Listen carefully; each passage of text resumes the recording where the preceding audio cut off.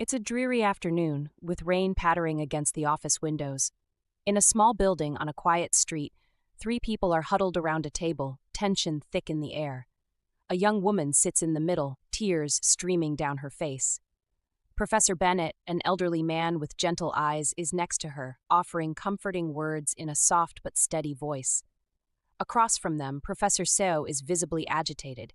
He's leaning forward, his hands balled into fists on the table. He cuts off Professor Bennett mid-sentence, his voice sharp and defensive. The topic at hand is explosive. The young woman has accused Professor Seo of having a romantic relationship with her, something he vehemently denies.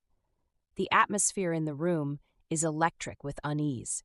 Professor Han, who's been silent until now, tries to chime in with some background information, but Professor Seo, laser-focused on the accusation, doesn't let him get a word in.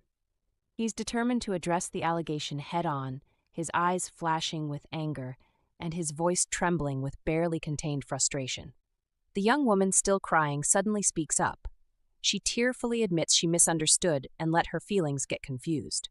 Professor Han then asks her a serious question. Had Professor Seo ever given her a reason to think their relationship was more than professional? Her tearful silence says everything. Frustrated, Professor Seo stands up quickly. He announces that he is leaving because he doesn't want to deal with what he calls unnecessary drama. Even though Professor Han asks him to stay and find a fair solution, Professor Seo insists on leaving and says he wants nothing more to do with the woman. As Professor Seo leaves, his final words hang heavy in the air. The young woman is left alone with Professor Han. She listens as he promises to guide her and have a private talk to help her deal with what happened. Outside, the rain keeps falling, adding to the gloomy mood. The tension in the office remains unresolved, showing how complex human relationships can be. Professor Han sits quietly for a moment, letting the woman collect her thoughts. He reassures her that they will find a way to move forward. He also stresses the importance of understanding and respecting boundaries. The girl keeps crying quietly.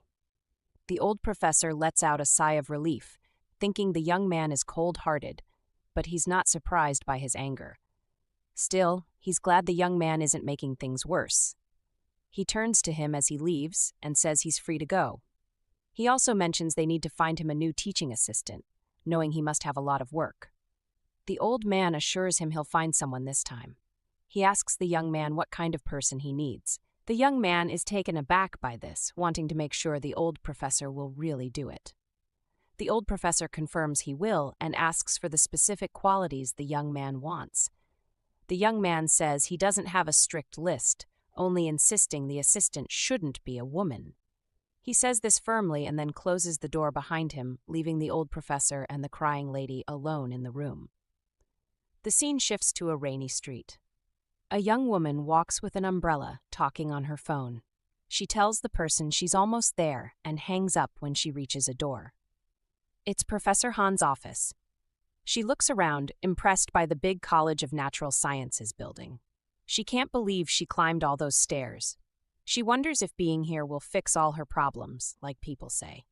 Lost in thought, she tries to close her umbrella but accidentally bumps into Professor Seo, rushing out. She quickly says sorry, and he tells her it's okay. He gives her a gentle pat on the shoulder and walks away. She watches him leave and lets out a sigh. She walks up to Professor Han's office to meet him, but his secretary asks her to wait outside because he's busy. She decides to take a stroll around the college instead. Walking through the corridors, she admires the campus, imagining students in white lab coats conducting experiments behind closed doors. She stops by a notice board, reading the announcements and information posted there. Suddenly, someone calls her name. It's Professor Han. He asks what she's doing there. Surprised, she turns around and addresses him formally with his title. He chuckles and tells her to just call him Uncle Han. He jokes that it took her long enough to visit after all his begging. He mentions the College of Liberal Arts is nearby. She apologizes for the delay, but he teases her back, saying he's the one who asked her to come and then made her wait. He glances at the notice board and asks what caught her attention. As the dean, he's curious if there's something important he missed. He scans the board but only spots an ad for a teaching assistant in the chemistry department. which surprises him. It should have been taken down by now. He mentions that if Professor Seo had found someone, he would have informed him. She asks if he's looking for a teaching assistant. He says it's complicated because of Professor Seo. He wonders if Seo really sees assistants as just helpers, or more than that. She asks who they're talking about, and he says it's Seo Jihyeok, a professor in their department. He describes Seo as cold, picky, and robotic in how he acts. The dean jokes that he's not sure if he'll find a replacement before he retires, secretly thinking it's Seo's loss. He advises her not to worry about him and suggests focusing on positive things and good food. Grateful for his kindness, she nods. Glancing at the time, he suggests leaving before the rain worsens. He asks if she's craving anything, but she replies no. Curious because it's unusual for her not to have a preference, he encourages her to share what's on her mind. Looking at the teaching assistant ad again, she hesitates before finally admitting there's something she wants to do. The next day, Professor Seo confidently walks into a big building on campus. He goes up to the receptionist and asks where the Hankook University Department of Chemistry reception is. She points down a hallway full of students rushing around and papers on the floor. Seo grumbles to himself about the mess as he walks through. He finally finds the elevator and steps inside with a sigh of relief, enjoying the sudden quiet after the noisy hallway. But just as he settles in, he's surprised to see Heemin already there. He hadn't noticed her at first, lost in his thoughts about the day ahead. She smiles politely as they ride up together. He selects the 12th floor, and they ride in silence. He wonders why such a young girl would be attending a gathering for professors. She seems so quiet, almost as if she's not really there. They reach their floor, and he hurries out of the elevator. He's so focused on where he's going that he isn't sure if she's followed him out. Heading towards the meeting room, he's greeted by Professor Han at the entrance. Han asks why he's just arriving and mentions he's been waiting for him. This catches Seo off guard. He figures if Han is so eager to see him, there must be a reason. Han grabs his hand and asks why he looks so serious, joking that it hurts his feelings. Seo replies that he's just recalling their last hand-holding incident. Han chuckles, remarking on Seo's good memory. He introduces Seo to two people he doesn't know, Ms. An and Miss Kim. Seo nods absent-mindedly, eager to find a seat. Seo tells Han he's met most of the people in the room and suggests they sit down. But Han interrupts, saying he hasn't met the most important person yet. Just then, Heemin walks in. Seo recognizes her as the quiet girl from the elevator. He wonders how she managed to sneak in so quietly. Quickly refocusing, Seo asks if he heard correctly, that Heemin is going to be his teaching assistant. Han confirms it, saying he acted on what Seo mentioned earlier. Seo isn't pleased. He had a bad feeling about Han's enthusiasm. Taking Han aside, Seo asks what's going on. He explains he knows Heemin well and lists her good qualities. Despite her being a humanities major, he's confident she can handle the role. Since Seo had previously said he doesn't care about qualifications, though he did insist on not having a woman, Han suggests they take a seat for now. They walk over to the men's table, while Heemin goes to the ladies' table. At the table, one of the women strikes up a conversation with Heemin. She mentions they've met before, and brings up what she's heard about Heemin being an anthropologist. Heemin nods, confirming it's true. The woman asks why she applied for the teaching assistant position in their department, noting it's unusual. She wonders if Professor Han recommended her and why she chose this place specifically. Before Heemin can respond, Miss Kim interrupts sharply. She accuses Professor Han of overstepping boundaries by knowing Professor Seo's preference against female assistants. She argues that if more candidates had applied, Heemin wouldn't have been considered. The other woman tries to interject, advising Kim not to speak that way in front of a newcomer, but Kim persists. She insists she's speaking the truth and defends her stance, siding with the professor. Throughout this exchange, Heemin remains quiet, listening attentively. Kim continues, emphasizing the challenges of the teaching assistant role in a difficult major like anthropology, suggesting it requires specific skills only those in the field possess. The other woman tries to calm Kim down again, but Kim ignores her, adamant in her opinion. Finally, Kim stands up in frustration and anger, disregarding the protests of the other women. She leaves the table defiantly, leaving a tense atmosphere behind. Miss Lim explains that her behavior stems from her desire to work closely with Professor Seo, despite not getting the opportunity. She assures Heemin not to worry, attributing it to Professor Seo's popularity. She wonders silently how long Heemin will manage in the job. Turning to Heemin, Ms. Lim asks for advice on navigating working with Professor Seo. She emphasizes one key point: to remember that Professor Seo's demeanor matches his appearance. She gestures towards him sitting there, quiet and aloof, suggesting Heemin should think of him not as a person but as a statue.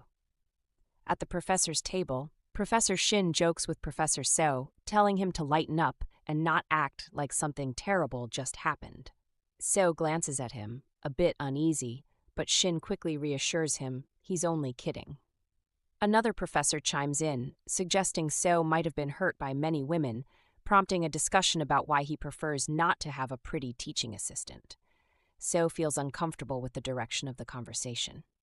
Professor Shin then turns to Professor Han and jokingly asks if Heemin is his daughter, knowing Han only has a son. Han avoids a direct answer, calling them all nosy. He changes the subject, asking if anyone wants more to drink, and they all agree happily. They enjoy their wine together. Turning back to Professor Seo, Professor Shin asks if he wants to learn more about Heemin. Seo declines, saying it's fine. But Shin continues, sharing a few details about her, how she's hardworking. He presses Seo, asking if he's sure there's nothing else he wants to know. Seo insists he's not curious about anything else, feeling he has all the information he needs. Professor Han is surprised by Seo's response and asks what Seo already knows about Heemin. Seo explains that as long as she matches the description given, there shouldn't be any issues. However, he adds that if she turns out to be different, he'll handle it accordingly to maintain credibility. It's evening, and they're still at the gathering. Dinner is over, and now they've moved on to karaoke, which Professor Seo finds a bit unusual. He sits quietly by himself on one side of the room. On the other side, Heemin sits with her friend. Her friend encourages her to drink more, saying it's like a welcome party for her. Heemin agrees and takes another drink. She glances across the room and notices Professor Seo sitting alone, lost in thought. She keeps glancing at him nervously. Her friend suggests she should introduce herself more to Professor Seo since they'll be seeing each other every day starting tomorrow. She agrees, gathers her courage, and walks over to where he's sitting. She greets him, and he responds by jokingly telling her to sit down unless she enjoys people bumping into her. She awkwardly takes a seat, unsure how to start the conversation. After a moment, she tells him she has something to say. He encourages her to speak up, turning to face her. She flinches, making him think she's afraid of him. He wonders what she's going to say, assuming it will be a thank you for working with him. He decides if she says anything more, it will be the last time they talk. She repeats that she has something important to say. Feeling her nerves, he impatiently urges her to continue.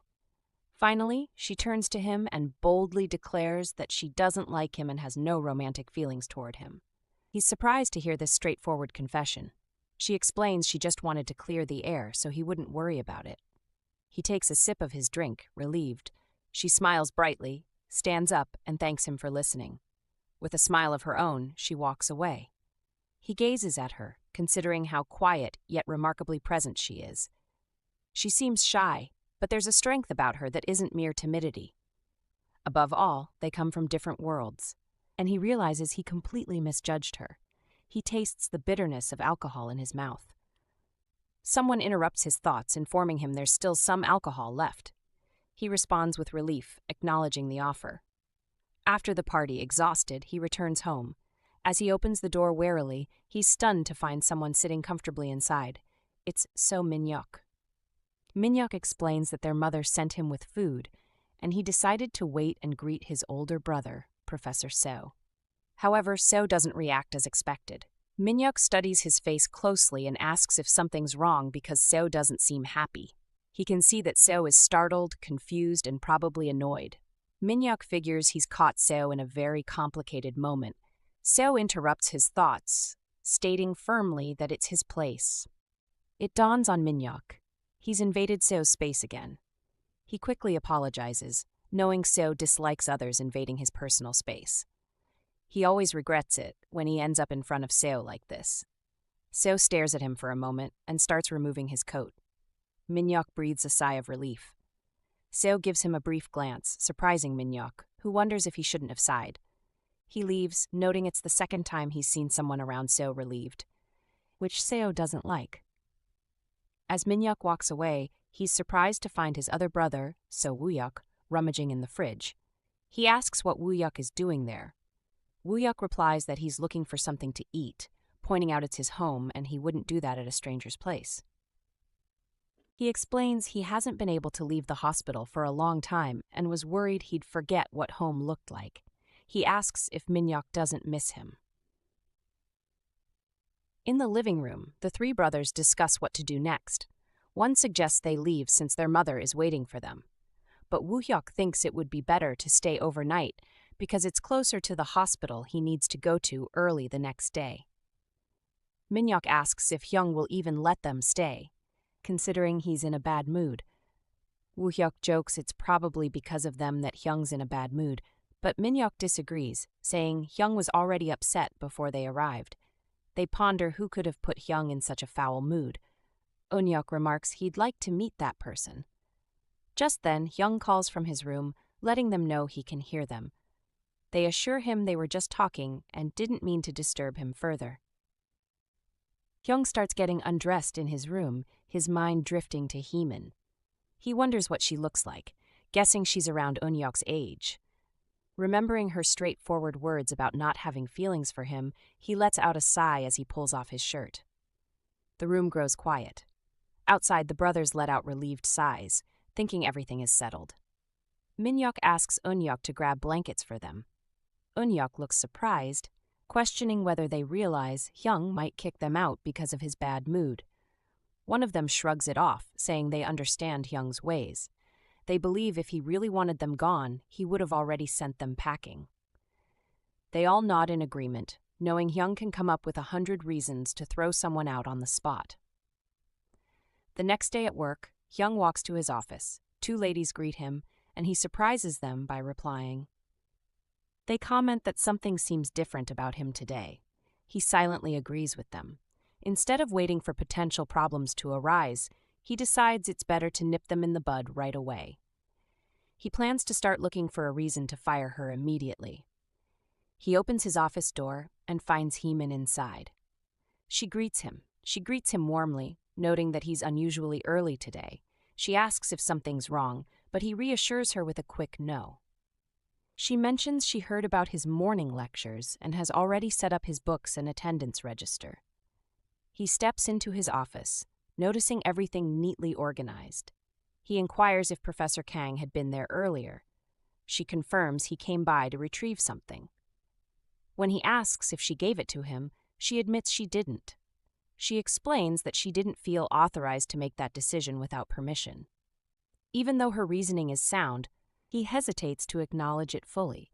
He remarks that Professor Kang is a senior and might have felt disrespected. She agrees, admitting she felt the same, which is why she pretended not to find it. She adds that the professor promised to return later to collect the item. She mentions she's placed his newspapers neatly on the desk and picked up his mail from the mailroom on her way in. He glances down and notices the floor gleaming, wondering if it's always been this clean. Finally, he compliments her on the tidiness, but she dismisses it, saying it's just part of her job. As he walks towards his desk, he hears the floor squeak under his feet, a sign it's been meticulously cleaned. He scans the room, searching for any imperfections, but everything is immaculate. Not a single thing is out of place, and she hasn't touched any of his materials without permission. There's not even a speck of dust to be found. He asks about his coffee, and she apologizes for not having had time to prepare it. She thought it was more important to get everything ready for his research and classes to avoid any problems. He reassures her that she did nothing wrong. Relieved, she pulls out a cup of coffee she had prepared just in case. He looks at her in surprise, feeling like if he asked for hot water, she'd produce a travel mug from thin air. She asks him again if there's anything she can improve on, promising to fix it and do better next time. He responds with an okay, thinking to himself that she can do whatever she wants. She calls out to him again, repeating what she said yesterday. She insists that he doesn't need to worry about her. Later in the day, after 3 o'clock, Jimin waits outside his nursery school for his sister to pick him up. His teacher, Soojin, meets him there and suggests they wait inside together. Jimin tells her that usually his sister picks him up at 3, but Soojin reminds him that starting today, his sister said she'll be there at 5 o'clock. Just then, Heemin arrives and calls out to Jimin. He rushes over to her, asking why she took so long and hugs her tightly. Soojin remarks how touching their reunion is. Heemin gently scolds Jimin for not waiting inside as she asked. Jimin, still excited to see his sister, asks her why she took so long. Soojin then suggests Jimin ask Heemin about her first day at work. He remembers and excitedly asks Heemin how her day was and if she did a good job. Heemin proudly responds that her boss said she was the best and couldn't do his work without her. Jimin praises her, saying he hasn't seen anyone as good as her before. Soojin interrupts their conversation and asks Jimin to go and get his bag. He wants Heemin to come with him, but both sisters encourage him to go alone, assuring him that Heemin will wait outside for him. Jimin walks off reluctantly to get his bag. Soojin mentions that Jimin still gets anxious sometimes but seems fine during class these days. Heemin asks if Jimin gets along with the other kids, and Soojin assures her that he does, mentioning he's popular because of his looks, something more important to kids than adults realize. Heemin is taken aback hearing a teacher talk like that. Soojin leans in and jokingly tells Heemin she's a good liar, setting a great example for Jimin. She then asks if what Heemin said about her professor needing her at work was true. Heemin confirms it, saying he did mention something similar and that he's glad to have her on board. Soojin seems surprised but agrees. Curious, Soojin asks why Heemin chose to wear those outfits on her first day. Heemin tries to defend her choice, but Soojin interrupts, wondering what if her professor comments on it. Heemin confidently says he wouldn't mind, but Soojin questions how well she knows him. Heemin replies she doesn't really know much about him and prefers to keep it that way. The next day at the college corridor, 3 ladies are chatting. Miss Kim brings up the topic of Professor Seo's new teaching assistant. One of them asks if it's the one who's pretty, but Miss Kim corrects her, saying she's not pretty but mentioning how she dresses. She adds that despite being a humanities major, her style resembles that of a school athlete here for training. One of them remarks that Heemin is very pretty. Another agrees but points out that she often wears sweatshirts or t-shirts. She speculates that maybe Heemin isn't interested in fashion. However, Miss Kim interjects, suggesting that it's all part of Heemin's strategy. She believes Heemin knows Professor Seo didn't want a female assistant, so she dresses more like a man to fit in. Miss Kim describes Heemin as cunning and suggests that her appearance is calculated. She adds that Heemin isn't studying chemistry or in the College of Natural Sciences, which makes her wonder why she's working with Professor Seo from the Humanities College. Miss Kim mentions that Heemin seems to have Dean Han's support, hinting that she's well-connected. The other 2 ladies silently think that Ms. Kim's jealousy towards Heemin is obvious, possibly because she once had a crush on Professor Seo. Miss Kim urges them to keep a close watch on Heemin, confident that soon enough Heemin's true colors will show. She continues chatting, not noticing the door opening behind them. One of the ladies warns her to quiet down because someone is passing by. It turns out to be Heemin, carrying a stack of books. The ladies greet her, but Heemin doesn't respond. As she walks past them, the books slip from her arms and fall to the floor. She quickly bends down to pick them up. Ms. Kim keeps on talking about Heemin, while the others urge her to stop. She argues that if what she's saying is untrue, Heemin would have defended herself. The others point out that Professor Seo hasn't made any comments about Heemin's character, but Ms. Kim insists that he's not a good judge of character because he's so focused on work and lacks judgment of people. Just then, Heemin turns around and responds to Ms. Kim, saying that Professor Seo isn't lacking anything. Ms. Kim asks if Heemin was eavesdropping, but Heemin denies it, explaining that they were just speaking loudly. She insists that Professor Seo knows everything he needs to know and isn't lacking in anything. The others laugh and question how long Heemin has known Professor Seo, emphasizing that they've known him for years. As they continue to argue, Miss Lim approaches them and asks what's happening, noting that it's too early for such noise. She questions whether any of them applied when the job advertisement was posted, suggesting that they didn't and that's why Professor Han recommended someone. Miss Kim tries to explain herself, but Miss Lim cuts her off, telling everyone to forget about it and get back to work. She warns that the professors have just finished their meeting and could arrive at any moment, and it would be embarrassing if they heard what was being said. With that, they all disperse and head back to their tasks. Heemin stoops down to gather the books scattered on the floor. Miss Lim remarks that newcomers always seem to get a rough welcome, no matter where they go. She questions why Heemin bothered responding to them and suggests she should have just ignored their gossip, especially when it involves the professor. Heemin insists that incorrect things should be corrected. Miss Lim thinks Heemin shouldn't get too involved. She pauses and asks if Heemin has feelings for the professor. Heemin denies it, stating she has no romantic interest in him. Miss Lim visibly relaxes and advises Heemin to take the elevator since she's carrying so many books. Heemin agrees and steps into the elevator with her stack of books. Ms. Lim walks down the corridor by herself, mumbling to herself about how there's nothing to worry about because she's not interested in Professor Seo. Just then, Professor Seo appears, coming down the stairs towards her. The next day, Heemin is walking Jimin to school. On their way, Jimin asks her who her favorite person in the whole world is. She smiles and tells him it's him, saying she can't imagine life without him. Curious, Jimin then asks who her second favorite person is.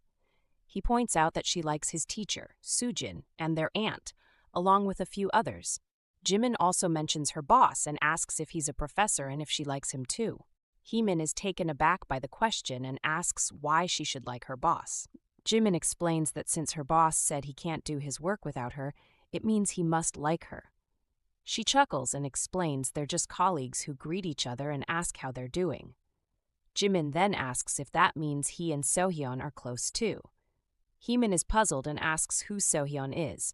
Jimin tells her Sohyun is a girl in her class who only says hi to him and wonders if that counts as being close. She gazes at him in amazement as he goes on.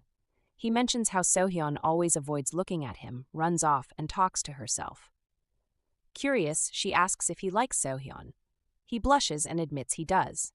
She teases him, saying he likes her so much he notices everything she does, even though she doesn't say hi to him. He insists you don't have to say you like someone to know it. You can tell by wanting to know them better or looking their way. Just then, a car pulls up beside them, cutting her off.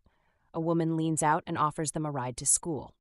She invites Heemin too, but Heemin politely declines, explaining they need to stop somewhere else first. She thanks the woman and they drive off. Heemin calms Jimin down and reminds him of what he said about not needing to confess feelings out loud. She asks if they've left anyone out, and Jimin mentions their parents. He quickly pulls his hand away from hers and starts walking ahead. She's taken aback by his reaction. In the school lab, Professor Seo is clearly not pleased with his students. They seem to be struggling to grasp the basics of the experiment. He scolds them for not cleaning the tools properly before starting.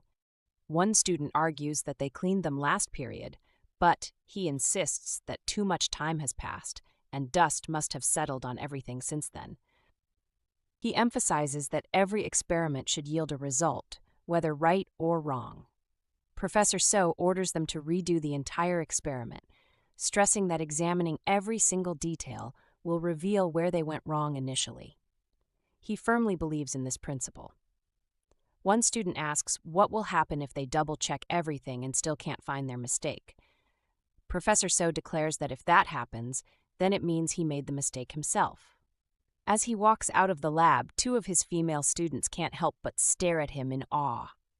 They start whispering about how he could easily be a model, marveling at his sex appeal. One of them jokes that she almost spilled blood into the beaker because of him, and the other laughs, saying he'd probably find a way to make that charming too. The lone guy in the room is getting annoyed with all the admiration. He mutters that all men are the same. One of the girls playfully retorts that his mere existence seems to defy the laws of nature. The guy scoffs and asks what they think makes the professor so different from other men. The girl confidently replies that he's clearly thinking about profound things, like the principles of the universe or the laws of nature. As he strolls towards his office, the professor's mind is occupied with thoughts about Heemin. He's pondering ways to handle her presence, whether it's due to her background, status, or even romantic interests. Throughout his career, everyone who has come to him has usually wanted something in return. However, Heemin stands out because she never makes any mistakes and is always punctual. Her work is flawless, and no matter how closely he scrutinizes it, he can't find a single flaw. As he walks down the corridor, Professor Seo overhears some students chatting. They're discussing the numerous assignments given by the professor and heading towards his office. One of them wonders aloud if it's fine to hand in the assignment late, to which the other replies that the new teaching assistant will accept it. They continue to gossip about how attractive she is and express admiration for her. There's even a hint of concern about her working closely with Professor Seo, joking that he might accidentally inject toxins into her one day. Just then, the elevator arrives and they step inside, continuing their conversation as the doors close. Standing where Professor Seo is, he can hear every word of their conversation clearly. He nods his head in acknowledgement, noting that it appears she has decided to accept late assignments after all. He walks down the hallway toward his office, feeling a bit surprised when he hears that she didn't accept the reports from the students. She explains to him that it goes against the rules to accept late submissions because it wouldn't be fair to those who handed them in on time. He looks at her with a puzzled expression, considering her reasoning. Then he suggests taking her out for lunch as a gesture of appreciation. At the cafe, they sit across from each other. She looks visibly anxious and nervous, her feelings showing clearly. He steals glances at her over the menu and thinks she looks like a startled rabbit, as if he's found her weakness. He wonders when he started observing her like this and drops the menu onto the table. She quickly speaks up, saying he doesn't need to do this because she always brings her own lunch. He reassures her it's just a meal and asks why she's so worried. She mentions the presence of many students from their university around, making her uncomfortable. He reaches for the cutlery, but she offers to set it up for him. He declines politely, saying he doesn't need her to serve him outside of their usual work context. He tells her to focus on her duties as his teaching assistant, to which she nods okay with a smile. He tells her this, and she feels happy. He didn't realize that ignoring her could bother her. He suggests she doesn't need to come to work so early just to be fully prepared for classes. He mentions another teaching assistant who works in the lab. She says his name, surprising him that she knows him. She explains that the man has visited the office a few times. He wonders if she's always one step ahead. He asks if she's met the others, saying as a humanities major in the chemistry department, she needs to introduce herself properly. She replies she's met everyone in the department except one person. When he asks who, she mentions his name. She says they don't have to do it, but he doesn't mind. He suggests they talk about it after they eat. She's never shy about speaking her mind. He hears a voice and recognizes it as Seo Eun-hyuk's. Two waitresses chat about him and his upcoming project. He turns to her and asks if she's into celebrities, but she says no, which makes him feel relieved. He's not alone in that. She mentions her little brother likes Seo Eun-hyuk. Surprised, he asks if she has a brother, and she confirms it, saying he looks just like her. She goes on about how handsome her brother is. He shares he has 3 brothers who are completely different from him. She admits she's jealous, always wondering what having siblings would be like. He never thought about it that way. Curious, she asks how his brothers are, and he says they're nice. She comments they must have gotten that from him, and he wonders how that works. He tells her there's a lot more they need to learn about each other. They stroll back to the college building together. He asks to confirm which department she's from, and she nods, saying she majored in Korean and Korean literature. He remarks it won't be easy handling chemistry materials, and wonders if she's ready to work even harder. She assures him she's up for anything he asks. He jokes about whether Dean Han tricked her into applying for the job. Suddenly, he stops, turns to her, and holds out his hand for a handshake. She looks surprised, leaving his hand hanging there. He insists she shouldn't overthink it and that it's just a gesture to make her comfortable. After a moment, she finally shakes his hand. He introduces himself as Jihyeok, a chemistry professor who values honesty and rules. He mentions his 3 brothers, all very different from him, and suggests she'll learn more about him gradually. 2 young ladies witness their handshake. She introduces herself as Yoon Heemin and mentions her younger brother, who looks a lot like her. Pausing for a moment, she hesitates on what else to say. He prompts her, teasingly asking if she's going to say the usual, that she doesn't have feelings for him. She laughs and confirms it, and they both share a chuckle over it. Ms. Kim is chatting with one of the ladies who saw Professor So shaking hands with Heemin. The lady tells her all about it, and Ms. Kim is absolutely shocked. She can't believe what she's hearing. She never expected the professor to shake Heemin's hand, especially not in public. She's furious and starts wondering who Heemin really is. The news has caught her off guard, and she's determined to get to the bottom of this. It's the next day, and Professor Seo is on his way to class when he runs into Professor Han. The dean asks him about the rumors circulating regarding him shaking hands with Heemin in front of the college building, especially considering the current situation. Jihyeok doesn't see the issue with it and asks if it would be better to do such things secretly. Dean Han starts to understand his point and then asks about Heemin's competence. Jihyeok admits she's been doing all right so far. The dean looks at him intently, silently swearing to himself. Dean Han then suggests that if Jihyeok seemed unenthusiastic about her, he would have assigned her to another professor who might appreciate her more. Jihyeok dismisses the suggestion, saying there's no need to pretend about caring for her. He emphasizes that he does care, and if there were a better fit for her, he would have placed her there from the start. Dean Han reluctantly agrees but tries to interject with more about Heemin's background, mentioning her hard-working nature since childhood. Jihyeok cuts him off, insisting he prefers to form his own opinions about people rather than listen to others' preconceptions. He then hurriedly heads off to his class, leaving Dean Han with his thoughts. He heads to his class where the students are already seated. Walking to the front, he's just about to begin when there's a knock on the door. It's Heemin, entering to take attendance. The classroom fills with murmurs and chatter. As soon as she steps inside, it feels like a gentle spring breeze has swept through the room. Though he tries to resist, he can't help stealing glances at her. It's evening, and Jihyeok arrives home. Eunhyuk greets him as he walks in. They settle in the living room, where Eunhyuk addresses him by his full name, prompting Jihyeok to ask why. Eunhyuk explains he's around because they're shooting a drama nearby and will soon film on campus too. He reassures Jihyeok he won't acknowledge him during filming. Eunhyuk continues, noting Jihyeok seems to be in a better mood than last time he visited. Jihyeok asks if that's true, and Eunhyuk confirms they talked about it during their previous visit. Jihyeok thinks Eunhyuk isn't completely clueless. He settles into a chair, and Eunhyuk asks who put him in a bad mood and who cheered him up. Jihyeok wonders why Eunhyuk thinks it's the same person. Eunhyuk argues it's unlikely there would be 2 people affecting him in 1 week after none for 10 years. Jihyeok refuses to spill the beans, suggesting Eunhyuk watch TV instead of bothering him.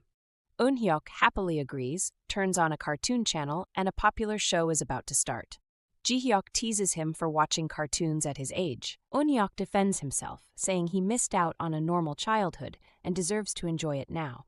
Jihyeok asks if it's really that fun, and Eunhyuk explains the show's popularity. The character in the show can pull anything from a magic pocket, which represents a modern fantasy. As Jihyeok's mind wanders back to the office, he recalls when Heemin handed him what he needed. He mentions it's quite similar. Eunhyuk asks what he means and jokes if there's someone who doesn't like him. The next day in the office, he's looking around for his notepad, but Heemin hands it to him right away. He asks if she has a red pen, and she pulls one out of her bag. Then he asks for scissors, and she says yes, handing them over too. His mind drifts back to last night when he asked his brother why that character in the cartoon carries everything with him. His brother said it's because he doesn't live with his family. After a while, he asks Heemin if she goes straight home to her family after work. She says yes, and he feels relieved to hear that. He notices her smiling and asks what's funny. She explains it's interesting to see him relieved about things because he seems to have everything already. He asks what she thinks about him, and she says he strikes her as someone whose daily life is impressive, whether he's driving, eating, or looking after his younger brothers. He gazes at her intently. She suddenly stops and clarifies she doesn't want him to misunderstand. She doesn't like him romantically. He nods, knowing she's said that before. He then asks about the days she doesn't go straight home after work, wondering where she goes. She looks at him silently for a moment. He wonders who she's meeting that makes her blush like that. He wonders who she's planning to meet when they're interrupted by a knock on the door. Mr. Park, the other teaching assistant, pops his head in and tells the professor there's a fax that needs double-checking and he needs his help. Reluctantly, he stands up to go. As they walk along, Mr. Park expresses relief at meeting the professor in the office, mentioning they were struggling to figure things out on their own. He asks why the professor jumped to conclusions without researching first. Curious about the laboratory, the professor asks how many people work there, and Mr. Park informs him there are 4, excluding him. Assuring the professor not to worry, Mr. Park acknowledges his reputation as a perfectionist and promises they won't slack off. Professor Seo pauses. Being a perfectionist, he realizes he didn't hear Heemin's answer, which bothers him. He instructs Mr. Park to go ahead while he returns to his office. How could he, a perfectionist, overlook something like this? Truthfully, he doesn't care about the exact content of her answer. What matters is grasping the situation and reaching his own conclusion, a principle he always adheres to. He enters his office and finds Heemin on the phone, expressing love to someone. Unaware of his presence, she assures the person she'll join them soon. He quietly closes the door behind him, pondering why he's bothered by her habit of carrying everything in her bag and wearing the same clothes daily. Why is he so curious about her? And why does a random TV character remind him of her? What's going on with him? That expression she just made on the phone. Is he disappointed because he's never seen it before? It's a regular school day for Jimin. He's sitting in class when a girl offers him scissors, but he politely declines, saying his sister will bring his own. Another classmate overhears and starts teasing Jimin, asking why he always waits for his sister and suggesting he can't do anything without her. Jimin insists he can manage fine without her right now, but the boy keeps pushing, sure that she'll show up eventually. The boy continues, questioning why Jimin's sister picks him up every day if she has a job. Jimin explains patiently that she works far away and can't come earlier. Sohyun tries to calm the situation, but the boy won't let up. He starts saying hurtful things about Jimin's sister, like how she wears the same clothes every day and doesn't look like she has a job. This really upsets Jimin, and tears start welling up in his eyes. Just then, Heemin walks into the classroom, apologizing for being late. She notices Jimin upset and quickly takes him away to find out what's wrong. As they walk home together, Jimin starts chatting with Heemin about their future school. He's excited about the bigger playground there, especially the longer slide, but he worries it might dirty his pants. Heemin assures him she can wash them if they get dirty, but Jimin insists he doesn't want to give her more work. He then tells Heemin about finding a maple leaf earlier that day and how Sohyun found one too. Heemin compliments Sohyun's beauty and wonders if they're close friends, but Jimin denies it. Curious, he asks if Heemin's boss likes her. She nods and explains he's not mean to her despite her casual work clothes because he needs her help and thinks she's important. Relieved to hear this, Jimin gives Heemin a hug. It's nighttime and she tucks him into bed. Noticing how he's gradually returning to his usual self, she feels relieved seeing him finally drift off to sleep. What a relief, she murmurs softly to herself, realizing she's been using that phrase a lot lately. Thoughts of Professor Seo cross her mind as she reflects on it. The next day at school, Professor Seo is in the lab with his students, guiding them through an experiment. He points out that they should have double-checked their measurements before proceeding, emphasizing that such carefulness prevents errors. He explains the correct approach to achieve accurate results, engrossed in the discussion when suddenly a phone rings. It's Heemin's phone. Heemin quickly apologizes for the interruption. Professor Seo kindly tells her she can take the call there if she needs to. She excuses herself and steps away. Mr. Park notices her hurried departure, suggesting it might be something urgent. One of the students jokes that it could be her boyfriend calling. Mr. Park agrees, commenting on how attractive Heemin is, and decides he'll ask her about it later at dinner. Meanwhile, Professor Seo, who has been quietly observing, interrupts, asking if they are focused on the experiment. Mr. Park apologizes, explaining they were just kidding around. The professor's expression turns serious as he tells them it's not a laughing matter. Mr. Park realizes Professor Seo isn't letting this slide as he usually would. Heemin slips out of the lab and quickly answers the call. It's Sujin, Jimin's teacher. Sujin checks in on Heemin, concerned about how she's feeling after the incident with the boy yesterday. She mentions she warned him not to say hurtful things. Heemin asks about Jimin, and Sujin reassures her he's doing fine and playing happily. Heemin admits she was upset when she picked him up yesterday but didn't say anything. Sujin understands she was hiding her feelings and tells her not to worry about Jimin. Heemin shares that she's not sure about attending the dinner, mentioning Jimin isn't in a good mood. Sujin insists he's okay and encourages Heemin to go and have fun at the dinner, getting to know people from the school better.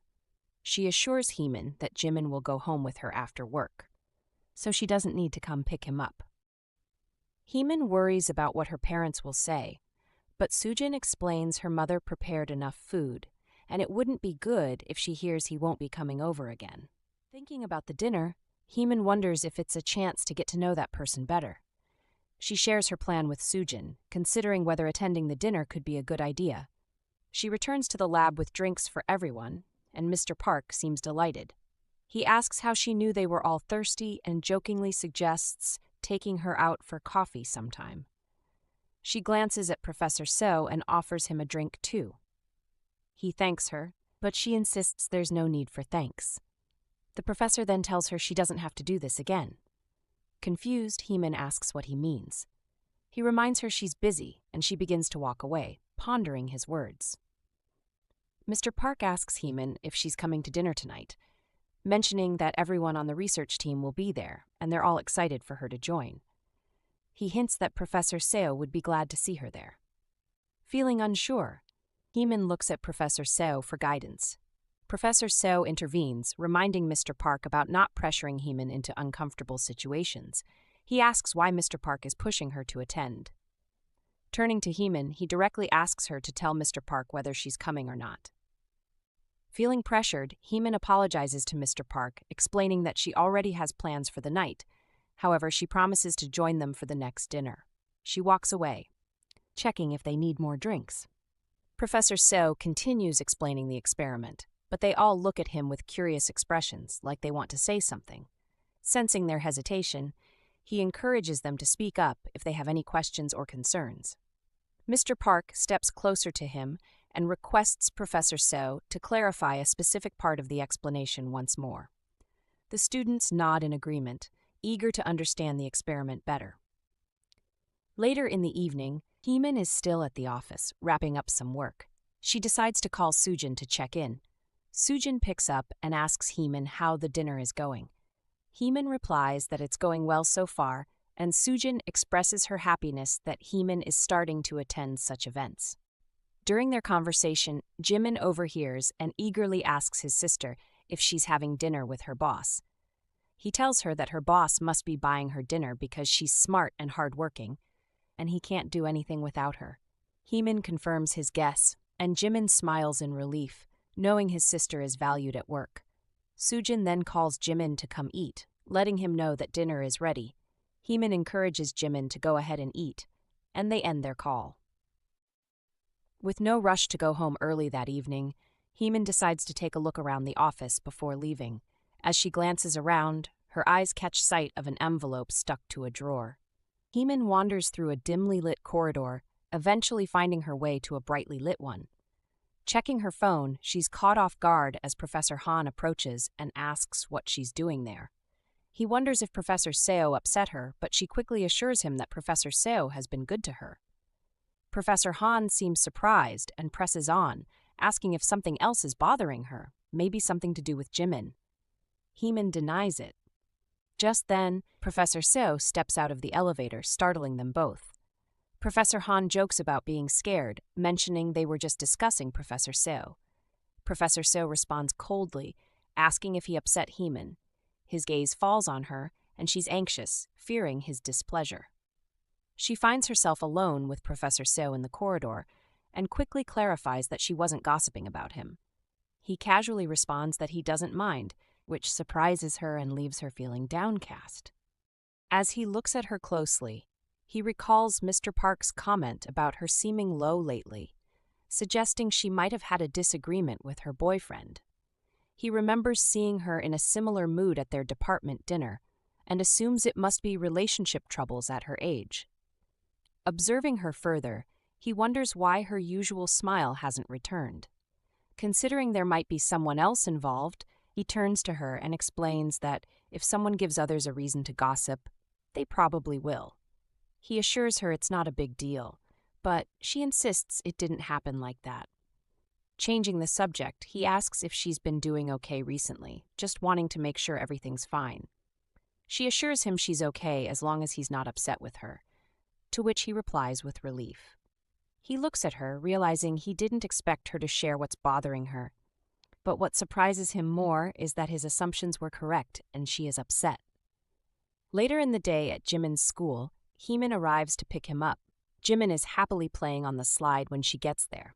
Soojin approaches Heemin and remarks on her punctuality, noting that she's early. She suggests treating both Heemin and Jimin to pasta, but Heemin insists that Soojin always pays and it's her turn today. Soojin refuses, pointing out that Heemin is only a part-time worker, whereas she is full-time, plus it's her payday, so she insists on treating them.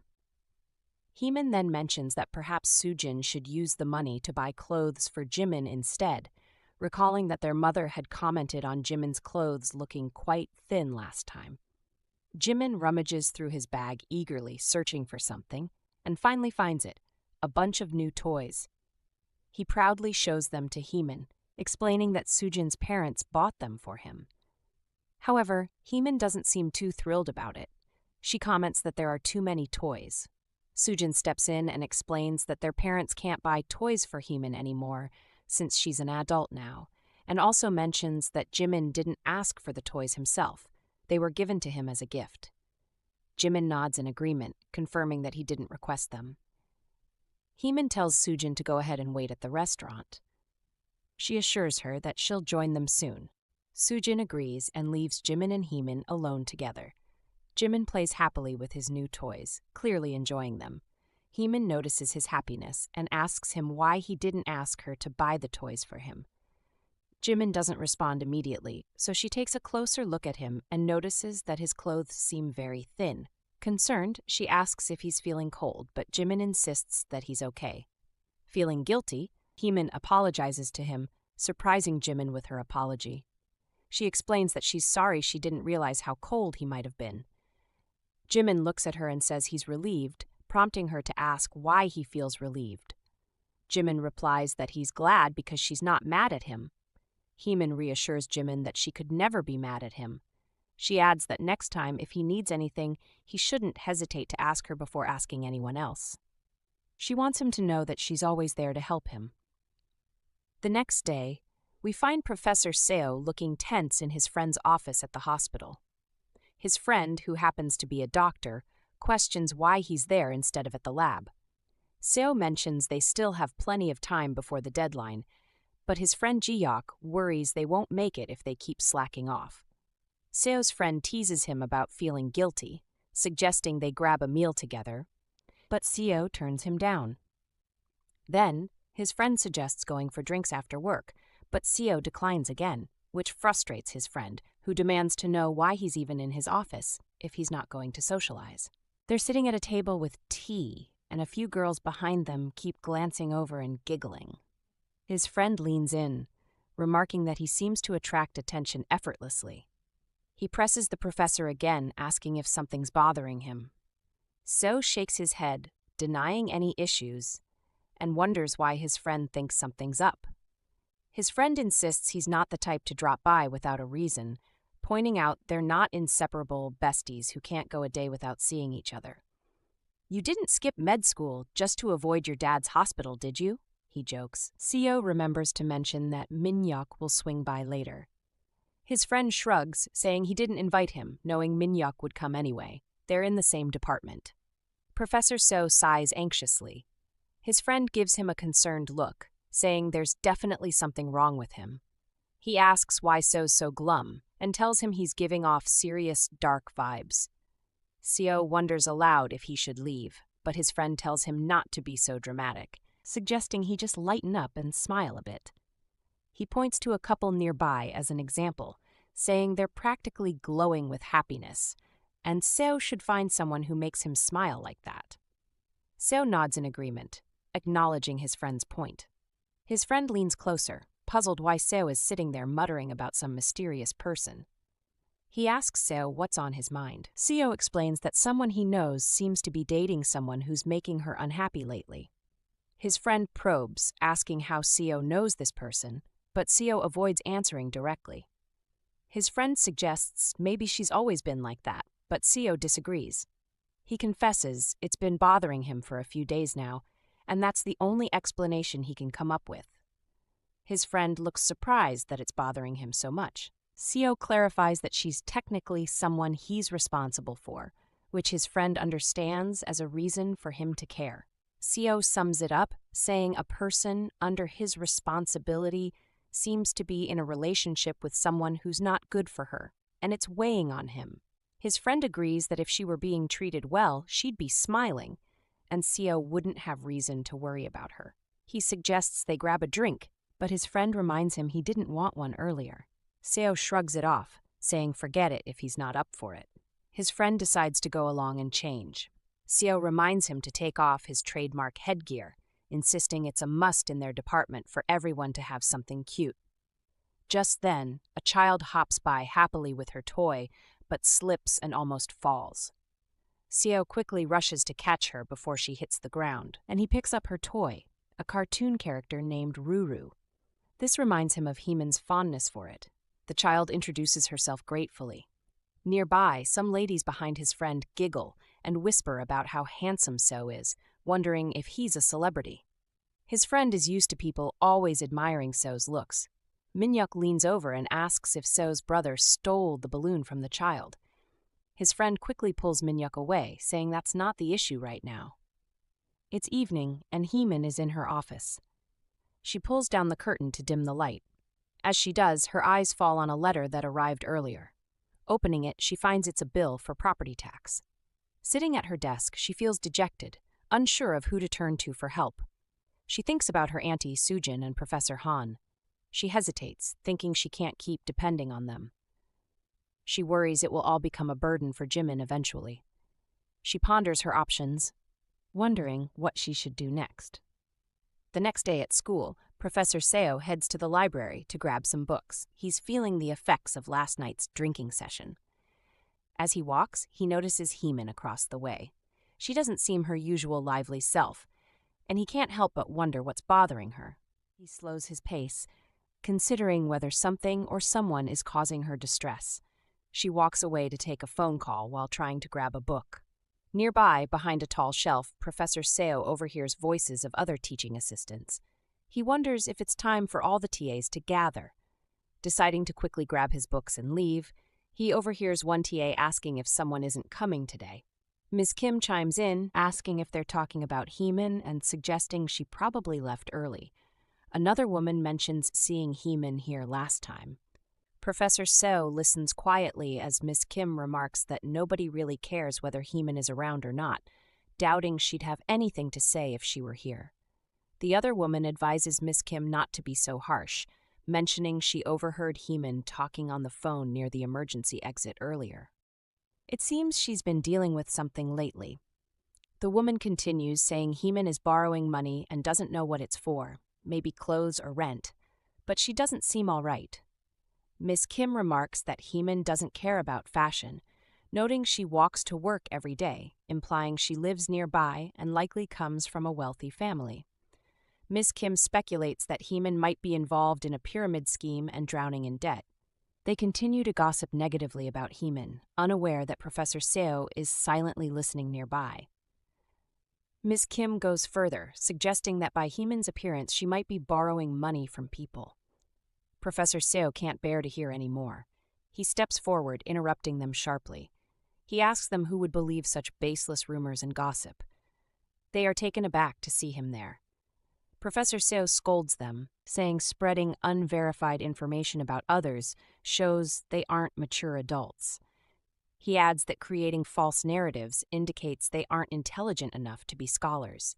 He criticizes them for believing anything they hear without evidence. Ms. Kim tries to explain, but he cuts her off, telling them to stop if they have any conscience left. He turns away coldly, leaving them stunned. Ms. Kim trembles, falling to the floor in shock. In the stairway, Heemin is on the phone with her auntie, desperately asking for money. Her aunt is angry, questioning why she's bothering her and how she plans to raise Jimin alone if she keeps acting like this. Unbeknownst to Heemin, Professor Seo approaches quietly from behind. Heemin reassures her aunt that Jimin is okay, but she needs to discuss repaying the money her father borrowed from her before he passed away. Her aunt is incredulous. Heemin reminds her of the promise she made to her mother to repay the loan once her husband's investments were settled. Her aunt questions why she should repay money her father borrowed and told her not to repay. Heemin insists there's a signed contract, prompting her aunt to ask for proof. Professor Seo hesitates, considering leaving, but stops midway to listen further. Heemin talks about the house, explaining she won't sell it because she wants to keep it for Jimin. Her aunt demands to know what Heemin plans to do, urging her to go out and find money herself. She wonders aloud why Heemin won't sell the house if she can't maintain it, accusing her of being greedy. Finally, her aunt tells Heemin not to contact her again if this is how she's going to behave, and abruptly ends the call. Trembling, Heemin decides to climb the stairs and head back to work. At the top of the stairs, Professor Seo notices her and advises her to watch her steps. She misses a footing and almost stumbles, but he quickly asks if she's okay. She reassures him that she's fine, and he lets out his usual, "What a relief." As she prepares to leave to get the keys for the laboratory, Professor Seo stops her. He compliments her on being good at her job, but bluntly adds that she's terrible at pretending everything is okay. He tells her he knows she's not all right, so she shouldn't pretend otherwise. Slowly, she turns to face him, unsure of what to say. They're both in the office together. Heemin asks Professor Seo if he wants some coffee, offering to go get water to make it. He tells her not to worry about it, saying he'd actually like to have a chat with her. They sit facing each other in silence. Heemin wonders how much he knows about her situation. Professor Seo breaks the silence, asking if that's what she's been hiding all this time. She looks at him without speaking, feeling the weight of his words. Finally, she gathers herself and apologizes, promising it won't happen again. He agrees with her, but then reaches into his pocket and pulls out a sheet of paper. He tells her he can't tolerate his work being disrupted by personal distractions, especially those related to personal matters. Handing her the paper, he instructs her to write it down. Confused, she asks what he means. He explains that he's heard she's in need of money and suggests she solve that issue so she can focus on her work. She denies it's about money, but he presses her, asking if she has another solution to her problem. She's at a loss for words, admitting she can't ask him for money. He asks whose decision it is to make, emphasizing he needs her to get back to normal so he can focus on his work. She hesitates, unsure about his offer. He clarifies that he's not giving her the money but lending it, jokingly asking if she plans to run off with it. She assures him she won't. He smiles knowingly, noticing her voice has returned to normal. She sits there, lost in thought, debating what to do or say. Finally, she picks up her pen and starts scribbling on the paper he gave her. Glancing up at him, he sees the determination in her eyes. He asks if there's another issue bothering her. She shakes her head, admitting she's just scared she won't be able to pay back all the money right away, even though she intends to eventually. He studies her for a moment and then asks if she doubts his ability to collect his money back. He hands her a book and explains his tight schedule, mentioning he's gearing up for his next thesis. He tells her he doesn't care what she does as long as she translates everything in the book for him. However, when it comes to the money he's lending her, he emphasizes that he'll do whatever it takes to ensure he gets it back. He reassures her to just focus on her work. She responds, noting he didn't even bother to ask how much she needs. He casually asks if it's a few 100 million won, joking that he'll have to wire it to her later since he can't transfer it right away. She shakes her head, saying it's not that much. He nods understandingly, relieved to hear it's less. She adds that he doesn't even know what kind of person she really is. He asks her if she knows herself, reminding her she's his teaching assistant. He quips if there's anything else he should know about her besides that role. She slides the paper over to him, promising she'll work really hard. He takes it and checks the amount, surprised it's not as much as he expected. Placing it on his desk, he tries to comfort her with the old saying that problems solved with money are the easiest kind. She manages a smile but tells him it's not much of a consolation. He chuckles, impressed she can still joke in tough times. She thanks him sincerely for his kindness, admitting she feels foolish for needing his help. Tears well up, and he pulls out his handkerchief, offering it to her. He gently advises her not to wait so long to share her problems with him in the future.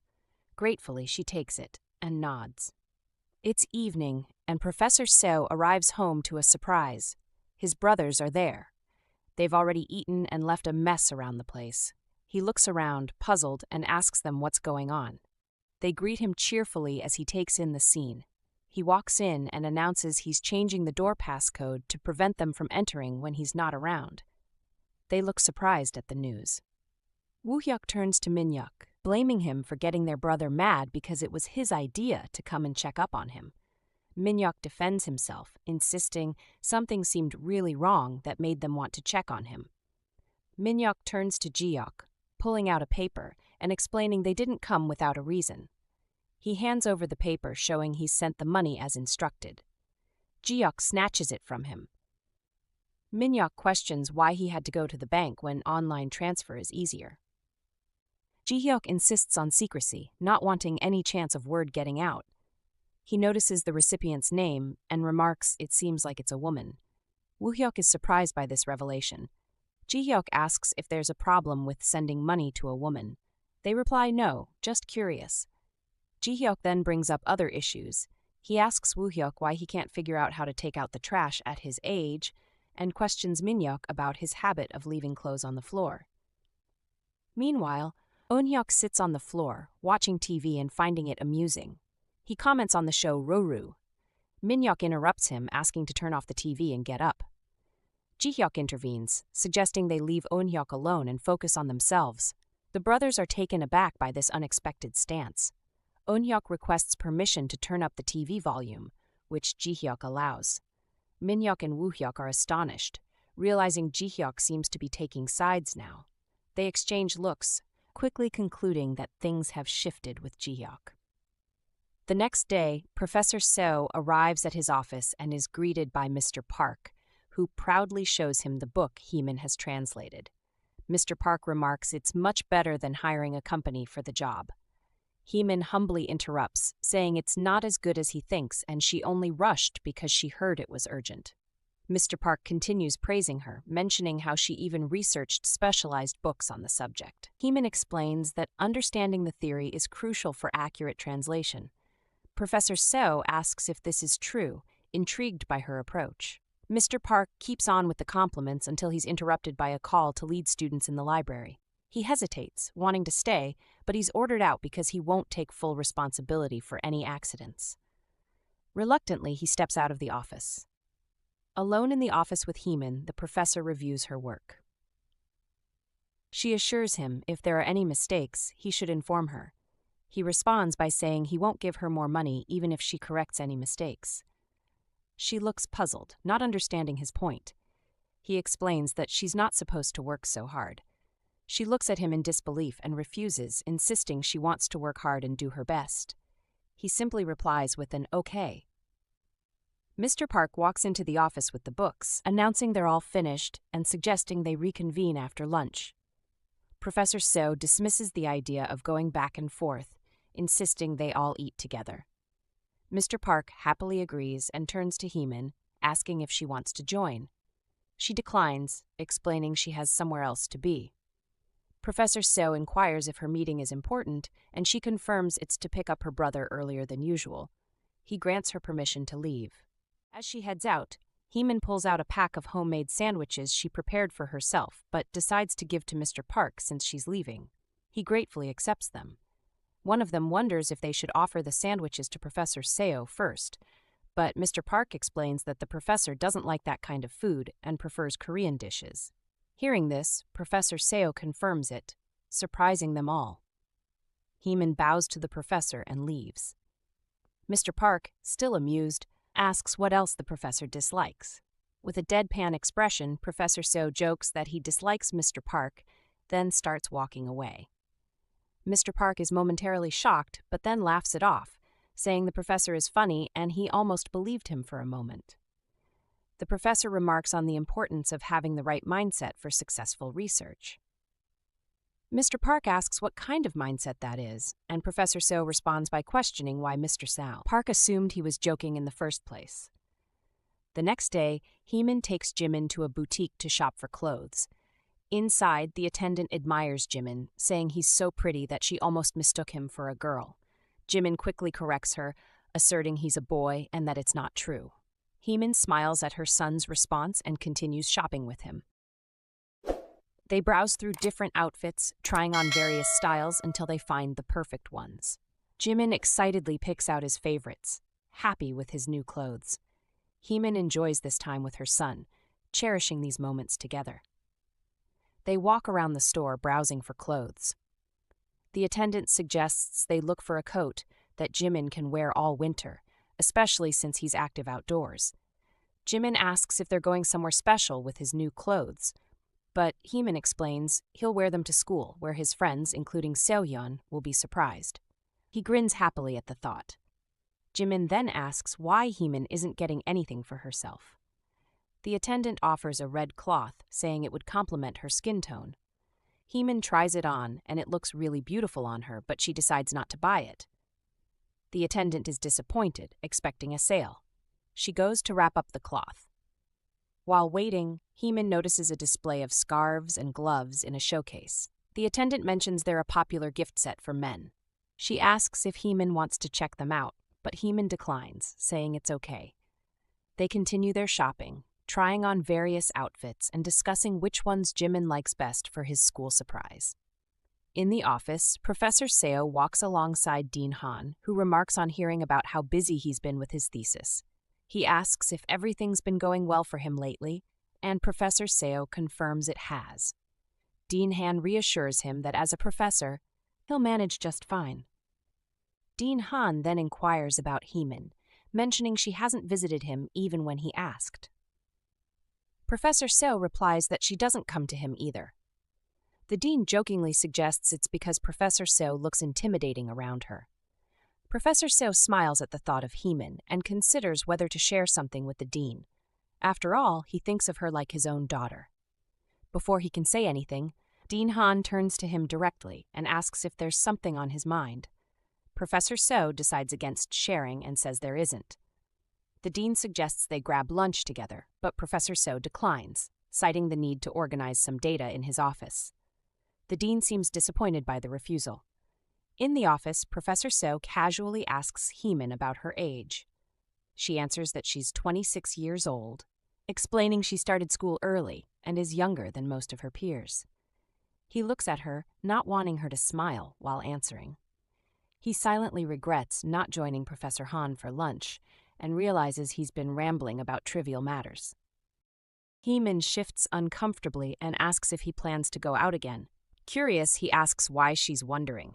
She stumbles over her words, unsure of what to say. He then asks if she needs more money, to which she quickly replies no. He breathes a sigh of relief, scolding himself for even thinking she might. She mentions it's almost lunchtime, but he interrupts, realizing she brings her own lunch. He gets up to change, mentioning he has a lunch meeting with the dean who prefers Korean food, as Mr. Park mentioned.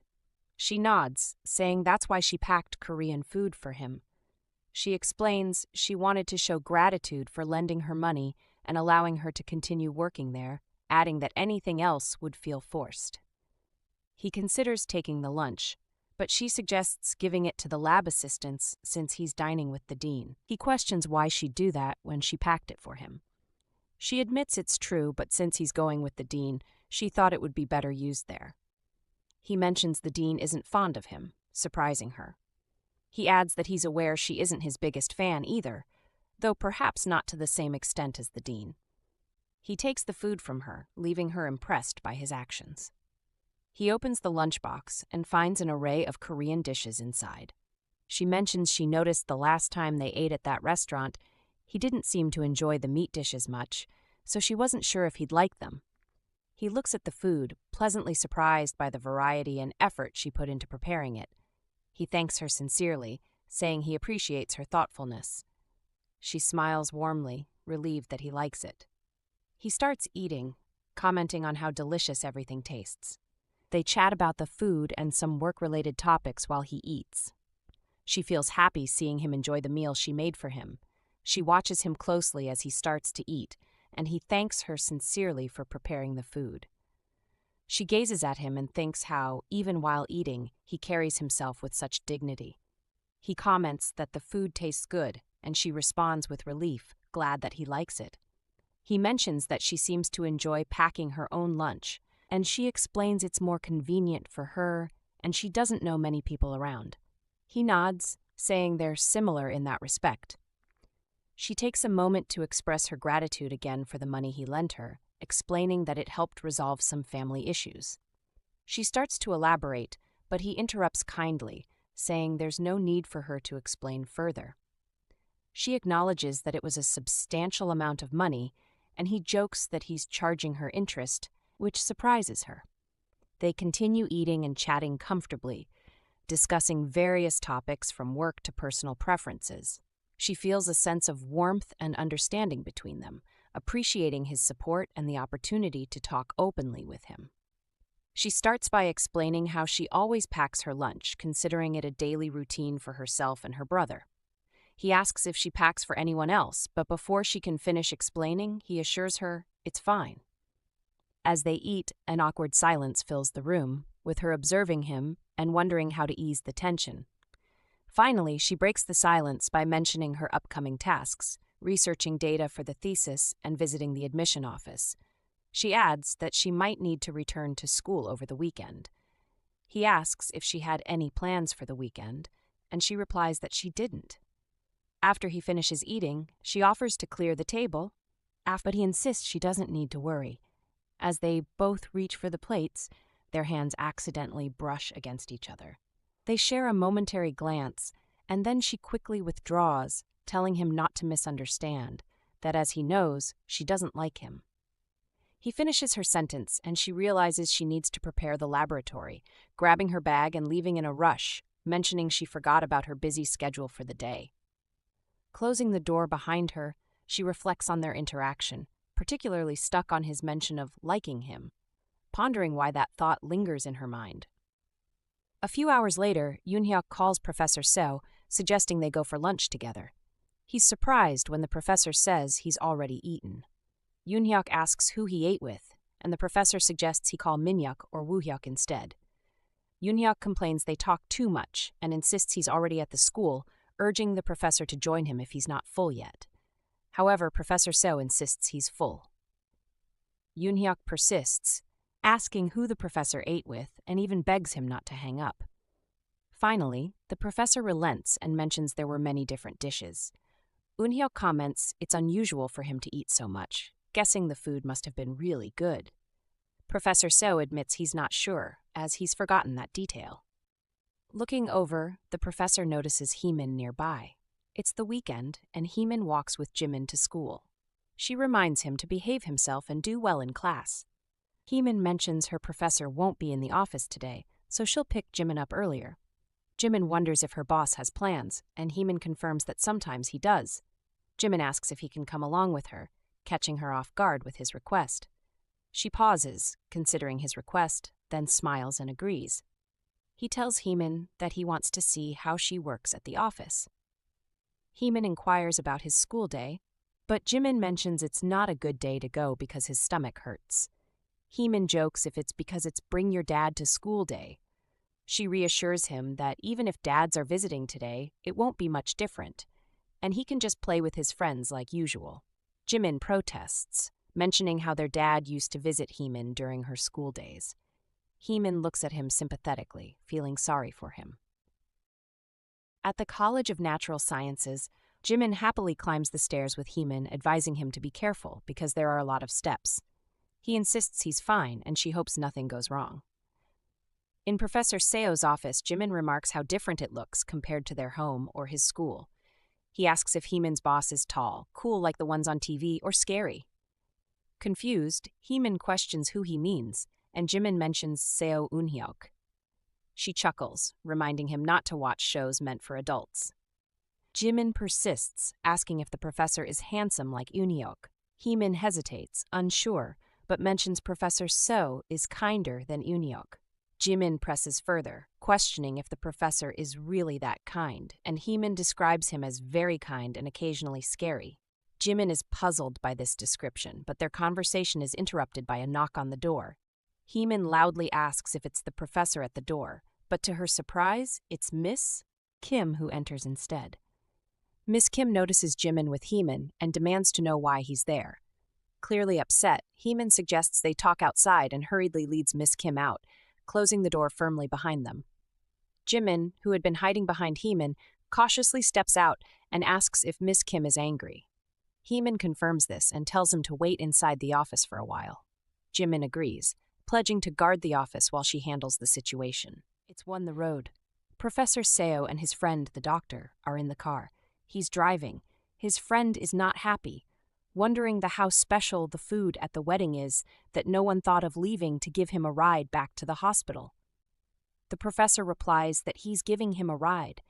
His friend says he is, but his dark energy is suffocating him. He goes ahead to ask him about the person he was worried about, if he's feeling better about it a bit, and he replies that he's not sure about it. They get to the hospital. His friend alights from the car and tell him that he shouldn't just sit there doing nothing, that if he needs help, he should ask him, saying that he has more knowledge about stuffs like that than him. The professor replies that he's not sure about that. He asks him if he's sure he won't regret it. Arriving at school, he heads straight for his office. He remembers Heemin mentioning she'd be around over the weekend, and he's surprised he actually came in today. Thoughts of her linger in his mind, especially how their hands brushed when she offered to tidy up his table. He wonders why he can't stop thinking about her. Recalling his friend's question about regrets, he shrugs and figures at least he won't regret being at the office today. The real issue is how he feels. Turning the doorknob, he senses something familiar, a scent reminiscent of her fingertips. Opening the door, he's startled to hear a voice asking who he is. There stands Jimin, a small boy, in front of him. Jimin quickly stops him from entering, warning him it's the CEO's room. Professor Seo is taken aback by this unexpected revelation. He looks at Jimin, puzzled, and asks why he's here. Jimin explains he's waiting for Heemin, who went to the restroom and asked him to guard the door. Professor Seo nods slowly, still processing the situation. He wonders why Jimin would be here alone and if Heemin is with Seo Eun-hyuk. Jimin reassures him that Heemin is fine, and Professor Seo nods again, trying to piece together everything. He asks Jimin if he knows where Eun-hyuk is, and Jimin replies that he's at the company.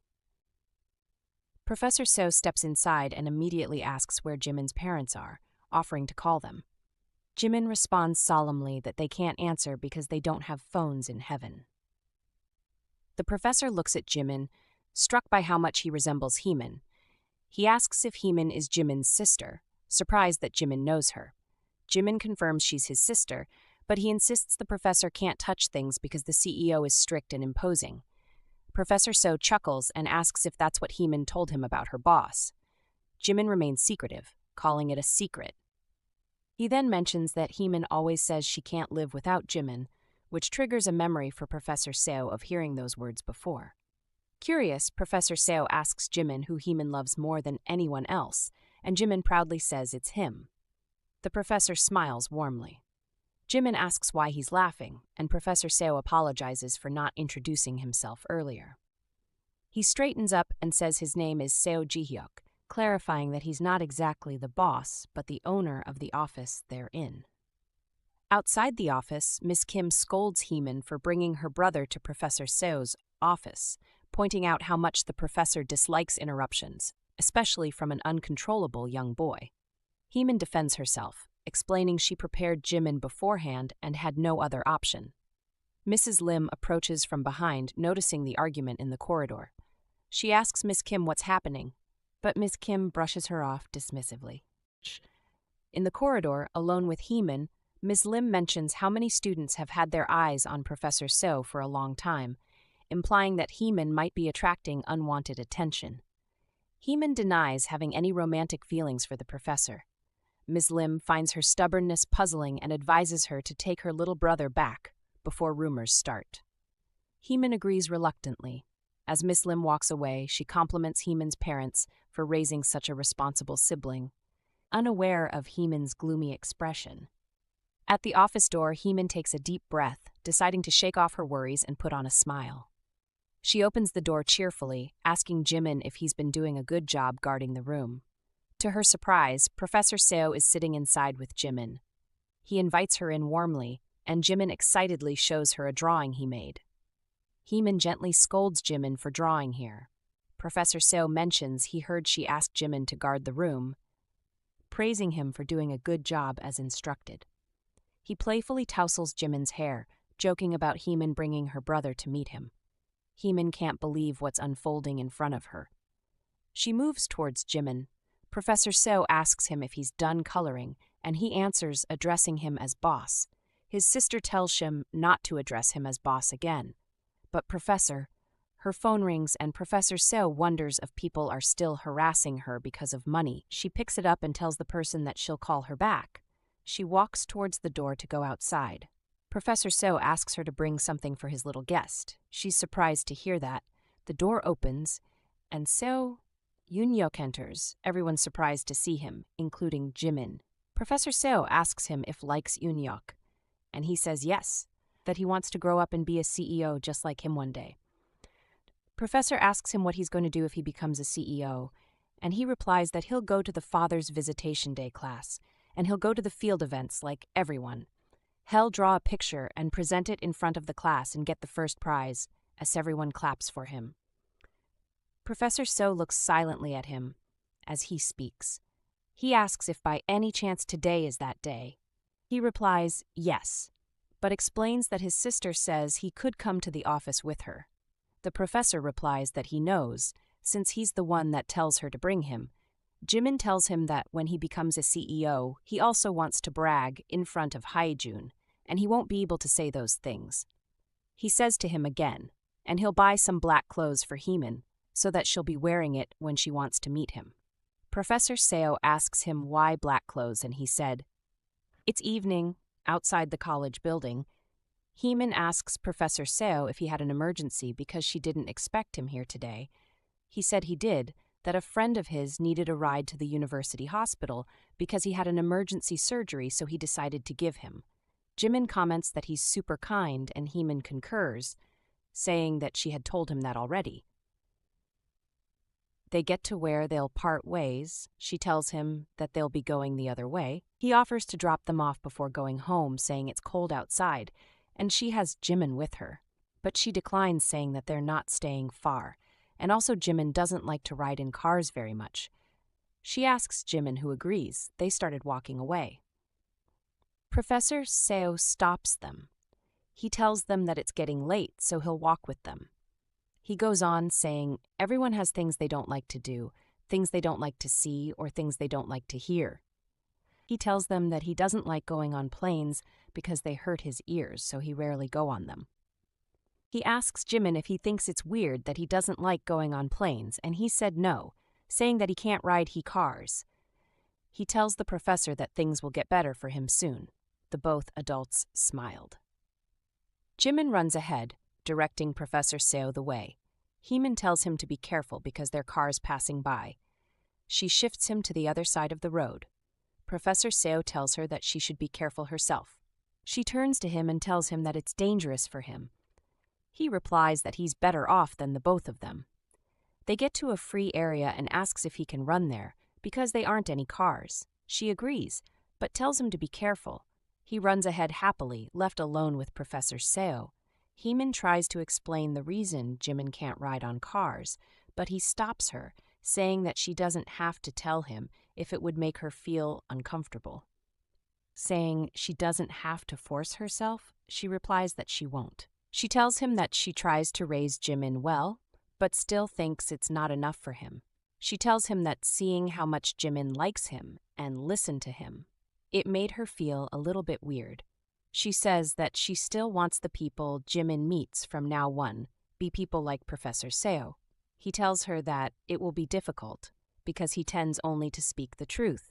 He asks her how he will not like a sweet child like Jimin. He says that he looks more like her, saying that the last time she said that he looks like her, she was correct. He turns to Jimin and asks if he's still going to work on his own, offering that they should walk together. Jimin agrees and runs towards to him. He trips and nearly falls, but Professor Seo rushes and gets hold of him, asking him if he's okay. Jimin is amazed that he saved him, demonstrating how he opens his arm and catches him. Heemin thanks him for that, and he tells her that it's not a big deal because he have 3 younger brothers. Jimin is awe. They get to their house, and she thanks him. Jimin asks if he's not going inside with them, saying that he walked them home and also saved him. She tells him that it would have to be next time. He turns to Professor Seo, asks him if he can see him next time. He replies that yes, he can see him. Jimin tells him that he'll miss him, saying that he schools at Hankook University, Dream Tree Kindergarten, and he closes by 4 p.m. He asks if his sister can bring him to his office. He replies that he'll have to talk to the sister first. Heemin apologizes on behalf of Jimin, in case he have put him in an uncomfortable situation. Jimin asks if she's going to get scolded because of him. Professor Seo smiles and says that his sister is such an important person, and there's no way that would happen, saying that he still wonders where she has been the entire time and why she just showed up now. He tells him that without his sister, his work would be a mess, saying that he can't scold someone like her. He walks away while saying it. Heemin is surprised to hear that. Professor Seo gets home, only to see his 2 brothers there. Jihyeok says that he heard that he carried his friend to the hospital, and as he got there, a patient had an emergency, saying that if it weren't for him, the surgery wouldn't have been done early. Jihyeok suggests that more people need to know more about this side of him. Jihyeok tells him to calm down so that there won't be kicked out of the house. Jihyeok tells them to sit down. They're surprised that he didn't yell at them. The door opens and Jihyeok walks in. He's surprised to see his other 2 brothers there. He asks why they didn't tell him they were coming. Jihyeok asks back why he didn't tell them that he was coming. Jihyeok calls them to other, asking if they have forgotten that they're in their house. He recalls what Jimin asks him, whether he catches his brother's top when they fall, just like he did for him. He wonders why he suddenly have the weird feeling of being responsible. He tells Jihyeok to go and get alcohol. Jihyeok asks if that means they could sleep over, and he replies that if they want to. He drops his car key on the table, and Jihyeok asks if he can take the car along. Woo-hyuk asks if he has ever seen Jihyeok lend out his car. Eun-hyuk turns to him and they argue about him being old enough to ride a car. While still arguing, Jihyeok asks him how he said he is, and he replies 26. He gives him the car key to the surprise of everyone there. He wonders how much more mature he is. He thinks about Heemin. In school the next day, 3 students are walking in the corridor and talking about the professor. They're wondering what's happening with him. Because he smiled and replied their greetings earlier, one of them replies that he seems the same, but others won't agree, saying that he seems different from his usual self. The boy amongst them replies that they're just delusional. They tell him that he's only jealous. 2 teaching assistants, including Miss Lim, overheard them from behind. They enter into an office, and Miss Lim says that she can't believe that they're still acting like that. The other woman replies that freshman chemistry majors falling for Professor Seo is like a major requirement in the department. She replies that it's true because so many students have gone through that rite of passage. The other woman says that the one time he says hello back, he appears in their dream, and just looking at his signature on one's report would make one's heart beat faster. Just then, Miss Lim sees Professor Seo walking by. She runs to him and asks him when he got there, and he replies that he got there now. She asks if there's something he's looking for, and he didn't reply. The other lady scampers away. He looks at the notice board and sees a notice on the board. She tells him that Heemin wrote it. It's a notice for a midterm test, which was scribbled by Heemin in a fine handwriting, saying that she thinks more people would look at it that way. He looks at it and smiles at the little kitten drawn beneath the notification. He thinks that she and his brother are so alike, and they're a sort of siblings that has to draw on paper when they see it. She goes on to tell him that on Saturday, Heemin brought her little brother to his office for a bit. He asks what the problem is. She says that since Heemin is from a different department and was even recommended by the dean for the position, people have been giving her a bit of hard time, saying that on top of that she's working as his teaching assistant, so he cuts her short, asking what he has done. She looks at him and wonders if he really doesn't know, saying that they could have probably created a whole department with all the people who had a crush on him and eventually left in tears. She tells him she heard he scolded the other teaching assistants a few days ago in the library. She tells him that even something like that could start a rumor that would eventually come back to hurt Heemin in the end. She tells him still that since Heemin is working very hard, he should be nice to her. He tells her that he'll do what he thinks is best.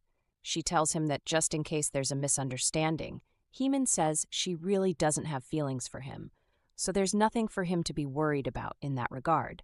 He shuts the door and goes out. So everyone knows about that, he thought. In his office, he drinks the coffee offered to him.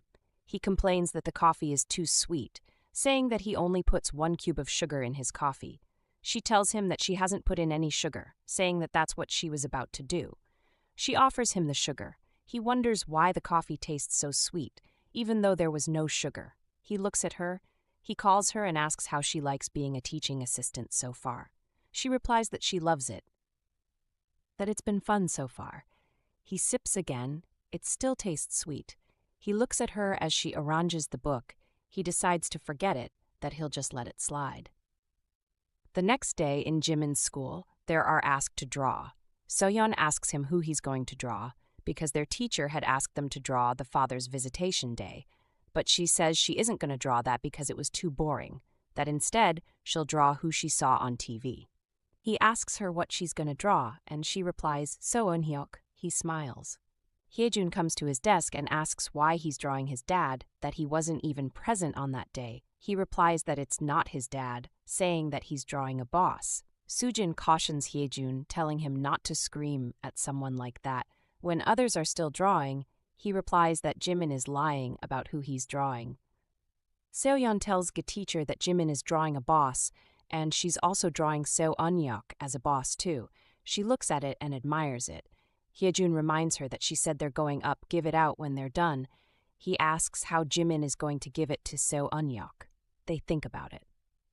Later that day, in the house, Heemin is seated on the desk trying to work. She recalls what Professor Seo said about Jimin. She wonders what she's thinking about right now. Chiding herself to focus on her work, he remembers also when he said that Jimin is a lot like her. She tries to think about what he meant but concludes that he meant they're similar. She wonders why she keeps having all those thoughts. Jimin comes along and sees her drawing. He tells her that she's so good at drawing cats. She tells him that he's better than her in drawing. He agrees and asks her if her boss has not asked for him to go visit, saying that he had told him everything about him. His sister tells him that the professor is busy, that he has a lot of work to do. He tells her that he had promised. She asks him if he'll keep pouting like that. He tells her that he just wanted to give the professor something, a drawing, the one he drew in class. He says that their teacher told him to give it to him personally, that she also told them to give him a piece of chocolate with the drawing, saying that she gave them one piece each. She looks at him and gets the chocolate from him, telling him that she'll give the professor the chocolate, but can't give him the drawing.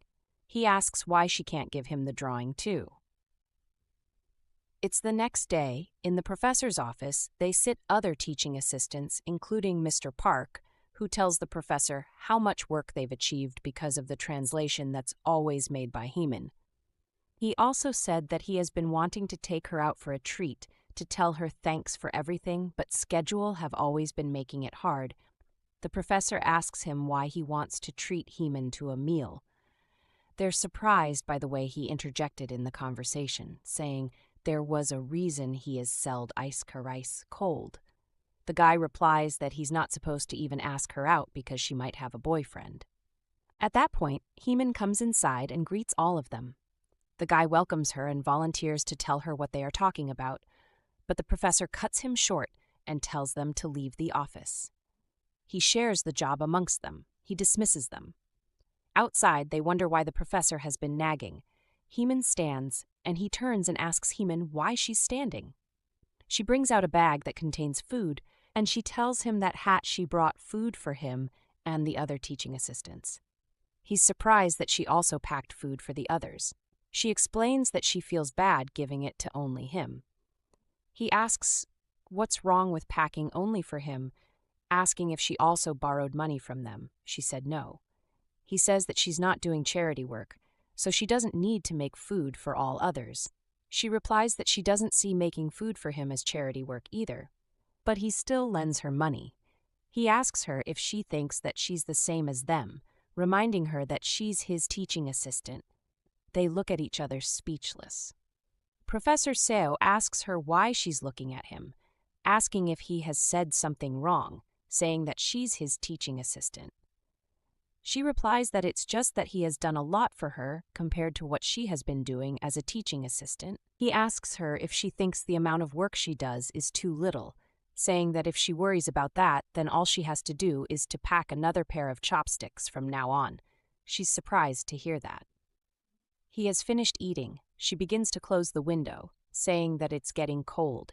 The professor gulps and replies that the coldness came all of a sudden. He asked if she made sure Jimin dressed up warm enough today. He says that his coat looked a little bit thin that day. She tells him that she just bought a new coat for him to wear, and it was handpicked by Jimin himself. She tells him that the material they use in making clothes are good these days. So even though it looks thin, it is actually very warm. He asks her what about her, saying in his mind that she's the one that needs to dress warmer. He sips his coffee that has just been given to him. She remembers something and tells the professor that she has something to give him. He asks what she wants to give him, saying that she doesn't have to worry. She tells him that it's nothing big. She brings out the piece of chocolate and gives to him, telling him that Jimin got it from his teacher, saying he asked her to give it to him. He thinks about the boy. He asks her if Jimin is doing well these days, and she replies, yes. Then, as an afterthought, she begins to tell him something. A few hours later, still in his office, Professor Seo calls his brother, Yoon Heemin, telling him to help him do something. That's if he still wants to sleep in his place. In Jimin's class, the teacher asks them to talk about their drawing and who they gave it to. Hyejun, very eager to speak, was given the chance. He happily tells them that it's about the day their dad visited, saying that he gave the drawing and the chocolate to his dad. He says that his dad bought him new sneakers with a promise to take him out to an amusement park on Sunday. The teacher comments that he must be so excited. He turns to Jimin and mocks him, saying that he couldn't give his drawing to his sister's boss because he's a big fat liar. The teacher cautions him, telling him not to say that kind of words to a friend. There's murmuring outside the classroom, and they turn to see what's happening. The teacher asks what with all the commotion. She walks to gate door and is surprised to see Yoon Heemin. He asks if it's the purple class. Hyejun screams in awe, calling him his name. He replies that he's not Yoon Heemin because he's the boss. The children started hailing him. He walks to Jimin asking if he's the one. He said that he's here to get something from him, saying that he heard he wanted to give him his drawing. He goes ahead to say that they held hands and walked together on Saturday. Jimin is still not convinced as he looks searchingly at the young man. He gives him the drawing, and Yoon Heemin says it is so cool and he can give anything to take it, saying that that's why he brought a cake to share with all the members of the purple class. He asks the teacher if it's okay by her. Jimin talks finally, telling him that he's not the boss. Yoon Heemin bends to him and whispers, telling him that he knows and he was sent by the real boss. Later, at the close of school, Heemin goes to carry Jimin. It's cold, and she comments that it feels as if it's winter already, and she can already see her breath. One girl happily runs to her mother and tells her that a boss came to the class today and they had cake. Jimin runs to her happily, telling her that the boss came to see them today. She wonders if he's talking about Professor Seo, but he was at school all day today. Then his teacher comes to greet her. Heemin asks how everything went today, and she replies that the boss came into the kindergarten today. Professor Seo walks back to the car and opens the door. He sees Heemin sitting inside, all wrapped up in a blanket, still looking for something he asked her to find. The car is cold, and he notices that the heater isn't on. He asks her why she didn't turn it on to stay warm. Heemin looks up and tells him that she thought finding the item would be easy, but it's still not turning up. Professor Seo then asks her why she keeps searching for it, if it's so difficult. Heemin explains that the item is important to him. Since he mentioned it's important, she feels she should do everything she can to find it for him. Professor Seo then gets into the car and holds her hands gently. He asks her if she still hasn't found it yet, showing his concern and support. Professor Seo asks Heemin if she thinks it's time to find the item now. He moves closer to her, which surprises her a lot. Outside, the fireworks are still going off, lighting up the sky. He calls her name softly and then gives her a gentle kiss. He tells her that he has already found the important thing he was looking for. The next morning, Heemin goes to meet Jimin. She's so lost in her thoughts that she doesn't notice when her name is called at first. It takes a few tries before she hears it. When she finally looks up, she sees Sujin and Jimin walking towards her. Sujin asks her if she's not feeling well because she looks a bit off. Heemin replies that she might have a small cold. Sujin then asks how late she stayed up last night because she seems really tired. Heemin says she just had a really good time. Jimin, who feels a bit jealous, asks Heemin if she still had fun even though he wasn't there with her. He doesn't look too pleased, and it's clear he's feeling a bit hurt. Sujin tells Heemin that he woke up a few times during the night because he missed her so much. Heemin apologizes and says it's not like that. Sujin then asks why Professor Seo didn't come with her. Heemin explains that Professor Seo is really busy today. Jimin feels disappointed because he had already told Hyejun that Professor Seo would be coming today. He shares his disappointment with his sister. Sujin then mentions that after that event, he has become the star of the class, and now Hyejun is very jealous of him. He tells Heemin that he saw the professor from a distance yesterday and asks why she wasn't introduced to him. Heemin replies that she thought she was too busy at the time. Sujin says it's okay and tells her that she got something even better. He then walks away, leaving Heemin and Jimin to walk back home together. Jimin is still not satisfied and keeps asking Heemin if she really didn't miss him and just had fun by herself. Heemin insists that's not true and says he knows she can't live without him. Then Jimin asks about Professor Seo, saying he doesn't like it when the professor isn't around. Heemin agrees with him. As they walk along, Heemin notices her mind drifting to something else. Jimin suddenly points out a big banner on the side of the road with his picture on it. The banner is advertising an annual lecture he is hosting. Heemin looks at his picture and thinks it would be nice if he smiled a little more. She realizes she's been thinking this and stops. Jimin then asks if he can also go to the lecture. Heemin is surprised and asks why he wants to know. Jimin explains that the banner says anyone from Hankook University can participate, and since she goes to Hankook University and he goes to their kindergarten, he thinks it means he should be able to join too. Heemin smiles and tells Jimin that he won't understand what is being said at the lecture. Jimin says he still wants to go, but Heemin explains that he'll only be able to go when he's a bit older. Jimin then asks if she will go to the lecture. Heemin replies, saying that she can't leave him alone and go by herself. As they continue walking, Heemin asks Jimin what he did at the camp and if he had fun with Sohyun. Jimin answers yes, saying he got presents, played games, and enjoyed fireworks. Heemin agrees that it sounds like it must have been a lot of fun. Then Jimin asks Heemin what the best part of her night was. Heemin thinks for a moment and says she's not sure, but it has to be the fireworks. As she says this, she remembers when Professor Seo kissed her in the car. At Professor Seo's family house, his mother serves him a meal. She asks him how the food tastes, and he replies that it's delicious. Hearing this makes Minhyuk and Woohyuk look very surprised. They weren't expecting such a positive response. After everyone finishes eating, Jihyeok starts to clear and wash the dishes. His mother watches him with admiration and comments to Minhyuk that even though Jihyeok has been living on his own for a while, he's still taking the time to wash the dishes. Minhyuk then says that this isn't really the main issue. He asks his mother if she doesn't think Jihyeok is acting a bit strange. Their mother answers that she doesn't think he's acting strangely. According to Eunhyuk, Jihyeok seems to be his usual self. Woohyuk adds that Jihyeok is always nice to him, which is why he thinks everything is fine. Their mother looks puzzled and asks Woohyuk what he's talking about. She says that Jihyeok actually dislikes all three of them equally. Woohyuk explains that Jihyeok allows Eunhyuk to stay with him, but they were kicked out just for taking a small piece of chocolate. Their mother replies that while Eunhyuk is cute, the other two are both loud and messy.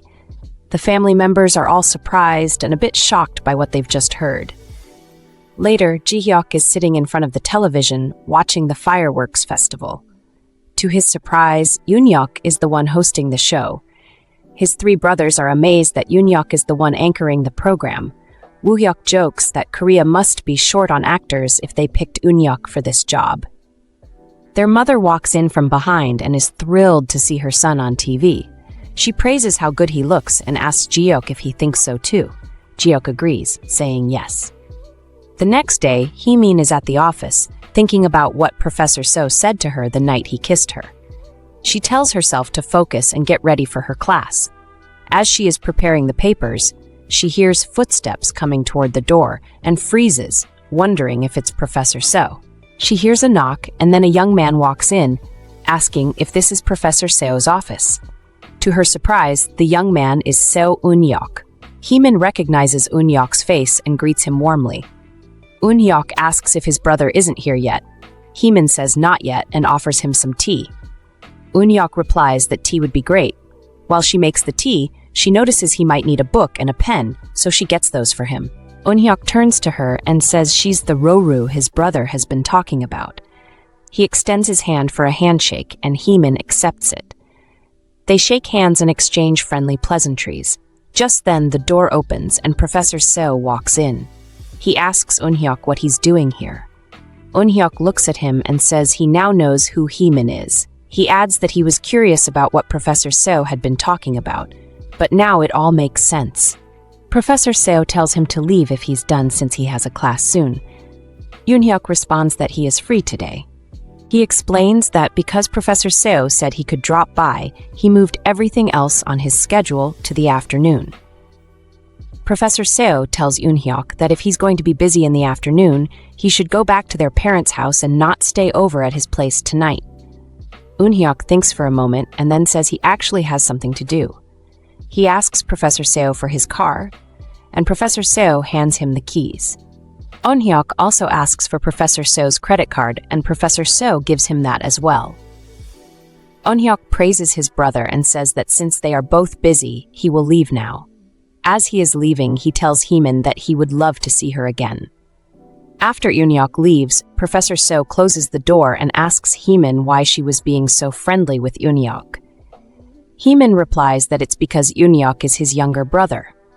As she looks at Professor Seo, she wonders if he will pretend nothing happened between them, and if she should do the same.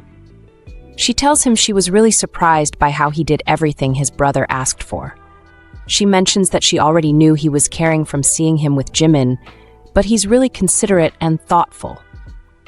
Heemin keeps talking about Yoon Heeok, saying he is much more interesting than she expected. She tells Professor Seo that Yoon Heeok mentioned she is a lot like Roru, Jimin's favorite character. She admits that she isn't sure why Yoon Heeok thinks that, but it's the first time anyone has ever said that to her. Professor Seo asks if Yoon Heeok explained why she is like Roru, but Heemin doesn't answer.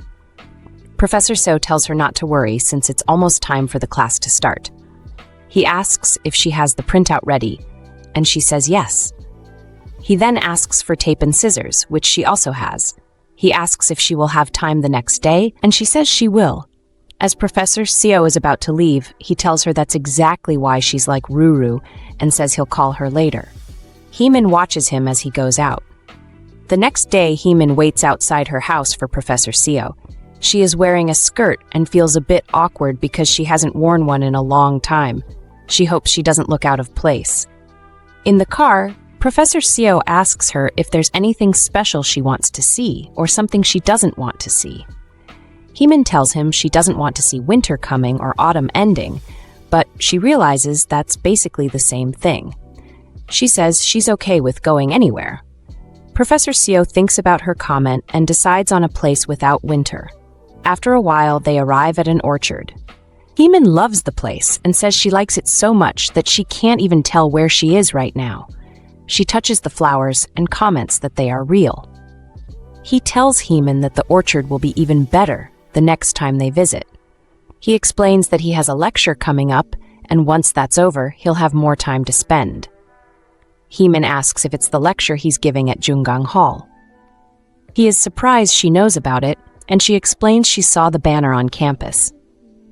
Professor Seo says they are just doing it for show and to create some buzz at the College of Natural Sciences, so it's not really a big deal. Heemin disagrees with him. She says she saw that many people have signed up for the lecture and that there might be people who are curious and want to attend. As they continue walking, they come across a couple with their young son. The boy excitedly says he loves the place and his mom agrees, saying it's beautiful. Heemin comments that kids must really love this place. Professor Seo holds Heemin's hand and suggests that they should bring Jimin along the next time they come to this place. Heemin looks surprised by the idea, but Professor Seo explains that it feels like they're missing out compared to the couple they saw enjoying the orchard. He looks at a pamphlet for the place and notices there are events that Jimin might enjoy too. Heemin responds that it's all right since Jimin is busy. Professor Seo takes both of her hands and agrees, saying that Jimin is indeed very busy. He admits that he doesn't really understand why he has been so caught up in being busy all the time, but when he is with her, things become clearer. He realizes that he wants to have the freedom to rest whenever he wants, to visit places he likes, and to spend time with her whenever he can. This is the reason he has been working so hard, so that he can enjoy these moments with her. He asks her to give him a little more time to balance everything. As they hold each other, they share a warm and loving embrace, feeling content in each other's presence.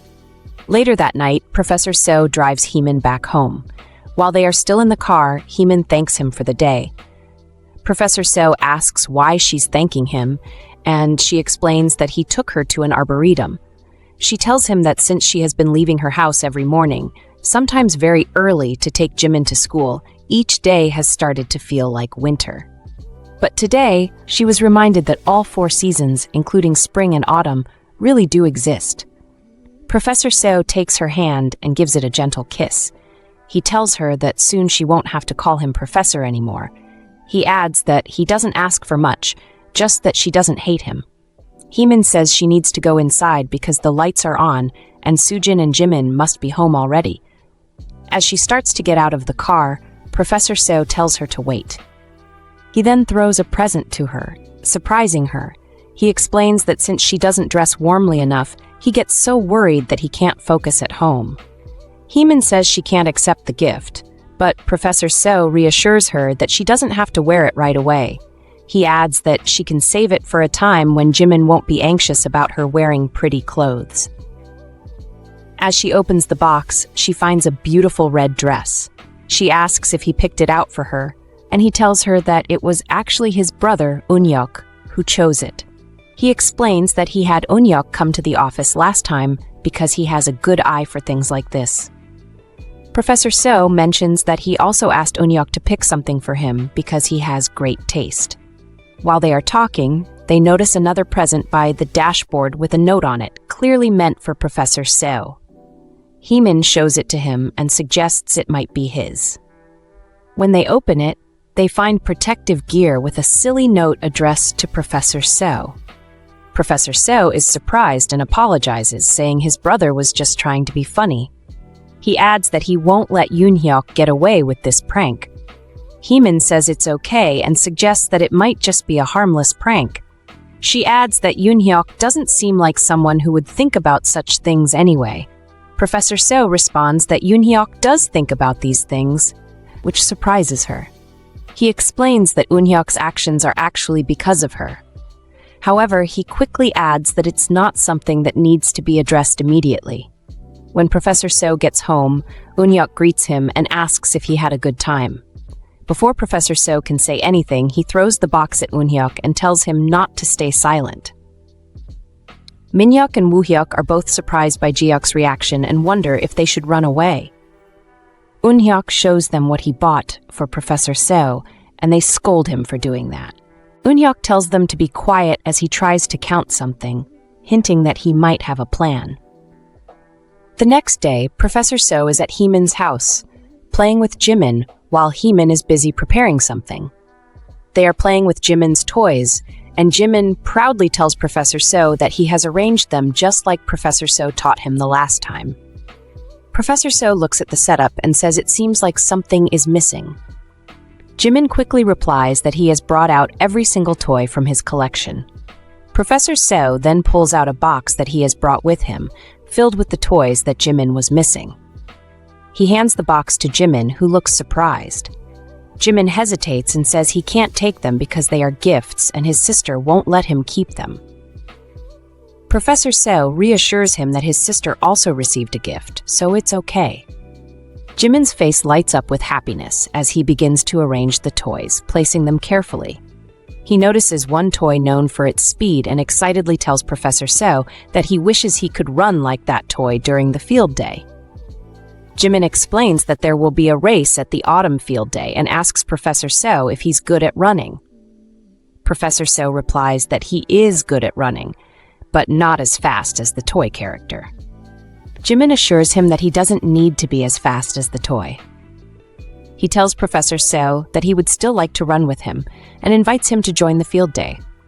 Professor So is pleased and thanks Jimin for the kind invitation, feeling happy and grateful. Jimin tells Professor So that the thing he wanted to show him last time was a picture of Heemin wearing pretty clothes.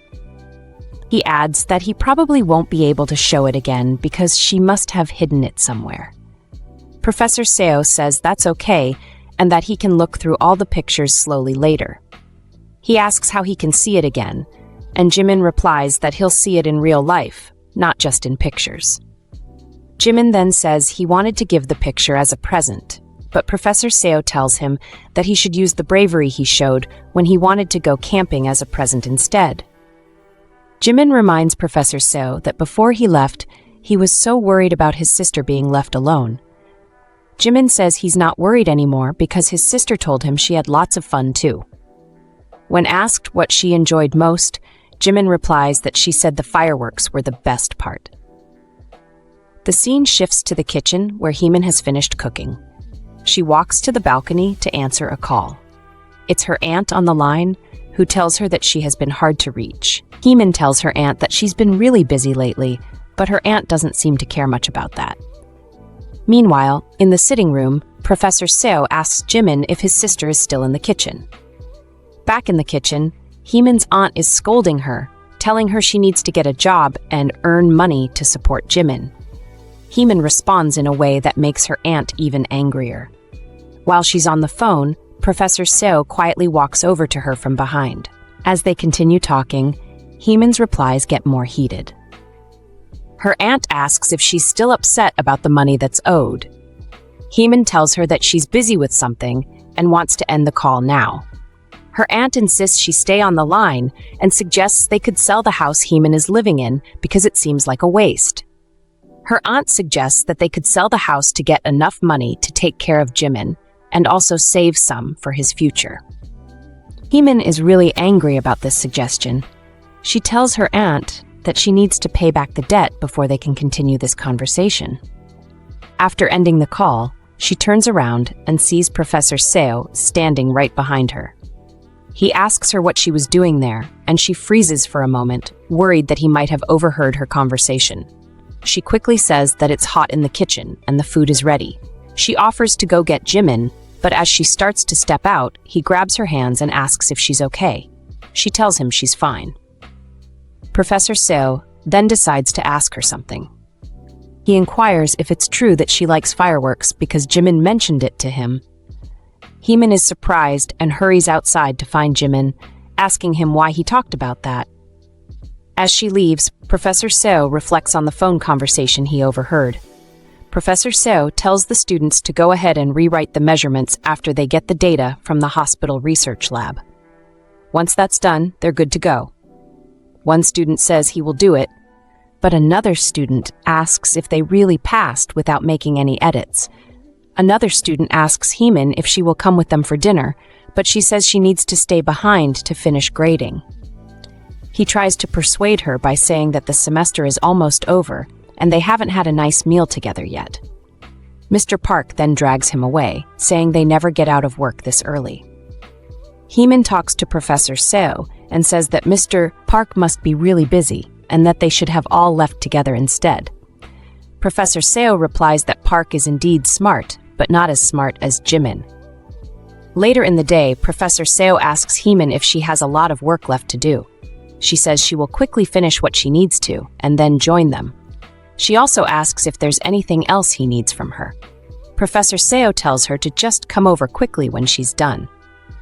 Heemin is rushing to Professor Seo's office, thinking about how she lost track of time while talking to Hyejin Unni.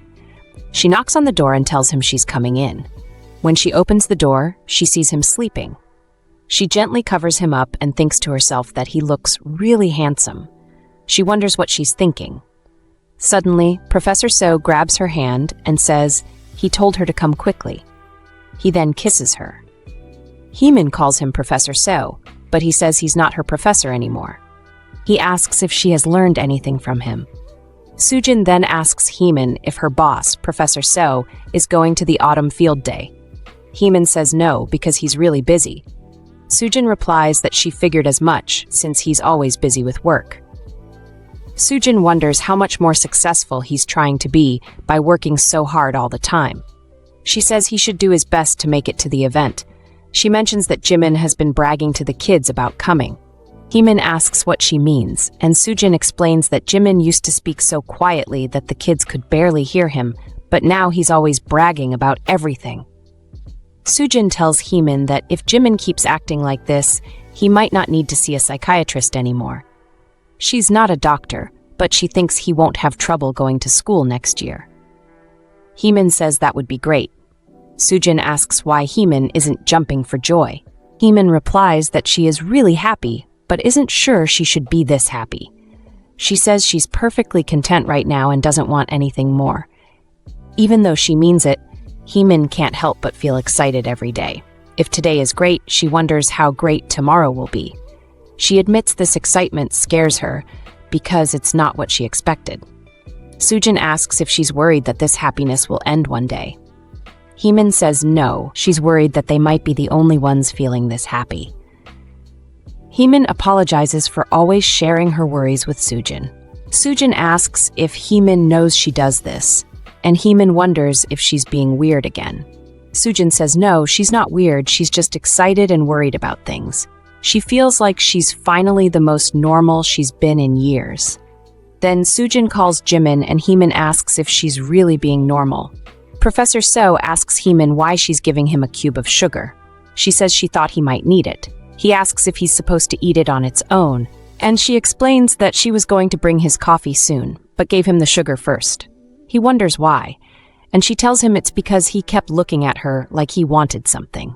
He stands up and asks if he should keep staring at her when he wants something, and how long he has to keep staring. Then he kisses her. Professor So asks Heemin how many days are left now. She's confused at first, and he tells her there are 21 days left. She remembers the seminar and realizes it's coming up so soon. He tells her it's a good idea for her to check the calendar now and then. He adds that he'll be at her place that night, so she should make sure Jimin is warm and bundled up before she comes outside. She says that's fine and mentions he was there yesterday and must be so busy. He says he isn't busy, but she thinks to herself that she knows he was tired yesterday. Heemin tells Professor Seo that if he's feeling a bit tired, he can take a break and rest. Professor Seo asks her to wait for a moment and then looks at his wristwatch. He tells her that now there are 20.5 days left until the seminar. Heemin just stares at him, and he notices. He asks her if she needs him to teach her how to read the time on a watch, too. Heemin shakes her head and says no. Professor Seo then says he'll see her at 7. Heemin leaves his office and thinks to herself that she wishes he would look at her face instead of always checking his watch. Ms. Lim then hands Heemin an official document and something else that Dean Han asked her to deliver. Heemin thanks Ms. Lim for always looking out for her. Ms. Lim responds that there's no need to thank her because it's part of her job. She explains that normally, Professor Seo would have picked up these documents himself. Heemin asks why that is, and Ms. Lim says that these documents have important data related to the research lab. This data was put together after being commissioned by some companies. They had a meeting with these companies planned for that day, so Miss Lim was going to give the documents to Professor Seo then. However, he didn't end up going to the meeting because he said he was too busy. The same thing happened on Monday, too. Miss Lim knows Professor Seo always does things in his own way, but she worries that if he keeps this up, they might end up in a tough situation. Ms. Kim walks in and says there were many professors like Professor Kang who were also paying attention to the seminar. She mentions that Professor Seo has been acting really strange lately. Ms. Lim says that he's actually less cold now, and she thinks that's a good thing. But Ms. Kim says that he used to be a man of principles who never missed any details. She worries that if Professor Seo makes the same mistake he did 2 years ago, it could be a big problem. Heemin asks Ms. Kim what exactly happened 2 years ago. Ms. Kim replies and asks if it's part of Heemin's job to keep track of Professor Seo's personal life too. Ms. Lim tells Ms. Kim to stop it and explains that it's nothing really, just something from the past.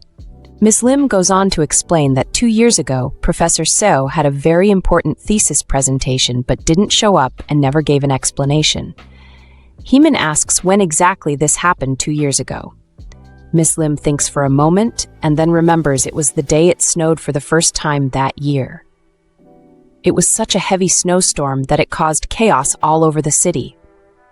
They were worried that Professor Seo might have had an accident because of the snow, so they called every single emergency room in Seoul.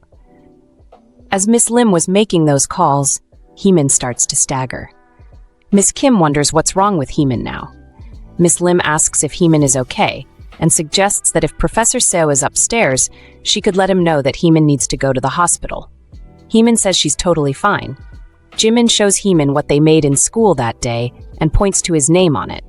He tells her he's on the white team and asks if it's cool. Heemin says it's pretty cool. Jimin then asks if he can give it to her boss, Professor Seo, right away. Heemin tells him he can't keep doing that. Jimin replies that Professor Seo promised him he would come when Jimin gave him dinosaur presents, and Professor Seo said he would come. Heemin asks if Professor Seo really said he would come. Jimin says he did say he would come that day too, but then he changed his mind suddenly. Heemin reminds Jimin that Professor Seo is very busy. She says they've managed fine just the two of them so far, and they'll be fine moving forward too. Minhyuk sees Professor Seo at the door and greets him. Professor Seo comments that Minhyuk doesn't look so good. Minhyuk asks what he expects from a doctor who's always on call at a university hospital. Then Minhyuk asks why Professor Seo is there. He's surprised that Professor Seo actually came, considering how busy he always is when Minhyuk asks him to hang out. Professor Seo replies that he got stood up. Minhyuk says that only matters if you're actually dating someone. Then he asks if Professor Seo is dating someone. He notices a sunflower on the back of Professor Seo's phone and asks if it's a good luck charm. He wonders where it came from and why Professor Seo would put something like that on his phone. Professor Seo explains that he got it from an arboretum. Minhyuk then asks if Professor Seo is seeing someone and wonders what kind of person would make him go to an arboretum and buy something like that to stick on his phone. Professor Seo tells him to be quiet. Minhyuk asks why Professor Seo looks so down if he has a girlfriend. He doesn't see why Professor Seo should feel so burdened. Professor Seo replies that he's going to sleep. Minhyuk says seeing Professor Seo lying down like that reminds him of the old days. He mentions he's been meaning to ask him something and wonders if he remembers that one time. Professor Seo asks, when? Minhyuk says he knows exactly what he's talking about, referring to what happened 2 years ago. Professor Seo responds with an "oh." Minhyuk asks what he means by "oh." He explains that Professor Seo never mentioned it, and even though Minhyuk felt a bit guilty for not bringing it up, he wanted to ask if Professor Seo has any regrets about it. Professor Seo says he doesn't have any regrets. Minhyuk wonders how Professor Seo can answer so quickly and suggests he should think about it a little more. Professor Seo says he doesn't have time to think about things like that and that he doesn't remember it well anyway. Minhyuk points out that it was only 2 years ago, and Professor Seo is the kind of person who remembers things from when he was born. Professor Seo replies that whether it's something from 2 years ago or 20 years ago, he doesn't have time to dwell on the past. He says he's so happy now that he doesn't feel the need to look back and force himself to have regrets about the past. Minhyuk agrees and says he should have told him that earlier. Heemin is walking when she hears someone ask if there's anything interesting happening. She turns around and sees Professor Seo. Some students walk by and greet him, and he responds to them. Professor Seo then asks Heemin about Jimin, saying it's been a long time since he saw him. More students greet Professor Seo, and he mentions that Jimin seems to be going to bed too early lately. He asks if Jimin is feeling okay. Heemin tells him that Jimin is just tired. Professor Seo says it's been a while since he saw Jimin's face, so he thought it might be nice to buy him a cell phone. Heemin turns down the offer, saying Jimin doesn't need something like that right now. She says she can buy it for him if he really needs it. More students greet Professor Seo, and he asks Heemin what she's doing that day. She tells him she has plans for the evening. He says that's fine, and she bows and starts to leave. Professor Seo calls out to Heemin, and the students start to whisper, wondering if she did something wrong. They worry that Professor Seo might be hard on her if she did. Professor Seo then asks Heemin who she has plans with that night. He says he wants to know. Heemin replies that her aunt is coming over. Professor Seo asks if her aunt is the person she's been talking to on the phone. Heemin says no, her aunt is a great person, and she doesn't only have people like that around her. She tells him not to worry about her from now on and walks away. Heemin is having flashbacks when Yoojin calls and asks if she was listening to him. She apologizes, and he tells her that her serious expression scared him for a moment. He then says that he and his mom think she should get the money from her aunt. Heemin says she doesn't want to trouble him, but Yoojin reminds her that he's a lawyer. She mentions that she can't seem to find the promissory note anywhere. After the funeral, she went through all her dad's things, but that note was the only thing missing. Yoojin says it's unfair that people who got so much help from her parents before they passed away are now taking advantage of her. He says money comes and goes, but they can't let people like that continue to live comfortably with no consequences. He wants her and Jimin to move to the States. Yoojin explains that the mental health care system is better in the States, which would be good for Jimin too. Heemin says Jimin is getting better, but Yoojin thinks she overthinks things too much. He says he'll visit them after work to see Jimin. Heemin says Jimin will be excited and asks if Yoojin remembers how happy he was to see him earlier. Yoojin says he doesn't think Jimin was actually excited because of him. Jimin kept talking about someone else the whole time, calling him boss. Heemin explains that he's not a boss but a professor, the one she works for as a teaching assistant. Yoojin says the boss must be a great person if Jimin couldn't stop bragging about him. Heemin agrees and says that he really is. Heemin's friend says it's pretty cold for a fall evening, and it might even snow soon if the weather keeps up like this. He asks if the professor is nice to her too, saying that she and Jimin only think about each other, so he doubts Jimin would be so excited about someone who's only kind to him. One of the professors mentions that they need an escalator at the College of Natural Sciences and asks if Professor Han could help out. Professor Han replies that the College of Natural Sciences is at the center of Hankook University. Going through it is the quickest way to get anywhere on campus. He asks for Professor Seo's opinion, and Professor Seo agrees that an escalator would be useful. Professor Han says they need to listen to what the younger folks suggest. Professor Kang agrees and says it's important to listen to the younger members. He also points out that Professor Seo is no ordinary professor. One of the professors asks Professor Kang what the problem is. Professor Kang explains that Professor Seo is leading the seminar the next day. He says if the school supports him that much, they'd better stay on his good side.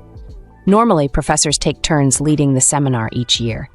Kang knows Professor Seo has connections to the Board of Trustees, but another professor warns Kang to be careful with what he says.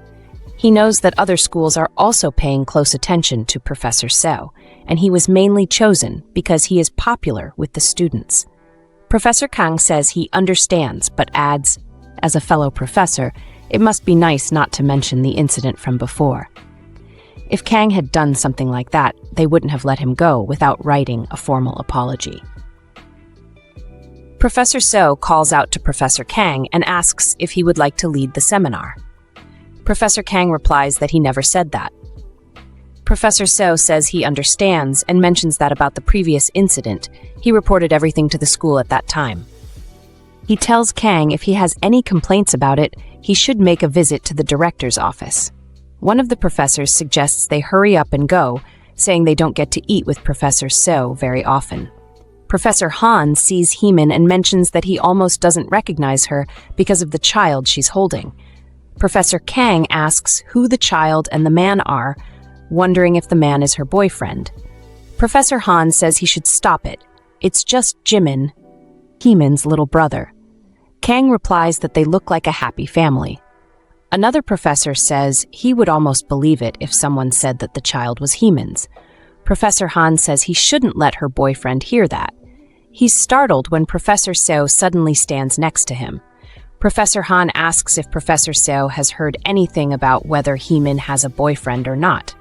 Professor Seo replies that, as far as he knows, she doesn't have a boyfriend. Professor Kang asks if Professor Seo really believes that, saying that young people these days are always surprising. Professor Seo insists that Heemin doesn't have a boyfriend and asks Professor Kang if something is wrong. Professor Kang says no and says they should head out.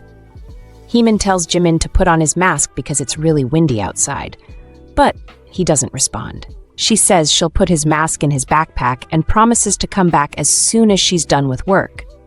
Jimin asks if she's picking him up alone again and if Professor Seo isn't coming with her. She calls Professor Seo and he says he just wants to give Jimin an invitation. Heemin tells him no, explaining that if Professor Seo wants to accept the invitation, he would have to cancel something else he already has planned. Jimin asks if he can't want that, even if it's just in his head. Heemin tells Jimin that he can't always have everything he wants. Jimin says it's okay if Professor Seo doesn't come. He just wants to give him the invitation. He even glued autumn leaves onto it for him. Heemin says he can't just do whatever he wants. Jimin says that Mom and Dad came to her field day, so he thinks it should be okay for someone to come to his.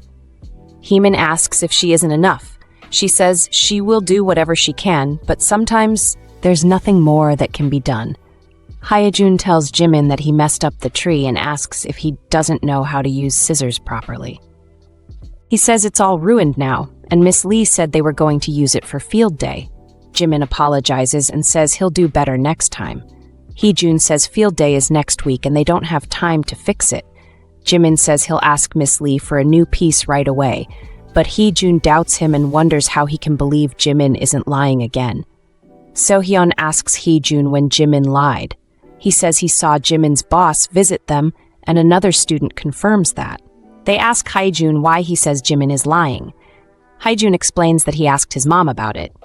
Jimin asks what Haejun means.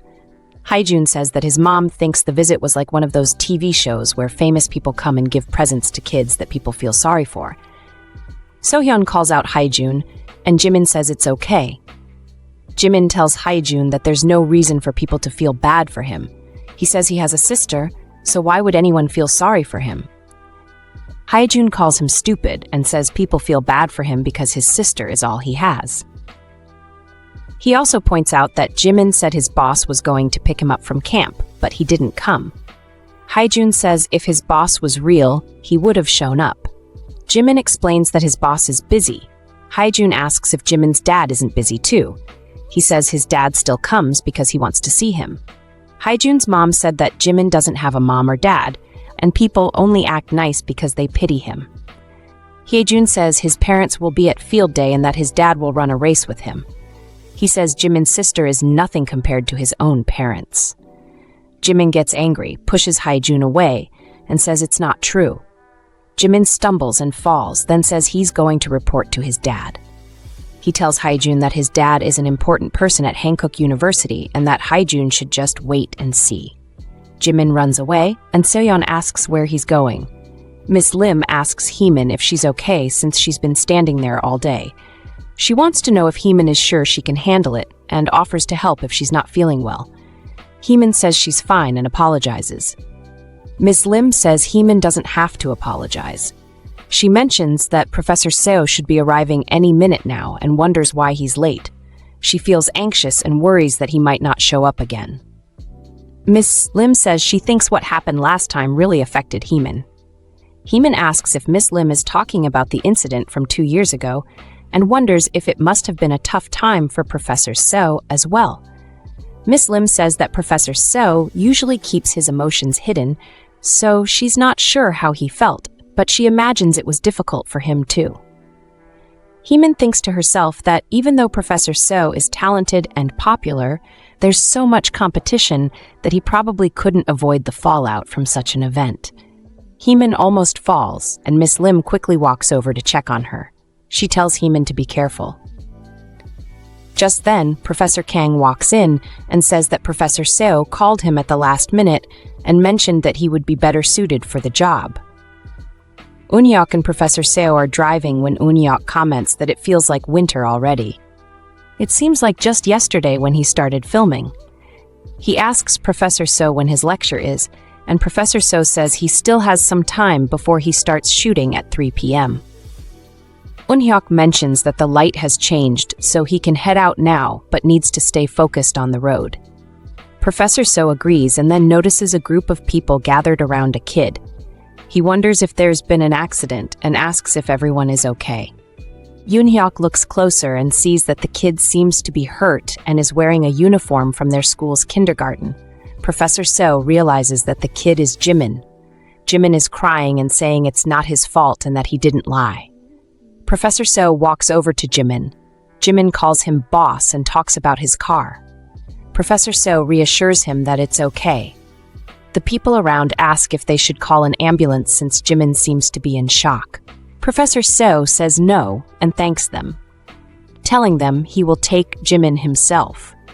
He mentions that there is a hospital inside the university. Yoon-hyuk says he's called Min-hyuk and they should start heading there. Jimin says he doesn't want to go in the car. Professor Seo tells him not to worry. They won't get in the car and will go to the hospital together, just the two of them. Yoon-hyuk asks Professor Seo if he's really going to carry Jimin all the way to the hospital. Professor Seo says it won't be too difficult if they go through the College of Natural Sciences. He tells Yoon-hyuk that if he really wants to help, he should go directly to the seminar hall instead of following him.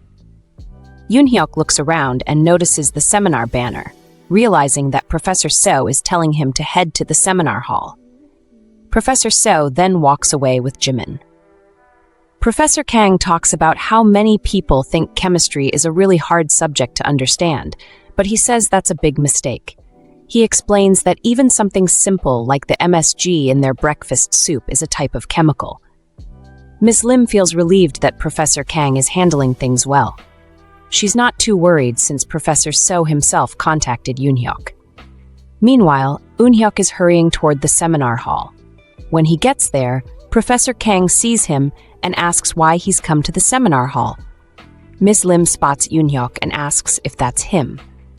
Yoon Heemin walks up to Heemin and greets her, saying he has something important to tell her. He says it's not about his brother but about Jimin. Woo Hyuk tells Professor So that they need to take Jimin to an emergency room, even if he wasn't in a serious accident. Jimin should get a proper checkup. Professor So replies that they can't let Jimin's guardian see him in the emergency room. Instead, they should find a private room or a quiet place. If no rooms are available, he'll take Jimin to his father's office. He insists on finding the quietest place possible. The nurse tells Woo Hyuk that they do have an empty room, but it's not a regular hospital room. Woo Hyuk says it's okay and that she can deduct the cost from his salary. The nurse says that's not the problem, but the room isn't a standard hospital room. Woo Hyuk adds that he will pay back when he becomes the director of the hospital. Woo Hyuk then asks Jimin if he can hear him and if he can open his eyes. He tells Professor So that he doesn't think Jimin is seriously hurt. It seems he just had a panic attack. Woo Hyuk asks if Professor So knows what exactly happened.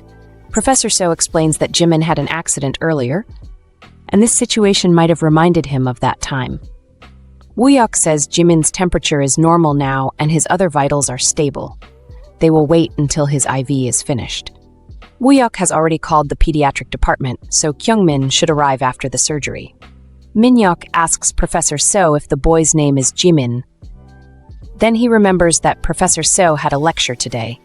He wonders if it has already started. Professor So says it doesn't matter because there are other people who can cover for him. Woo Hyuk says he thinks Jimin is starting to wake up. Professor So asks Jimin if he's awake and if he recognizes him. Jimin replies by calling him boss and asks about Heemin. Professor So tells him that Heemin will be there soon. They just need to wait a little bit. Right then, Heemin walks in. Kyungmin says that Jimin needs to rest, so he tells everyone except Jimin's guardian to step outside. Woo Hyuk says they're also doctors and should be allowed to stay. Kyungmin replies that everyone below him should leave, and that the celebrity of the morning should start moving. Professor So asks if Kyungmin is leaving too. Min Hyuk wonders why Professor So is still standing there and explains that he has things to discuss with Jimin's legal guardian, so everyone needs to leave. Professor So tells Kyungmin that this isn't the time for jokes. Kyungmin replies that if Professor So is so upset, he should come back after he becomes Jimin's legal guardian. Woo Hyuk asks Min Hyuk if he saw how Professor So took care of the little kid earlier. Min Hyuk says yes and feels like he's been stabbed in the back. Woo Hyuk asks if Professor So has ever helped them up after they fell. In Hyuk says no, and they've been lucky that he didn't step on them. They know he doesn't like getting involved in other people's problems. Woo Hyuk agrees with that. Min Hyuk says that the new director is really pretty. Woo Hyuk replies that she's young and their mom would faint if she knew. En Hyuk asks who will be the new director between Min Hyuk and Woo Hyuk. Min Hyuk says he was born before Woo Hyuk, so there's a certain order to things in life. Woo Hyuk says that means Min Hyuk should be on top since he was born after him. Eun Hyuk thinks to himself that it's good they've gotten distracted because Professor So hasn't been himself today. In a flashback, Professor So asks if it wouldn't be faster to call Heemin and tell her to go straight to the hospital. En Hyuk says, what if the phone call startles her and she ends up in an accident while rushing over there? Professor So replies that if that's the case, it's better for her to come later. Heemin says she has already heard more than enough shocking news in her life. En Hyuk says that if he ever gets sick, Professor So has to take care of him just like he took care of Jimin. Professor So walks outside and notices Heemin standing there. He asks her if Jimin has fallen asleep yet. He tells her that it's really cold out here and she shouldn't be standing outside like this. He reassures her that Jimin will be okay, and Heemin agrees. Professor Seo then calls Heemin. She tells him that he doesn't have to be there since the lecture is probably over already.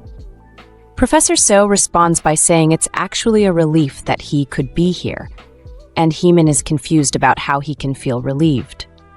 He explains that there are many people who can take his place at the lecture, which is why he felt it was okay to come here instead. He says that's why it's a relief for him. He then tells Heemin to go inside because they don't know when Jimin might wake up again. Heemin wonders why Professor Seo is acting like this, especially since he missed such an important seminar to be here with Jimin. She asks him how he can say he's relieved about missing it. Professor Seo asks Heemin if she is really upset that he's here and not at the seminar.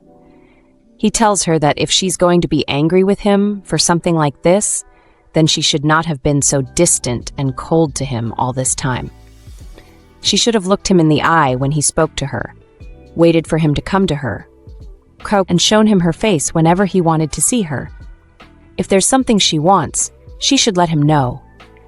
If something is bothering her or making her angry, she should tell him about it. If she feels like yelling at him after that, he is ready to listen to everything she has to say. Jimin tells Heemin that it was amazing how the boss suddenly saved him. He says that even while he was asleep, he could hear the boss's voice. He remembers the boss talking to him and telling him everything would be okay. Jimin isn't sure if it was a dream or real because he was sleeping, so he only remembers hearing the boss's voice. Heemin reassures him that it wasn't a dream. Jimin asks how she knows, and she says she just knows. He then asks where her scarf went, and she says she lost it. Jimin says she must have been so cold without it, but Heemin says it's okay. She actually feels warmer without the scarf, which she thinks is amazing. Heemin recalls telling Professor Seo he shouldn't leave without a proper coat because it's cold outside. She worried that he might catch a cold and gave him her scarf. Yoojin comes to wake Heemin up and tells her she must be exhausted. He says he'll take over from here so she can go home and get some rest. Heemin thanks him, but Yoojin insists there's no need to thank him. He adds that he doesn't want her to get sick too because he can't look after both her and Jimin. He tells her to get plenty of sleep and come back the next day after having breakfast. A nurse walks past, and Heemin asks if that's Sehi. Yoojin asks who that is, and if it's her cousin who's interning at the hospital. Heemin confirms it is, but she might have been mistaken. Then Professor Seo arrives and says it's late, so he'll take Heemin home. In the car, Heemin falls asleep. When they reach her place, Professor Seo wakes her up and asks if she can get up. She apologizes, saying she must have been completely knocked out. She notices how cold it is outside and asks why he isn't wearing a coat. She suddenly remembers she left it in Jimin's hospital room and apologizes, saying she should have brought it with her. Professor Seo tells her he left it on purpose so she would have to let him come back inside. He asks if he still seems like a fool to her. Heemin says it's pretty chilly inside too. The house is big, and she doesn't turn on the heater often because of the bills. She still has some of her dad's clothes, but they're probably too big. Professor Seo says she can take her time, and she probably looks good in anything. Heemin walks into her dad's room and tells herself to calm down. She talks to her dad, saying it's a relief that Jimin is fine and that Professor Seo turned out to be a kind person. Heemin wakes up and sees Professor Seo next to her. She asks what time it is, and he tells her it's 3 a.m. She thinks to herself that she meant to sit for just a minute before looking for her dad's clothes. She apologizes for falling asleep like that. Professor Seo says it's okay. He was going to fire the teaching assistant who fell asleep while keeping their professor waiting, so he figures it's fine to leave her alone after such a long and tiring day. Heemin asks Professor Seo why he carried her to her room and covered her with a blanket. He asks if she's feeling okay. She says she feels fine and more energized after sleeping a bit. He says he's not just talking about her physical state. He's asking how she's feeling emotionally, since she must have been shocked and worried. Professor Seo tells her that he knows she isn't really okay, but he needs to go now. She says she doesn't want him to leave. He asks her to say that again. She reminds him that he said if she needed anything, he would be there. He tells her he meant before that. She says she doesn't want him to go. She wants to be with him and thinks they should stay together for a while. Professor So tells Heemin that he's not as nice as she thinks. He says he won't pretend he doesn't like her or ignore her, but he still wants to hear her say it again. He asks if it's okay for him to stay there. Heemin says yes, and then they share a kiss. Snow calls him Professor, and he reminds her not to call him that. She asks how she should address him instead, and he says she should use his name. He knows she knows his name. Heemin asks Professor So if he got any sleep. She notices he's awake every time she opens her eyes. He says it seems like she's the one who hasn't slept well, because whenever he looks at her, she looks right back at him. She tells him she was just worried he might be uncomfortable because of her. He says he didn't want to waste time sleeping, not when he's there with her. He asks what kept her awake all night. She says she was thinking about the first day they met. He asks if she even remembers that day, and she says she does. He asks why she thought about him, and she says he seemed really kind, so she thought it would be nice to see him again. She then asks if he remembers what he told her when they first shook hands. He told her about what he liked and didn't like, and she asks if he still feels the same way. He grins and says that was the first time they actually talked. Professor Seo says that what he likes hasn't changed. He's always valued principles and honesty. He tells her what he didn't like was how she introduced herself to him, how she told the whole department the same thing, how she avoided him and didn't talk to him. He says he pretty much likes everything except those things. He's come to like many things now. She asks if he doesn't like dishonesty. Then what about someone going from dishonest to honest? He says he's not sure and has never really thought about it. He decides he'll just leave it at that and says he likes everything she does. Professor Han asks Professor So if he's from another planet because he managed to cause the same kind of trouble at the exact same time as before and without any explanation. Professor So apologizes. Professor Han then wants to know why he didn't show up this time. He asks if Professor So is upset because he's getting scolded. Professor So says no, he's not upset. Professor Han says it's good that it was just a school event this time, but he shouldn't let it happen again at the next seminar. Professor So agrees to do better. Professor Han says he has no idea what's going on in Professor Seo's head, and that it wouldn't hurt to show a bit of remorse. Professor Seo promises that something like this won't happen again. Professor Han then mentions that Professor Kang has been eyeing his position for a while. He says whatever happened, it's forgotten now, and tells Professor Seo he can go. Professor Seo asks Professor Han if he said everything he wanted to say. Professor Han asks if Professor Seo wants him to keep going. Since Professor Seo said he wouldn't let this happen again, Professor Han is curious why he isn't done. Professor Seo walks up to him and then slams his hands on the table. He says that now that Professor Han is done talking, he's going to tell him the things he's actually sorry for. Jimin shows Professor Seo all the presents he's received. When Professor Seo asks who gave him these gifts, Jimin says they are from his brothers, who are all really nice, just like Professor Seo. Professor Seo then asks if Jimin is feeling cold. Jimin says he's okay, but Professor Seo points out that the wind is quite chilly and suggests Jimin should put on his hat.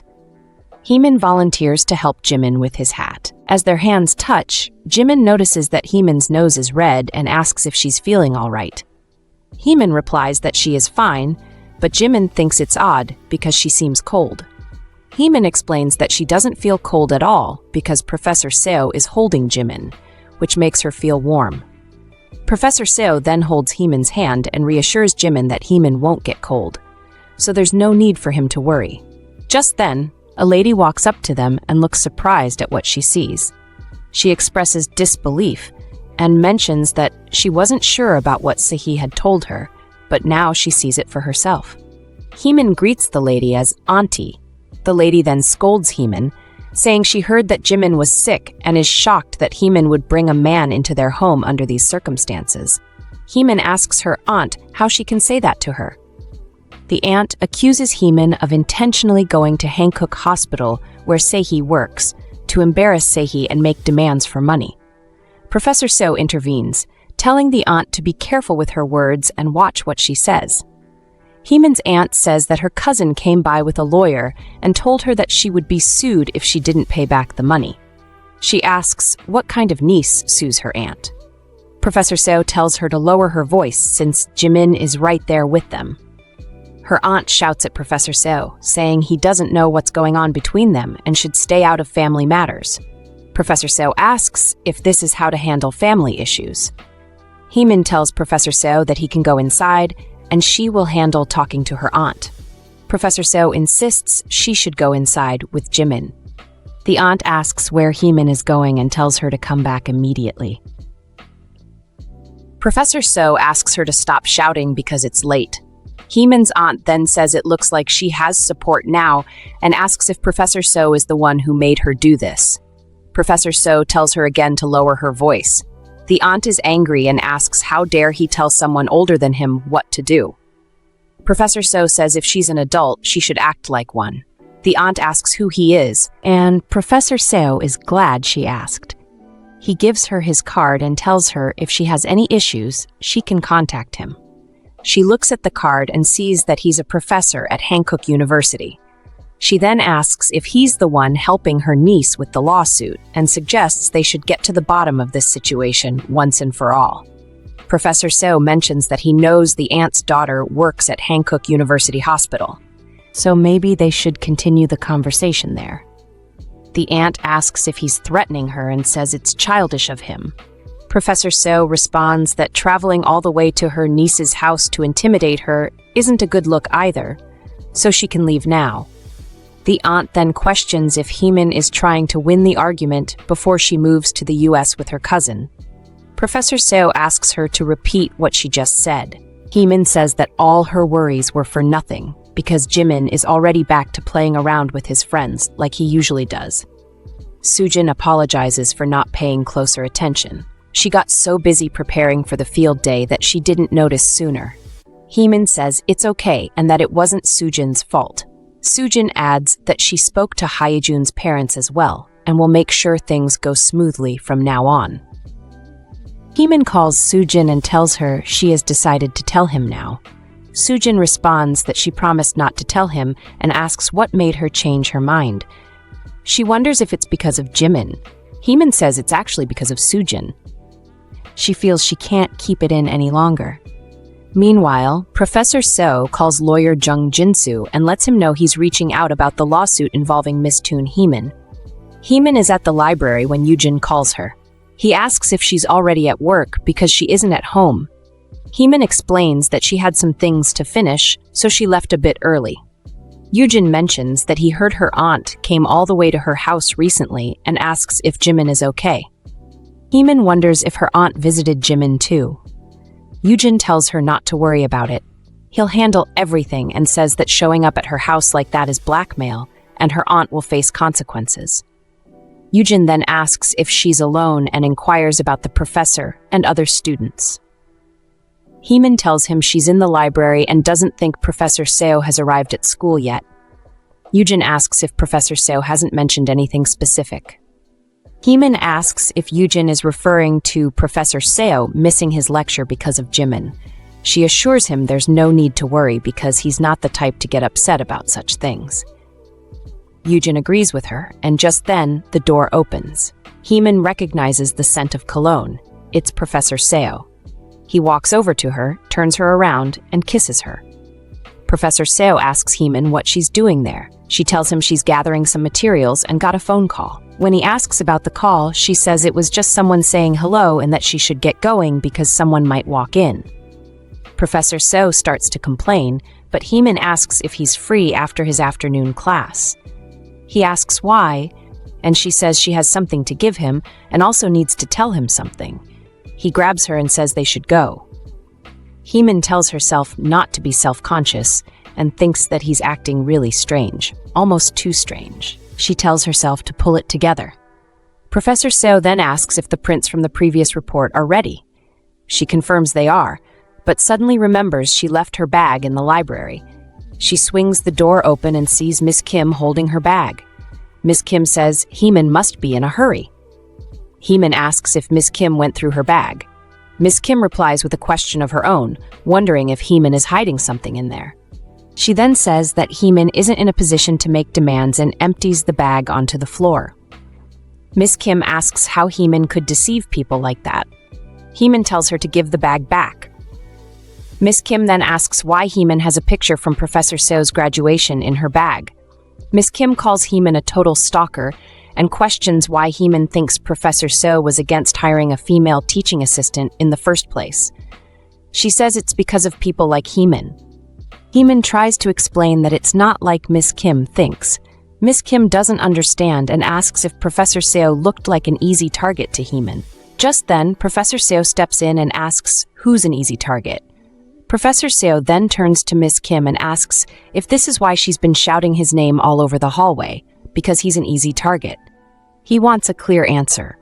Miss Kim says no to that idea, but then she shows him the picture and tells him that Heemin came to the College of Natural Sciences just because of him. Professor Seo is surprised and asks if that's really true. Miss Kim says that Heemin not only has an old picture of him, but also has pictures of him from his lectures. She explains that Heemin knows all his favorite things and even has his blood type written down. Heemin tries to clarify that things are not as miscore. Kim thinks and starts to explain that it's not like that at all. She feels like she needs to clear things up. Professor Seo wants to hear directly from Heemin, so he asks her to explain what's actually going on. Miss Kim, however, insists that there's no point in listening to Heemin because, in her opinion, it's obvious that Heemin likes him. This makes Professor Seo curious, so he turns to Miss Kim and asks if there is anyone who doesn't know that Heemin actually dislikes him. This question surprises Miss Kim because she hadn't expected it.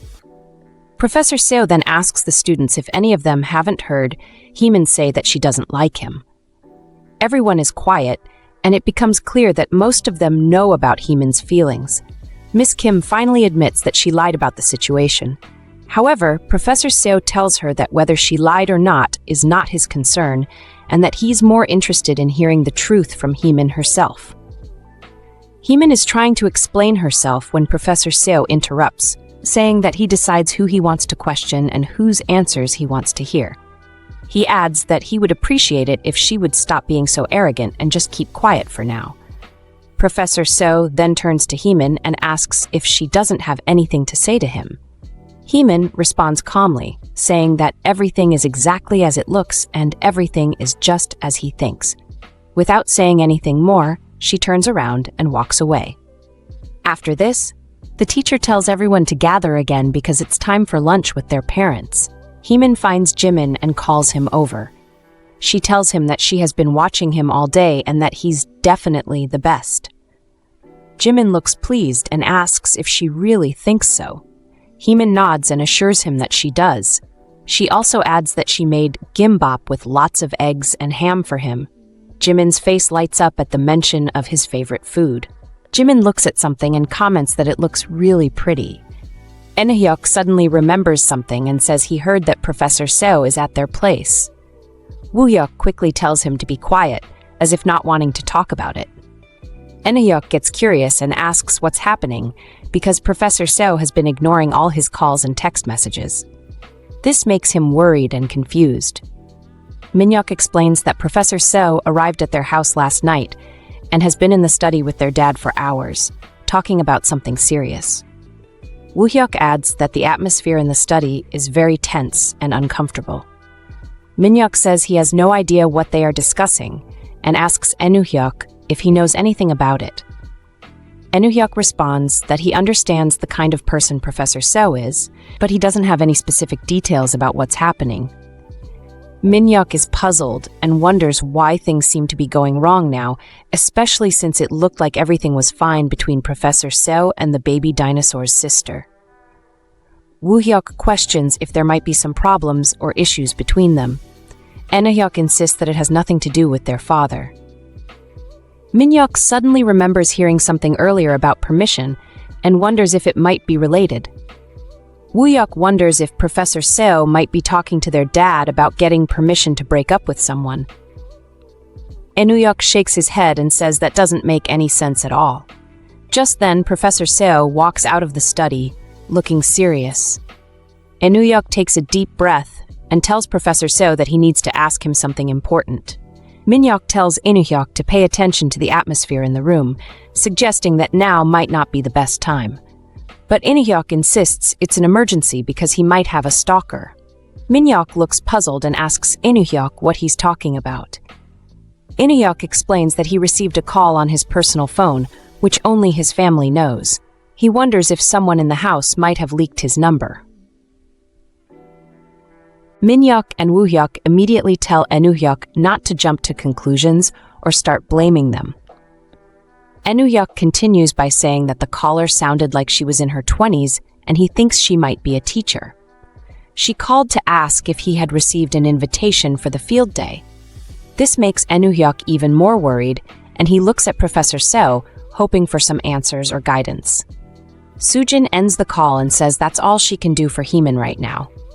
She feels that if Heemin is just going to keep suffering in silence, then Sujin will have to step in and make sure the invitation gets sent properly. Heemin then turns to Jimin and asks him why he left so much food untouched. She explains that he needs to eat more so he has enough energy to run fast. Jimin responds that he didn't eat everything because he's waiting for the boss to show up later. Even though he knows the boss is busy, he wants to be prepared just in case. Heemin checks if he's feeling okay, and Jimin reassures her that he is. He says he feels better knowing that she has already given the boss the invitation. Just then, the teacher calls out to everyone in the purple class. Jimin announces that it's his turn to race and says he's going to run as fast as a gallimimus. He tells Heemin to watch him and cheer him on. Sujin notices that Jimin seems disappointed. Heemin agrees and says she's surprised by how determined he is. It looks like he's healthier now compared to how he was before he got sick. Sujin then asks if things didn't work out with that person Heemin was seeing. Heemin thinks about it and realizes there were many moments when she could have told him how she felt. He had opened up to her and waited patiently, and she wonders what more she could have wanted from him. Sujin asks if Heemin will never see him again. Heemin replies that she will eventually need to go and collect her things from him, so she'll see him then. Sujin asks about Jimin's race and if he will be okay. Heemin says she heard the teacher say they should get the purple class ready. Sujin wonders if Jimin will have a hard time with it. Heemin thinks she might need to take Jimin home before the race ends. The teacher then announces that it's time for the purple class to start their race. Jimin is in the lead and finishes in first place. Heemin tells him he did an amazing job. The teacher says they have reached the last activity of the day, which is a race with their beloved family members. Heemin tells Jimin that they should start heading home now. Jimin asks why they need to leave because there's still one more race left. Heemin explains that the day is almost over and the purple class is going last. It's getting colder outside, and she worries that he might catch a cold. Jimin insists that he wants to run too. Heemin tries to explain that it's not just about him running, but he asks if he can run with her. He points out that the race is for family members, and he knows because he wrote it when making the invitation. He says it doesn't have to be just a dad, and he wants to run with her because she is his family. He tells her that he loves her and asks if she will run with him.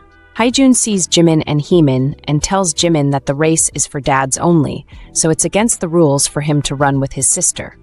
Jimin insists that it's okay because the race is for beloved family members. Haejun is confused and says it's only for dads. Jimin asks Heemin if dads and sisters are both family members, and Heemin confirms that they are. She promises to run as fast as a gallimimus. Jimin tells Heemin that it's okay if she runs like a nodosaurus instead of a gallimimus. Heemin is curious and asks what a nodosaurus is.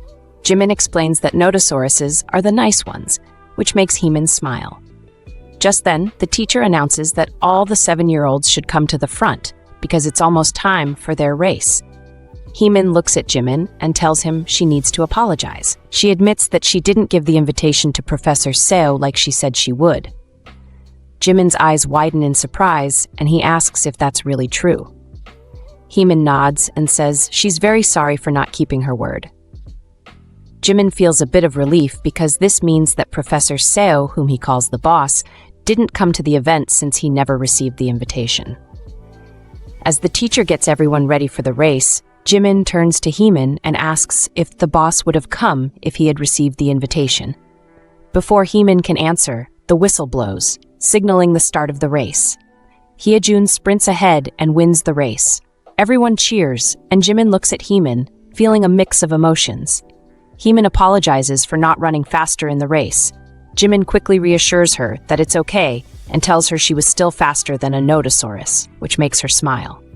He then turns to Hyejun and says that everyone did their best and managed to finish the race. Hyejun responds by saying that the race only counts if you come in first place, but Jimin just shrugs it off. He says that being first isn't really important to him. He can be first if he wants, but he's not too worried about it. Hyejun gets a bit annoyed and calls Jimin annoying for not caring about the results. Jimin's dad, sensing the tension, apologizes for Hyejun's attitude. Heemin then tells Jimin that when they get home they should run like gallimimuses. Jimin looks excited and asks if she really means it. Heemin assures him that she's not lying and that she truly believes she can run like that. Jimin points towards Professor Seo and reminds Heemin that she promised not to lie. Professor Seo then steps in and asks Heemin why she had to give Jimin false hopes. He tells her that there's no way she could actually run like a gallimimus, which makes Heemin's heart sink. Jimin asks Professor Seo if he saw him running with Heemin. Professor Seo says he saw everything from the beginning. Jimin then asks why Professor Seo didn't join them.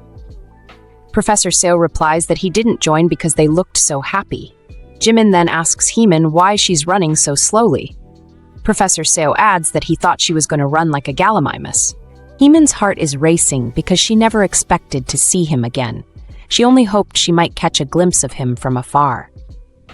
Jimin asks Professor Seo if he's going to follow them home. He says he will, and Jimin tells him he'll show him his first-place medal from the race. Professor Seo agrees and says he also has some things he wants to talk about with Heemin. Heemin wonders what he wants to discuss and thinks back to the last time they saw each other. She worries that he's probably shocked, disgusted, and disappointed, especially since she ran away that day. Jimin asks Professor Seo what he wants to talk to Heemin about. Professor Seo says he first wants to ask her why she didn't give him the invitation. After that, he'll wait until she's ready to talk. Jimin wonders why he has to wait. Professor Seo explains that sometimes both people need time to prepare themselves mentally and emotionally before having a conversation. It might not be the right day for that talk. Jimin then asks Heemin if she's too tired from the field day to talk. She says she thinks she is. Jimin tells Professor Seo that he spilled his juice during the field day. Heemin checks if he's okay, and Professor Seo says he's glad Jimin didn't get hurt. He tells Jimin to come closer. Professor Seo suggests they should get Jimin changed since he might catch a cold. Heemin agrees, saying they should wash up first and then change into new clothes. Professor Seo says he can handle it and asks where the clothes are. Heemin tells him they are in the bottom drawer of the dresser in Jimin's room. Jimin says he wanted Professor Seo to help him take his bath. While this is happening, Professor Seo is lost in thought, remembering his conversation with Kim Yoojin. In the flashback, Yoojin is saying that once everything is sorted out, he plans to take Heemin and Jimin back to the US with him. He feels he can't just leave them behind and ignore their situation. Professor Seo, curious, asks Yoojin what he means by that. Yoojin explains that Heemin and Jimin are both very kind-hearted kids. If they had even one person they could really rely on, their so-called aunt wouldn't have dared to treat them so poorly. Yoojin admits that he's been unsure about taking action because of Jimin, but he believes they can't let this sort of thing happen to them again. Professor Seo agrees, saying he also won't let the situation go unnoticed or unresolved. Yoojin then asks what will happen next. Understanding that the world can be harsh, especially for kids who have lost both their parents. Professor So responds that his goal is to protect Heemin and Jimin from any future harm. He says that if Yoojin is worried about him being a potential threat to them, he wants to assure Yoojin that he means no harm. Yoojin acknowledges that, to both Heemin and Jimin, he is a part of their world as well, which means he plays an important role in their lives too. Professor Seo asks Yoojin how Heemin feels about everything. Yoojin says he isn't entirely sure, but from what Heemin has told him, it sounds like she's someone who would support Heemin in whatever choice she makes. Heemin even mentioned that Yoojin is the best person in the whole world. Back in the present, Professor Seo says he didn't know this. He admits that he always kept his distance from others and had his walls up. He focused mainly on his own feelings and didn't think much about how other people felt. That's why he doesn't understand why. Despite knowing what he doesn't like and what he needs, he doesn't know more about Heemin and how she feels. Heemin tells Jimin to make sure he dries himself off completely. Jimin replies that he wants to get to Professor Seo as quickly as he can. Meanwhile, Professor Seo is looking through Jimin's clothes and finds a photo album. It reminds him of the photo album Jimin mentioned before. He opens it and sees pictures from the day Jimin was born. Professor Seo hears Jimin asking Heemin to be gentle with him. Heemin responds that she needs to get his clothes, and as she does, some papers fall out. Professor Seo looks at the pictures and wonders when Jimin and Kyungmin took pictures together. Kyungmin asks what their dad, who's the director, said about this.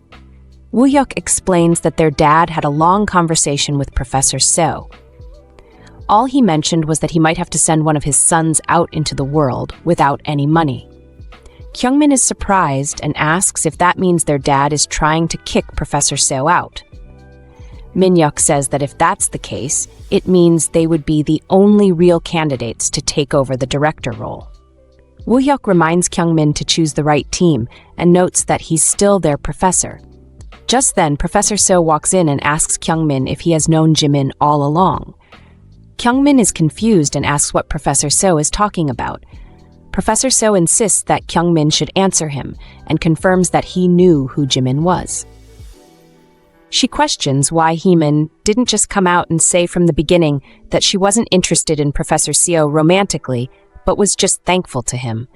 Heemin says it was actually really hard for her to say anything at all because she genuinely likes Professor Seo. This was something she wanted to be completely honest about. As she's talking, she catches the familiar scent of his cologne and looks up to see Professor Seo walking in. He calls her name, and Heemin, feeling a mix of emotions, tells him directly that she really liked him. Heemin tries not to like him, but no matter how much she tells herself not to, she keeps wanting to be near him. She just wants to stay by his side, helping him quietly, as if she's invisible. But she feels like she's messed up somehow. She thinks back to what Miss Kim said and feels a little relief, at least about telling him how she feels. She never thought she'd be able to say it out loud, but somehow she did. When Professor Seo hears her say it's a relief, he looks at her and asks what she means by that. She tells him that he saved her and her brother, and it's something she'll never forget. He asks if she really thought she could stay by his side without him noticing. He says she's terrible at being invisible and asks how she expected him not to see her when she kept showing up in front of him. He wonders how she could think about doing that to someone who saved her life. He asks her how she planned to be invisible when it comes to him and tells her to listen closely to what he's saying. He saved her and Jimin, which means both of them belong to him now, especially her. He tells her it'll always be that way, forever. She tells him she's been watching him from a distance for a long time. She always wanted to go up to him, but Professor Kyungmin stopped her. He said that if she did, So might hate her for it, so she held back. She says she probably would have hated herself too for stepping into the world of someone like him, someone so naturally charismatic that people are drawn to him without even trying. She figured someone like him wouldn't notice her anyway, not with the kind of people he has around him all the time. She remembers going to the College of Natural Sciences to meet with Dean Han. She was excited at the thought of seeing Seo, even just from a distance. But then, When she saw the announcement that he was looking for a teaching assistant, her heart started racing. She wanted to apply right away, but at the same time, she wasn't sure he'd even want her for the job. She remembers feeling so nervous the first time she saw him in the elevator after deciding to go for it. Even though she wasn't sure if he'd approve, she couldn't help hoping. He asks if she was scared he'd tell her to leave the elevator that day, and she laughs softly, saying she only wanted to do a good job, to be someone helpful to him, so he wouldn't regret saving their lives. She thought if she tried hard enough not to like him, it would work, but it didn't. He asks if she regrets coming to him, and she says she couldn't regret it when it meant having him by her side. He tells her it's a good thing she didn't say yes, reminding her of the trouble he went through to save her. He wonders if she was really planning to leave him, to go to the US as quietly as she came into his life. She says she never intended to leave, but felt guilty when she realized he'd missed something important because of them. When it happened again recently, she felt even worse. It seemed like they were only making things harder for him, so she thought she'd stay until after the seminar and then quit. He presses her to explain further, and she admits she couldn't do it. She already had feelings for him, and pretending she didn't was too hard. Not seeing him for even a few days was unbearable, so the idea of going to the US became impossible. She thought she could just live quietly, and if Jimin ever wanted to see him, she'd let him watch from a distance. He asks how often she planned to do that. 10 times? She says no, it wouldn't have been that many, but when he left yesterday, she realized she couldn't even do that anymore. He looks at her closely and wonders if it's his fault she misunderstood everything. He tells her he won't leave her behind again, not ever. She looks at him and says things always get more complicated for him when she's around. What if one day he starts to regret it? He stops her and asks what she thinks he would regret. There's only one thing he regrets, and it's not her. If only he had been a kinder, more caring person back then, he says, things would have been different. He would have met her much sooner. She wouldn't have had to watch him from a distance for so long, and coming to him wouldn't have felt like such a hard decision for her to make. He looks at her and asks if she doesn't think so too. But he quickly adds that, in the end, there's nothing he can say to her anyway. Whether she lies to him or tells the truth, he doesn't have the right to question her. She frowns and asks why not. He says it's because being honest isn't always the best choice. She doesn't say anything to that.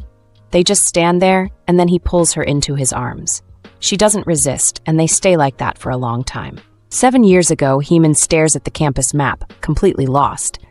She mutters to herself, wondering what she's done. Her mom was right. She should have come out earlier to figure things out. Then her phone buzzes with a text from her mom, apologizing for not being able to come with her for the interview. Her mom says that she and Jimin will be praying for her. Heemin glances at her phone and thinks, "Babies can't pray, Mom." She sighs, still staring at the confusing map, debating whether to just leave, when a man walks up to her. He stops and says he was curious about what she was so focused on. He asks if she's a high school senior there for the entrance test. She explains her situation, and he nods thoughtfully before asking if she's headed to the College of Humanities. She starts nodding a bit too enthusiastically, and he chuckles, telling her to stop before she loses her head. He points out that it's at least a 20-minute walk, even if she's quick, but with the snow coming down, it'll be tricky. She stares at him and blurts out, "What should I do?" He tilts his head and asks if she's strong. She blinks at him, confused, and he clarifies, asking if she's good at climbing stairs. He explains that if she gets accepted and decides to attend, she'll have to get used to it because the campus has a lot of them. Then he motions for her to follow him. She hesitates, asking what he's talking about. He tells her they're taking the stairs because it's the fastest way to the College of Humanities. She starts to protest, but he shrugs, saying whether or not she believes him is her choice. She quickly says she believes him and agrees to take the stairs. He smiles and says it's good to hear. They start walking, and after a few minutes, she asks if they can slow down a bit. He shakes his head, saying they don't have time for that. She sighs, trying to psych herself up, and keeps going. When they reach the stairs, she looks up at them and says, "It feels like a pathway to heaven." He grins and says that must mean she's lived a pretty honest life. She laughs but groans as they climb, feeling like she's about to die. When they finally reach the top, she looks out at the view and is stunned. The snow-covered campus is breathtaking. She mutters to herself that she'll have to show the baby next time. The man turns to her surprised and asks if she has a child. She quickly clarifies, saying it's her baby brother. He's only a week old and doesn't even have a name yet. She smiles, saying he's really cute, though she'd secretly hoped for a little sister. She admits a little brother isn't so bad either. He chuckles and says she seems like a sweet kid herself. They finally reach the top of the stairs, and he pauses, looking at her like she might not make it through the day. She's out of breath and barely able to think. He asks if she's sure she can handle the interview after all this, and she tries to explain that she practiced a lot, but now everything's jumbled in her head. He doesn't seem impressed, and questions why she worked so hard to get here if she's just going to fall apart at the last minute. He tells her it's better to just be honest. Professors hear the same answers from everyone, so something genuine will stand out more than some scripted response. When she asks how he knows all this, he just says it's the kind of thing he'd pay attention to if it were up to him. He pulls out a sheet and points to the building next door, telling her that's where she needs to be. She quickly thanks him, and he nods but throws out one last piece of advice before she goes. He mentions a question that always comes up: why she chose Hankook University. Without even thinking, she says it's because it's close to her house. He doesn't say anything for a moment, just looking at her like he's trying to figure her out. Then, in his head, he wonders why she even showed up so late, if that's the answer she's going to give. She says it's because if she studies here, she can walk to school every day. She thanks him again and starts to leave, but he stops her for a moment. He tells her to think carefully about what she says during the interview. Sometimes being completely honest isn't the best idea. With that, he wishes her good luck and heads off. Later, Noona asks Heemin if she's really not coming. Heemin shakes her head and says she already has plans with Soojin. Noona presses her, mentioning that Jimin wanted her to come too, but Heemin waves it off, saying Noona should hurry up and leave before traffic gets bad. Noona finally gives in and gets in the car.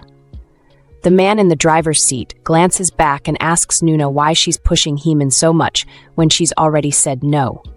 Noona shrugs it off, and he tells her to let it go. Before they leave, the man tells Heemin to lock the doors before she goes to bed. She nods, and as they drive off, they exchange a quick wink. The news reports that today's snowfall has broken records across the country. The unexpected snowstorm has caused multiple accidents, leaving traffic in downtown Seoul completely jammed. The broadcaster advises people to use public transportation if they need to travel. Soojin sighs and says she wanted to go out and do something fun, but the weather just isn't cooperating. Heemin shrugs and tells her that staying in can be fun too. They can just hang out at home and gossip as much as they want. Soojin doesn't seem convinced and is about to say something when her phone starts ringing. She looks at it and says she's getting a call. Heemin offers to grab it for her since Soojin's busy rummaging through the fridge for food. But when Soojin finally turns around a few moments later, Heemin is standing there with tears in her eyes. Soojin freezes and asks what's wrong. Heemin tries to speak, but ends up asking instead what they're supposed to do now. Soojin stares at her, realizing something bad must have happened, and the mood in the room shifts completely. She tells Heemin that when her dad arrived at the hospital, he was already gone, and they rushed to the hospital together. When they get there, the nurse tells her that her mom has been asking for her, and that her dad came in with cardiac arrest. She quickly goes to see her mom, feeling a mix of confusion and dread. She wonders if this is really happening, why it's only her, what happened to Jimin, and why it feels like they're there alone in what might be their last moments. She tells her mom she's there, but her thoughts are racing, and she realizes she can't even see her mom's face because of the blood. She tells her mom to wake up, but her hands are shaking, and she feels them going limp. She asks where Jimin is, but her mom calls her name, and she responds, relieved that her mom can still speak. She tries to reassure her, promising that she'll take good care of Jimin. But then, her mom cuts her off, telling her it's a relief she didn't follow them and that she's ready to give up. In an instant, she feels like she's lost both her parents, and she rushes to find her little brother. As she's running, the doctor calls out to her, and she begs him to help save Jimin's life. He tries to calm her down, explaining that thanks to her mother protecting him during the crash, Jimin's vital organs are unharmed. But he says, if he can get a blood transfusion, there's a good chance he'll survive. However, the bleeding was severe, and she knows it's bad. She insists that he doesn't know anything and begs him to save Jimin. The doctor looks at her, his face serious, and tells her that Jimin has a rare blood type, RHB. They've already used all of the hospital's blood supply, and with the snowstorm, emergency transport is impossible. But, he adds, they posted a notice on the Hankook University bulletin board and broadcasted it multiple times across campus. And fortunately, someone has just arrived to help. By law, there's a limit to how much blood one person can donate. And with just one donor, it won't be enough. That's all the doctor can say as a professional, but he tells her to start praying. The donor is his friend, and he's not someone who'd be stopped by the law. She kneels down and prays for Jimin. The doctor comes back and tells her the surgery was successful. Even if another surgery is needed, the snow has stopped and they just received additional blood, so everything's under control. Her little brother will definitely wake up. She thanks him, feeling a sense of relief. When she sees Jimin, she hugs him tightly. The doctor tells her that she must have lived an honest life because her prayers were answered. Sujin tells Heemin she'll take care of everything and put the bags in the car. She then suggests Heemin carry Jimin, since he's still asleep. Heemin hesitates, but asks if there's anything else she should do. She wonders if she's already paid for everything. The female lead says she feels like she should say thank you before they leave. On her way to the doctor's office to thank him, someone walks by her, and the familiar smell of cologne catches her attention. The doctor asks if Jimin is heading home today, mentioning he was planning on visiting before leaving, but he's a little busy. She apologizes, saying she must have interrupted him when he had a visitor. He reassures her it's okay, telling her he's not the type to brush her off, even if she tried to keep him longer. She asks if his friend is around, and the doctor responds, saying that if he even considers the man a friend. She remembers what he had said earlier and asks if he knows who saved her brother's life. The doctor tells her not to worry about that, but she insists she can't just forget it, since the man saved her brother. He warns her that he's not the type of person who likes attention like that, and if she pushes, he might become cold, possibly even hurting her feelings. He suggests it's best for her to just remember him as someone to be grateful for, and he'd prefer it that way. She's determined, though, and says she can't just forget that he saved her brother's life. She promises not to bother him or annoy him, but she asks him to just tell her who he is. The doctor asks if she remembers the man who walked past her when she was coming in. Confused, she asks what he means.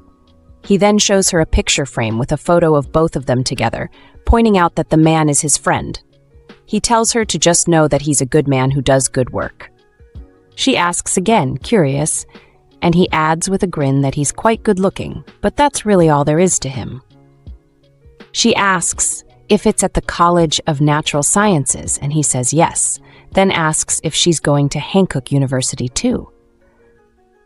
He explains that it's the College of Natural Sciences' stairway to heaven, and that he wanted to leave some kind of proof that he was friends with him too, so he dragged himself to the graduation just to get a picture with him. She starts crying, and he tells her not to cry. She says he's not that kind of cold person. Ms. Lim tells her she'll get a cramp in her neck and asks if she's staring at the banner again. Heemin replies and asks what she means. Miss Lim says it's like she's praying at the temple every time she passes by it. Heemin says she'll let her know that it's actually really interesting, and she's learned a lot of new things from it. Ms. Lim says she's obsessed, and Heemin can't believe she's read all the books he wrote on chemistry. Miss Lim wonders why Heemin can't just go and say hi to him. She'd be thanking him for his kindness. And who wouldn't like that? Heemin replies that she would, but she doesn't know how to do that. Heemin thinks to herself, thanking the professor for letting her stay in a warm room with Jimin. She hopes that only good things await him, and that maybe one day she'll be able to show her gratitude. She notices the announcement for a teaching assistant position and takes the paper. Presently, Heemin thinks to herself that she wants to do whatever she can to stay close to Professor Seo so she can be helpful to him. She feels a little embarrassed that she can only repay his kindness with small things, but she'll try her best as long as she can make him feel glad he saved their lives back then. But even though she's trying to help him, it feels like he keeps helping her. She remembers when he told her to write down the money she needed, and she thinks to herself that she needs to stop developing feelings for him. She tells him that he doesn't know her well yet. He says she's his teaching assistant and asks if there's anything he needs to know about her. Heemin wonders how he can be so generous, thinking that people in the world aren't always trustworthy. She remembers her interview when she was asked why she wanted to join their department in particular, and she said it was because the Department of Natural Sciences is the closest to her house. She always prayed he would notice her. And now, Jimin asks if he could read a book to him. Professor Seo asks what the title is, and Jimin replies that it's The Little Snail. Professor Seo agrees and says they'll read it together. He starts reading to him, and she watches them, thinking to herself that they've become so fond of each other. Afterward, Professor Seo puts Jimin to sleep. Heemin asks if Jimin's asleep and tells him the bath is ready for him. She asks what he's looking at so intently, and he says it seems like Jimin is a prodigy. She says he fell asleep without getting ready for bed, and he pulls her close. He says he knew she wasn't foreign. He always thought she seemed familiar, but he asks why she closed her eyes. She asks what he means, and he says, "What made you close your eyes?" She tells him that if she opens her eyes, Jimin will wake up. He says he went through all the trouble of putting Jimin to sleep, and Heemin asks if he told her anything strange again. He says no, just that her brother is a genius. He told him that if she does a good deed, she'll get rewards. He's done exactly 2 good deeds in his life, and somehow both of them involve her, so he knows he must be rewarded at some point.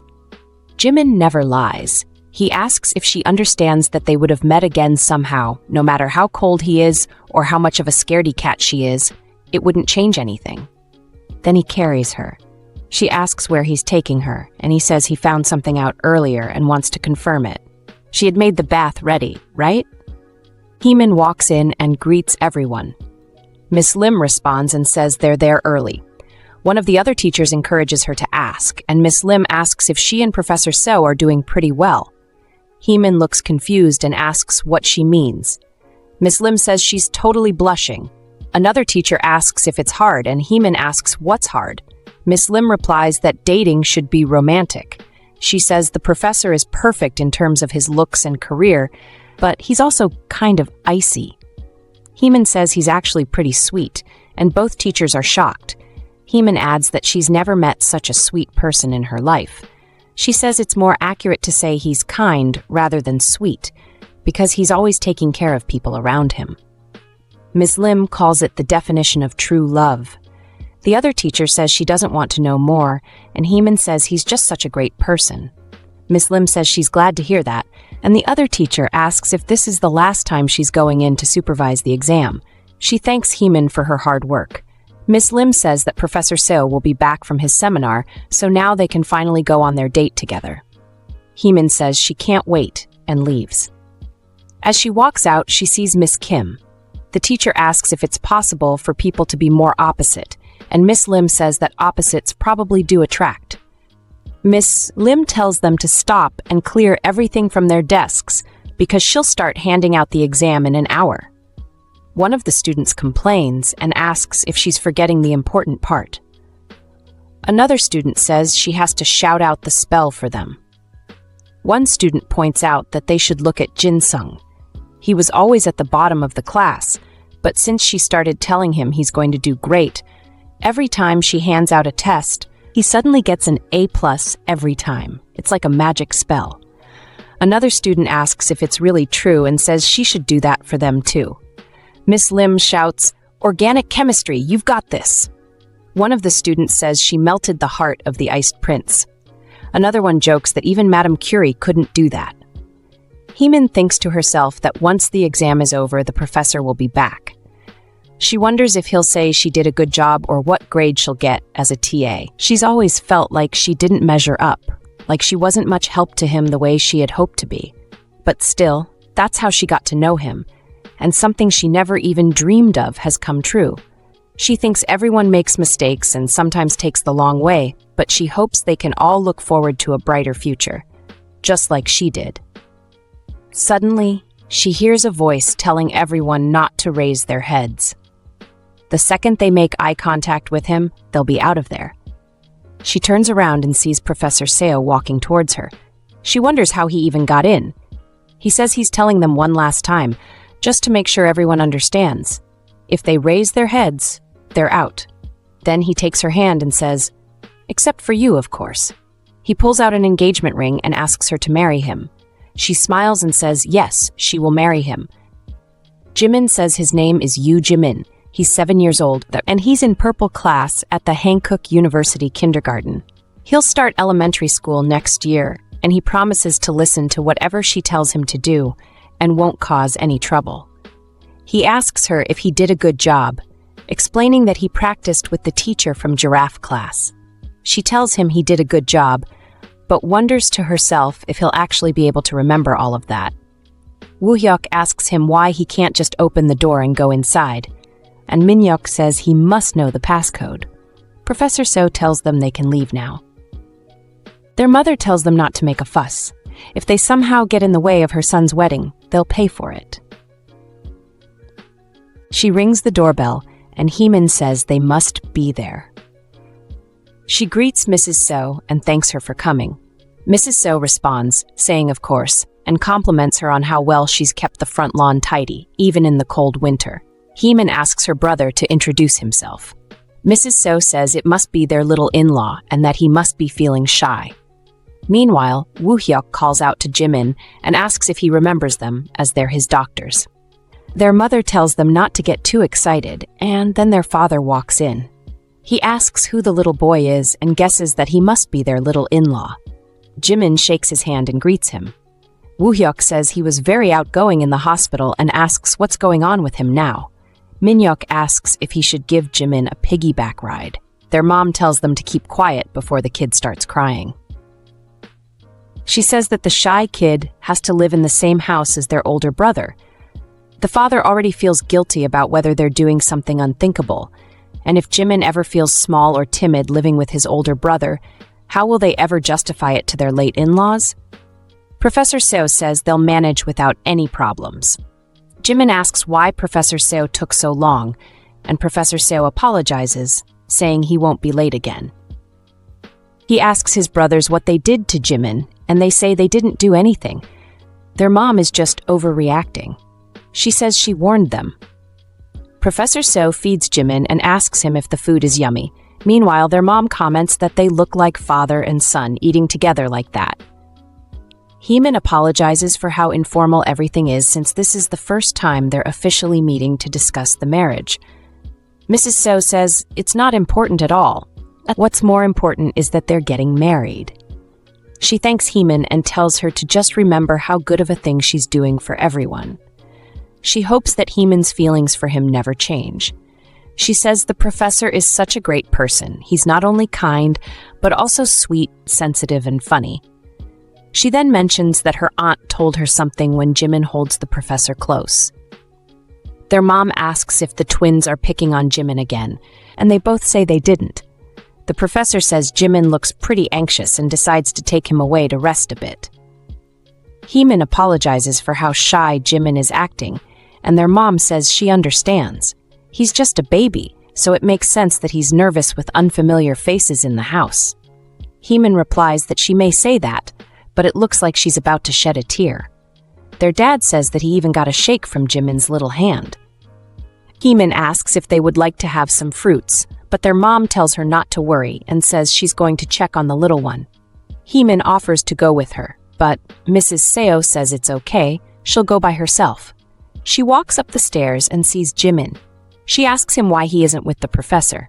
Jimin explains that he spilled some juice on his clothes, and Heemin panics, saying he'll catch a cold if he's wearing just long johns.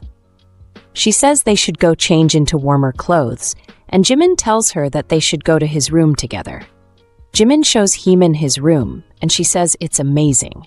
He points out some things his sister bought for him and the dinosaurs the professor gave him. Heemin asks if he really likes dinosaurs, and Jimin excitedly tells her that his favorite is Gallimimus. She says it's also her favorite dinosaur, and Jimin asks, "Really?" Then he runs to get something for her. He comes back and tells her he only has one, and he didn't have anything for her before, so he was waiting. Heemin realizes that this is why he's been anxious the whole time. She thought he might feel uncomfortable around her. Jimin then says it's a dowry.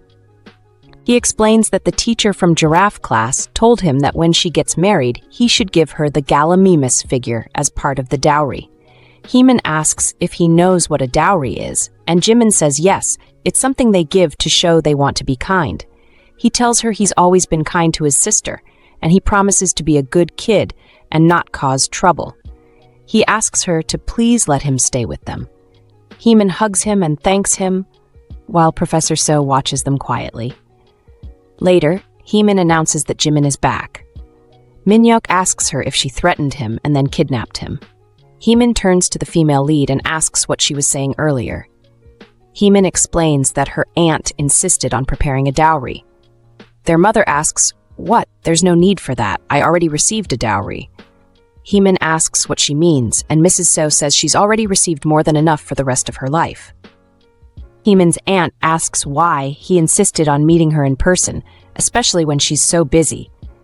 She wonders why it had to be at the cafe in front of the hospital, and if Heemin is coming too. The man tells her that Heemin isn't coming.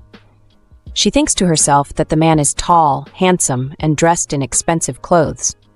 He looks so familiar, but she can't figure out why.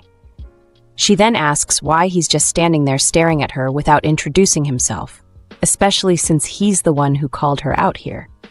He finally tells her his name is Jihyeok. She's still confused and says that if he wanted to ask for Heemin's hand, he should have done it properly, not demand that she meet him with no notice. She tells him she understands what's going on now. She wonders if he came to ask her about paying back some money. She adds that just because he used a lawyer to send her documents or try to sue her, it doesn't mean anything is going to change. She tells him that those accusations are false. He needs to listen carefully. She doesn't owe him any money. She asks if he has any proof that her late brother ever lent her money. He says no, they don't have any evidence. Heemin's aunt says finally, someone who understands. At least he might have some common sense. She doesn't know what the female lead told him, but before she can finish her thought, he cuts her off. He tells her that when her husband's business was struggling, she and her husband asked his late father-in-law for a loan. The father-in-law had used the savings he planned to leave for Heemin and Jimin to help them out. He never asked for interest or rushed them to pay it back. He kept the acknowledgement form in the dresser in the master bedroom. It was probably still there when the female lead came back from the funeral after the tragic accident that took both of their lives. Heemin's aunt asks if that changes anything. He says it's exactly the reaction he expected from her and warns her again to give the money back to the siblings without causing any more trouble. She tells him she doesn't know who he is or what he does. He introduces himself again and hands her his business card. She remembers that he looked familiar, but it was dark and she lost the card, so she didn't recognize him before. She tells him that a professor should have some manners and can't believe a professor from Hankook University would be so unreasonable.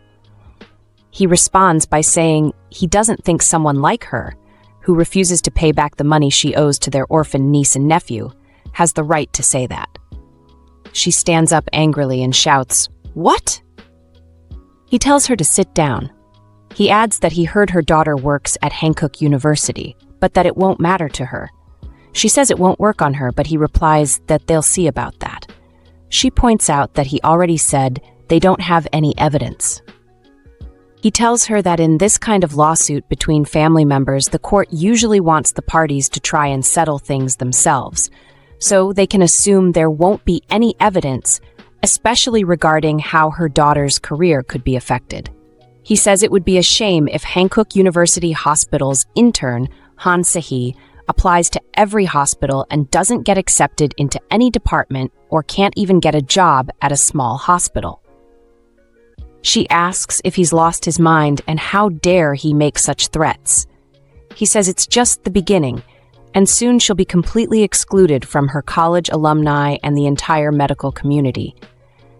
She'll be so ostracized that he doubts she'd even be able to open a small clinic in the countryside. He tells her to wait and see, and of course there won't be any evidence. She insists that he couldn't possibly do that. He doesn't have the power. He agrees, but says his father does. She asks what he means. He tells her to look over there and says, "Speak of the devil." She turns and sees the director of the hospital. Jimin runs up to hug him. She can't believe it and wonders aloud why the head of a hospital would get involved with a lowly intern. He responds by saying they live in a world where there are aunts who steal the inheritance from their niece and nephew. She begs him not to do this. He asks if Heemin didn't beg her to do the right thing. She says she's different because she isn't related by blood. He tells her that he has no reason to feel guilty. She asks if they can sit down and calmly talk through everything. He says that time has passed and that she had her chance. He tells her that she needs to pay back the money she borrowed, including all the interest, down to the last cent.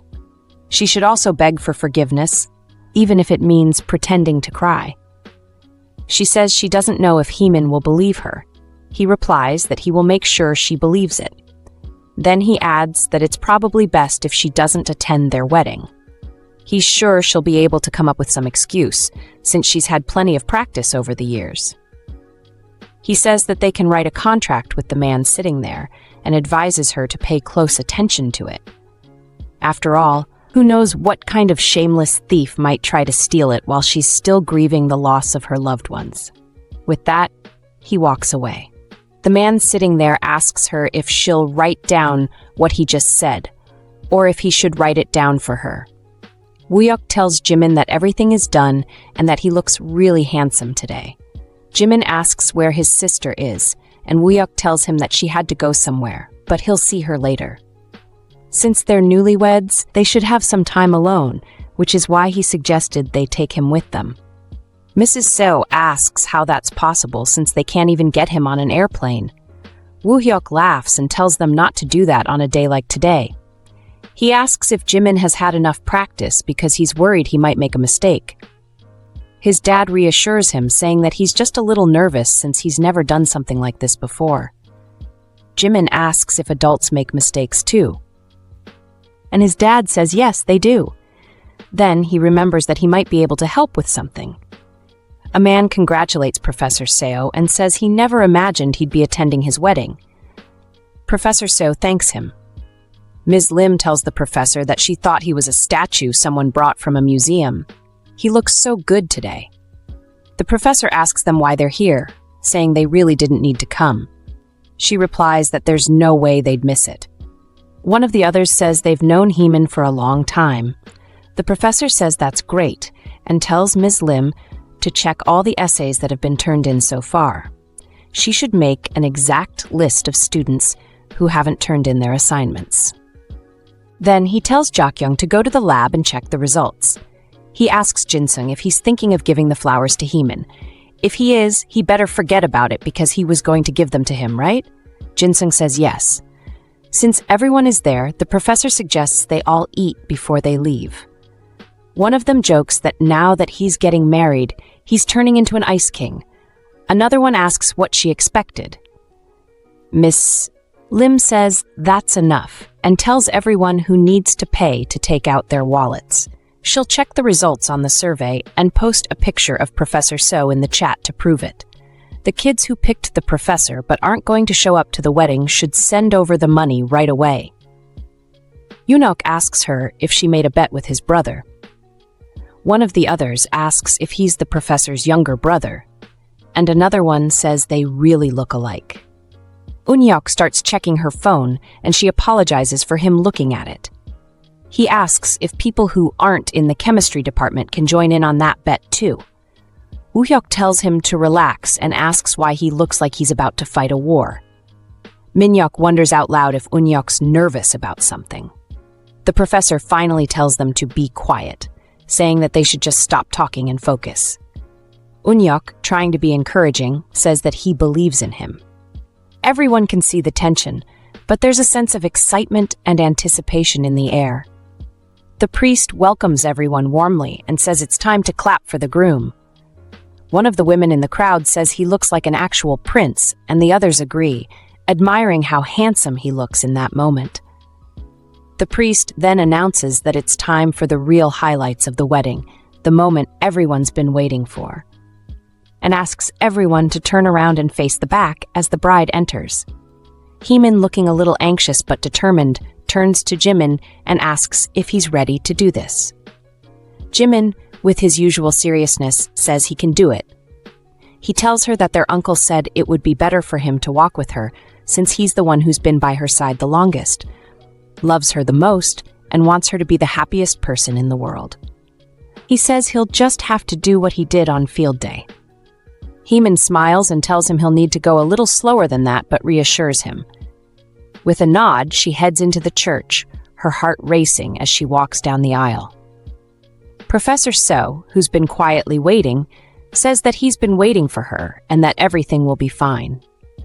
Jimin, feeling a little nervous, says he's going to sit down, but the professor stops him, reminding him that they promised to protect her together.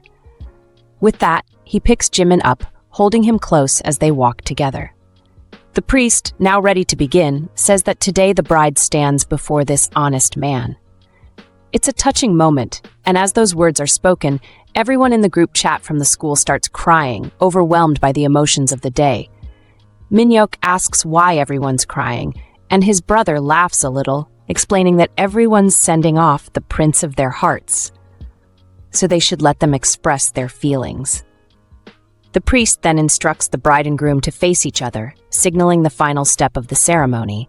Heemin, with a burst of energy, tells Jimin to come down now. She runs toward her parents, eager to reach them, while the professor stands behind her, holding her close. Heemin can't believe it. She says they just had a field day, and now they're having another one already. She jokes that they must be some sort of extension of the National Sports University, not Hankook University. Miss Lee laughs and explains that they received handwritten appeals from parents who couldn't attend the first field day, so now they're making up for it. Heemin asks what the principal said about it, and Ms. Lee smiles, saying she was so moved by the response that she even shed a tear. The second field day will be indoors as part of the winter camp, and most of it is already prepared. The female lead reacts to the news, asking if it's stale. She says she's starting to feel a little nauseous about the idea. Miss Lee is understanding, but insists they need to bring back Yoon-hyuk because he's the only one who can save the kindergarten teachers. Mrs. Seo chimes in, mentioning that no one at the parent-teacher conference talked about how unusually gifted Jimin is. She says she doesn't know any child who can name dinosaurs as well as her little sweetheart. Professor Seo, surprised, says he can't believe it either, and jokingly adds that he can't believe how they've been visiting the newlywed couple's house every day. Later, Heemin hears that Jimin's school is having another field day as part of their winter camp. She thinks there must have been a lot of parents who were disappointed that they missed the last one. The new field day will be shorter than the original, but they're making sure to include an activity where families can participate together. Woo-hyuk, getting excited, says he'd better start training as he's ready to show everyone the full potential of their twin power. His dad laughs and says he's about to leave when the professor asks if he could stay the night, since they're heading back tomorrow anyway. Their dad agrees that it's a generous offer, and the mom decides to take Jimin's room. She tells the professor that he can sleep in the living room with Woo-hyuk and Min-hyuk. The boys can't believe their mom is treating them like this, but they have no choice but to accept it. Eun-hyuk walks out and sees a group of paparazzi waiting for him. One of them asks if he has any words for them and what his plans are from here on out. He replies that he's going to think about it for a while, but first he wants to go straight to the point. He mentions his family, but then looks around and realizes they're not there. Confused, he asks why no one is around. Woo-hyuk tells him to listen carefully. He says that Eun-hyuk should push his heels, jump, and keep his neck nice and straight. Eun-hyuk tries to follow the instructions, but he almost falls. Luckily, his grandma catches him just in time. She asks why they're making him train in such cold weather. Woo-hyuk jokingly says -10 points for grandma being overprotective. Grandma scolds them, saying that they must not have any jobs if they have time to train in the cold like this. She tells Jimin that she'll make him a gold medal so he won't have to do all of this. But Jimin insists he wants the same one that the teacher from giraffe class has. He adds that Hyejun has one too, and keeps saying he can't win because he's not fast enough in family races. Jimin sighs and says that since he doesn't have parents and only has his sister, he'll never win a gold medal because his sister is slow like a notosaurus. Grandma tells him she will help him win one. Minhyuk, hearing this, is happy that she's finally come around. Eun-hyuk, still standing nearby, asks what they're all doing there. He had told them he'd arrive in Korea today. The twins call it a horde of evil, as they point out how they're always like this. Eun-hyuk mutters that they're always the same, but then mentions that their mom... Minhyuk quickly interrupts, saying that their mother has no time for the likes of him. Eun-hyuk asks if they think he's different, and the twins reply that, actually, they're different because they never had her attention in the first place. Meanwhile, Jimin looks around and spots someone, calling him Little Boss. He asks how he's been, and the boy responds that he's been training for the race. He explains that, in the race, they run, eat a cookie, then hold hands and run again. The first one to finish gets a gold medal. Woo-hyuk, eager to get back to training, tells them they should get back to it. The boy agrees and says, okay, and they all prepare to continue. Jimin asks the boy how he was supposed to run, and the boy answers, like a gallimimus. Then Jimin asks how he was supposed to eat the cookie, and the boy says, like a bunny. Jimin asks who he's supposed to hold hands with. The boy replies that he can only run with one person. As they're trying to convince him to hold hands with someone else, their mom taps Eun-hyuk on the shoulder. He turns to her, and she says not to worry. She mentions that she came over because she thought no one would be home, but now she's just reminding him to take better care of Jimin. She points out that his scarf is undone and tells him to tie it tightly so the wind doesn't get in and make him catch a cold. She adds that he should wipe Jimin's sweat too and hold on to him to make sure he doesn't fall. She scolds him for just standing there, saying that as the older brother, he's supposed to be helping Jimin. Eun-hyuk thinks to himself that he's a K-pop star turned actor, but he's never been treated like this before. Jimin calls Eun-hyuk over and apologizes for frowning too much, asking if he scared him. Eun-hyuk reassures him, saying that he wasn't scared at all. Jimin says that Eun-hyuk looks so much like his boss, referring to his brother-in-law. He adds that he's not scary at all. Actually, he's so handsome and cool. Eun-hyuk asks if Jimin really thinks he looks like him. Jimin says yes, even more than any of the others. Eun-hyuk is happy to hear that, saying, it's an honor. He's glad that Jimin thinks he looks like his favorite person. Then, Jimin asks if Eun-hyuk wants an invitation to the field day. Eun-hyuk asks if Jimin actually has an invitation, but then quickly tells him not to worry. He says his sister told him not to bother anyone, and that he knows Eun-hyuk must be busy since he became the team manager. The other brothers mention that they're both good at running, but the teacher from giraffe class said they can only run with one person. Eun-hyuk asks if Jimin knows who that person is. Miss Lee gives Heemin a bag and tells her to try it today. Heemin asks what it is, and Miss Lee explains that she's noticed Heemin hasn't been eating well recently, so she thought she might need it. Professor Seo looks a little embarrassed, and Minhyuk tells his mom that she didn't really need to make a banner. She tells him to be quiet and hold it up straight. Jimin asks the professor where his sister is, and he replies that she said she was going to talk to his teacher for a moment. The teacher calls the kids from purple class to gather up front, and the female lead runs to join them. The professor asks her what took so long and notices she doesn't look well. He asks if she's feeling sick, and she says no, she just ended up talking longer than she expected. He asks again if she's sure she's okay, and she reassures him that she is fine. The professor thinks to himself that she looks really tired.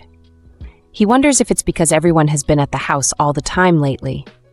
She's been falling asleep early in the evenings recently, and it seems like she might be worn out. Sohyun asks Jimin if those are his brothers because they look really cool. Jimin says yes, and Sohyun comments that no wonder he looks like them. Hyejun, however, says that they're not even his real brothers, so how could he look like them? Sohyun tells him to mind his own business. Hyejun replies that he knows she only has a sister, but Jimin says no, he also has a brother-in-law, a grandma and grandpa, and even 3 brothers. Hyejun insists that they're not his real family, but Jimin says that they're a family if they love one another. He explains that his sister and brother-in-law became family because they loved each other, and that's how he became family with his grandma, grandpa, and brothers too. He says he doesn't care what Hyejun thinks because they are a family. Meanwhile, their mom tells Minhyuk and Woohyuk that they need to bring it today and not hold back. Hyejun asks if Jimin knows how fast his dad is, and Jimin replies that his brothers are faster. Heemin tells Professor Seo that maybe he should go instead of Woohyuk and Minhyuk, but he says he's going to participate in the father and son race. The teacher tells the Purple House team to go, and everyone cheers for Jimin. The teacher says that those who got the cookie should go and find the family member who's the fastest runner. Both Minhyuk and Woohyuk are excited because it's their turn, but Jimin chooses Unhyuk. They both win first place for the Purple family, and everyone cheers for the little boy. He tells Hyejun that he was right. Professor Seo asks if he's excited, and Jimin says he is. He says he's going to sleep with all the medals on his neck like that. He adds that they would have gotten 6 medals if his sister or mom had run too. He asks if the professor is sad that they didn't join. Jimin says he's okay because he already has a lot of medals, and his sister is sick. He doesn't want her to be sick, but he's sure she'll be all right because Grandma told him so. He also says that his sister is good at a lot of things other than running. The professor agrees and says she's good at everything and always has everything. The little boy asks if that's true, and the professor says yes. It's like she can make things out of thin air, like Roru. He asks Jimin if he wants to see if that's true. Meanwhile, Heemin is on the phone and wonders what she's going to do. The professor holds her from behind and asks if there's a problem. She says no, and he says that if he had known things would turn out like this, he would have just run away with her and Jimin. He tells her that they barely had time together when he was her professor and she was his teaching assistant. And now that they're married, they have even less time for just the two of them because of his family. He says he's lonely. She asks him what if Jimin sees them, and he reassures her, saying he already told Jimin that there'll be a while and that he's going to catch a Roru. She asks what he means, and he tells her she's his Roru, always providing everything he needed without him even asking. As he speaks, a pregnancy test strip falls from her pocket. He notices it and asks about it. She tells him to wait, but he pulls her close and thanks her. Jimin walks in and asks why the professor isn't coming. He wonders if his sister is still a Ruru, and the professor explains that she still is, but even a Ruru can't do everything she does. A plate breaks on the floor, and he immediately asks if she's hurt, clearly concerned. She quickly apologizes, feeling embarrassed, and asks if the plate was one of his wedding plates. She explains that she was just trying to make some snacks for Jimin, hoping to distract him for a bit. He tells her not to worry about it and that he'll clean it up. She watches him for a moment, thinking about how calmly he reacts, how normal he is being even though the plate was something Heemin likes. He's so sweet, so understanding, and it makes her feel a little guilty for having even thought that he might be upset. But then, as she continues to watch him, she wonders what's gotten into him. She starts to feel a little strange about it all. She can't shake the thought that he's changed so much since being with Heemin. It's as if she doesn't even know him anymore, or at least not in the way she used to. It's hard for her to get used to, and she wonders if she ever will. She tells him not to worry, saying that it's really nothing serious, but he just looks at her with a knowing smile and says that he knows her too well. Her heart races a little, and she starts to get nervous. She says, jokingly, that now she's scared, but he laughs and reassures her. He says that she doesn't need to be scared, there's nothing wrong. He adds that it looks like Jimin is going to have a new niece or nephew. She's startled for a second, and her mind races. Meanwhile, their mom is sitting in the other room, reading a lullaby as Woo-hyuk wakes up. He notices that she seems to be in a good mood, and comments on it. She responds that they scared her, and now they're all back in the house again. Min-hyuk, being his usual blunt self, points out that they live there, and Woo-hyuk asks why she's so surprised to see her two sons at home. As their mom listens to them, she remembers what Professor Seo had told her about keeping the pregnancy a secret until it's confirmed. She realizes she has to be very careful with her words, so she doesn't accidentally let anything slip and jinx the whole thing. She's been holding on to this secret for a while now, and the pressure is starting to get to her. She decides that she's feeling pretty tired, so she tells them that she's going to lie down for a bit.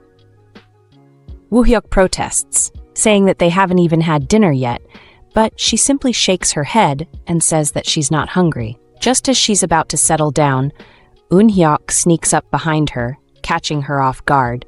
She looks at him and asks what he's doing here. He shrugs and explains that his apartment is so loud with all the reporters hanging around, so he decided to come here to escape for a bit. Plus, there must be something good going on, given how happy she looks and how relaxed she seems. She laughs a little and asks him what he means by that. He raises an eyebrow and tells her that her shoulders look so tense, like she's been dealing with a lot of headaches from all the noise and stress the brothers have been causing her lately. She sighs, agreeing that it does feel nice to finally get a moment of peace, even if it's just for a short while. He smiles and then casually mentions that since he's got some time off before starting his next project, they could take a trip to Europe together. The idea makes her pause, and she immediately shakes her head, telling him that it's too far and that she can't go. She explains that she has to stay close to Jimin, and that Heemin will be getting bigger soon, so there's a lot she has to take care of. She then tells him to forget she even mentioned it, making a promise to her older brother that she needs to stick to. He looks at her with understanding and agrees, saying that he's not sure exactly what's going on, but he'll keep whatever she's dealing with a secret. Now that they're on the same page, he casually says that since they're both in this together, why doesn't she fill him in on everything? She looks at him for a moment, as if deciding whether she wants to share more, but she smiles and says she'll think about it. Later on, they all raise their glasses for a toast. Min-hyuk, looking a bit confused, says that while he can understand his older brother's actions, he really doesn't get Eun-hyuk. Woo-hyuk just chuckles and says that one day, he'll reveal to the public what kind of person Eun-hyuk really is. He then pulls out a ruru, handing it to his brother, but Eun-hyuk smirks and replies that that type of ruru is sold out. Min-hyuk looks at him, his eyes widening, and says that he went to 10 different convenience stores just to get that one, adding that it's the kind of thing he would give to his lover. Eun-hyuk jokingly responds that he'll put the sticker in his heart and crush the bread into the finest particles. But before he can finish his thought, Eun-hyuk walks over and snatches the bread from his hand, saying it's nice, but asking where the stickers are. Min-hyuk, now frustrated, glares at him and says that they're both so stingy, clearly not ready to become uncles. Woo-hyuk, overhearing this, asks what the bread has to do with being uncles. Min-hyuk repeats his earlier comment, not backing down. Eun-hyuk, still holding the bread, says that he'll tell Min-hyuk what he means when he hands over the sticker. The whole room is filled with laughter as they all get caught up in their playful bickering, each of them clearly enjoying the moment of lightheartedness among all the chaos. Their dad is in his office, looking at something on his desk. He says that the head and neck alignment is perfect, and since Jimin loves dinosaurs, It would be best for him to really understand them deeply. But he's distracted by the spine. One of the twins asks if that's what he's looking for. He tells them to put it down and says they're still acting like kids. When are they going to grow up? Woo-hyuk jokes that maybe in 9 months, and Min-hyuk adds that maybe after they move out. Their dad sighs and tells them not to assume that he likes having them around. He just doesn't want to let them loose into the world to cause chaos before they grow up a bit. Woo-hyuk then asks if the house isn't supposed to be safe, especially since they'll be under the same roof as his precious grandchild. Their dad looks up, surprised, and asks what he just said. Woo-hyuk grins and says, "Can we talk about when you're going to kick us out?" In another room, Professor Seo is waiting for Heemin to choose her clothes. He asks why it's taking her so long today. It's not like her to be this indecisive. Heemin explains that it's an important day and she's nervous. She thinks this might be the first time she says hi to their baby, so she wants to make a good impression. Professor Seo teases her, saying that maybe it's more important to make a good impression on her husband, someone she sees every day. Heemin laughs and calls him Professor. He smiles, asking if she's going to call him that in front of the baby too. He tells her that she's so beautiful. Even if she wore a burlap sack, he would still fall head over heels for her. He says that their baby will love her too, especially if he or she takes after him. Then he asks if she's sure she's comfortable with the hospital choice. He suggests they could always go to a different one if she prefers. She says it's nice that the hospital is so close, and it will be easier for Jimin to come here in the future. Plus, with her brother-in-laws around, what could be better than Hankook University Hospital? She asks if he's nervous. He looks at her and asks, nervous about what? She says it might not be real. Maybe it's all a mistake. He reassures her that they'll keep living happily, just the three of them, him, her, and Jimin. He tells her that living with her is still the most exciting thing for him. They both walk inside, and she says they should have come on a different day. He asks if she would have preferred to spend the night worrying instead. She admits she doesn't know why she feels so nervous. She wonders if it's all a dream, maybe it's too quiet here and doesn't feel real. She thinks it would be better if there was a little more noise, like how things usually are. He stops and tells her to wait a second. She asks if something's wrong, and he says not really. He smiles, saying he doesn't think things could feel more normal than this right now. The nurse congratulates Heemin with a bright smile and tells her that she's about 7 weeks into her pregnancy. Heemin nods in surprise and excitement as the nurse goes on to mention that the director is going to be a grandfather soon and that the twins will become uncles. Heemin feels a rush of warmth hearing this, especially when the nurse adds that since she's still early in the pregnancy and she's so thin, it would be a good idea to take extra care of herself, take it easy, and relax as much as possible. She tells Heemin that the best prenatal care right now is for her to sit back and let her body rest, to be careful and make sure that she's not putting herself under too much stress. Heemin, slightly overwhelmed by all the news, can't help but glance over at Mrs. Seo, who is beaming with excitement at the thought of becoming a grandmother. The nurse then turns to Eun-hyuk, congratulating him as well, and asks if she can have his autograph, to which he graciously agrees, smiling with the charm that's always made him popular with fans. Woo-hyuk, still thrilled about the news, comments that the baby is going to be just as pretty as Heemin, and Min-hyuk jokes that it will be an absolute doll. Already imagining himself carrying the baby around everywhere. Meanwhile, Professor Seo, not wanting to be left out, asks if anyone has considered that the baby might look like him, as if he could be the one the baby takes after the most. Woo-hyuk laughs at the idea, asking why that would even happen, and Professor Seo responds with a smile, saying that it's his baby too, and teasing that he could tell him all the steamy details if he wanted. Woo-hyuk, with a quick reaction, tells him he's blocking his ears, not wanting to hear more about that. The professor then turns to the rest of the family and asks how it is that they all happen to be there, and they all start pointing at each other, each one trying to take credit for being the reason they're all gathered in the same place. Heemin, still processing everything, asks her husband if he heard what the doctor said, and he quickly reassures her that he heard her being referred to as the mother-to-be. He looks at her with understanding and says that he'll pick up Jimin from school later, but he wants her to go home with his mom so she can get plenty of rest. Heemin nods, feeling comforted by his words. As they continue to talk, Heemin can't help but think to herself that she had been so nervous about telling Jimin about the pregnancy. But somehow, her husband always knows exactly how she's feeling before she even speaks up. It's as though he's always in tune with her, understanding her every emotion without her having to say a word. It makes her feel both reassured and grateful to have him by her side through this journey, knowing that together, they'll face whatever comes next with strength and love. Jimin looks at Professor Seo and asks why neither his grandma nor his sister came today, since they all came together yesterday. Professor Seo smiles and says he's happy spending time just with Jimin, but he guesses that Jimin isn't as happy. Jimin quickly replies that he's happy spending time with him too. Professor Seo, relieved, says that from now on, he'll be coming to visit more often than Jimin's sister. Jimin looks confused and asks why.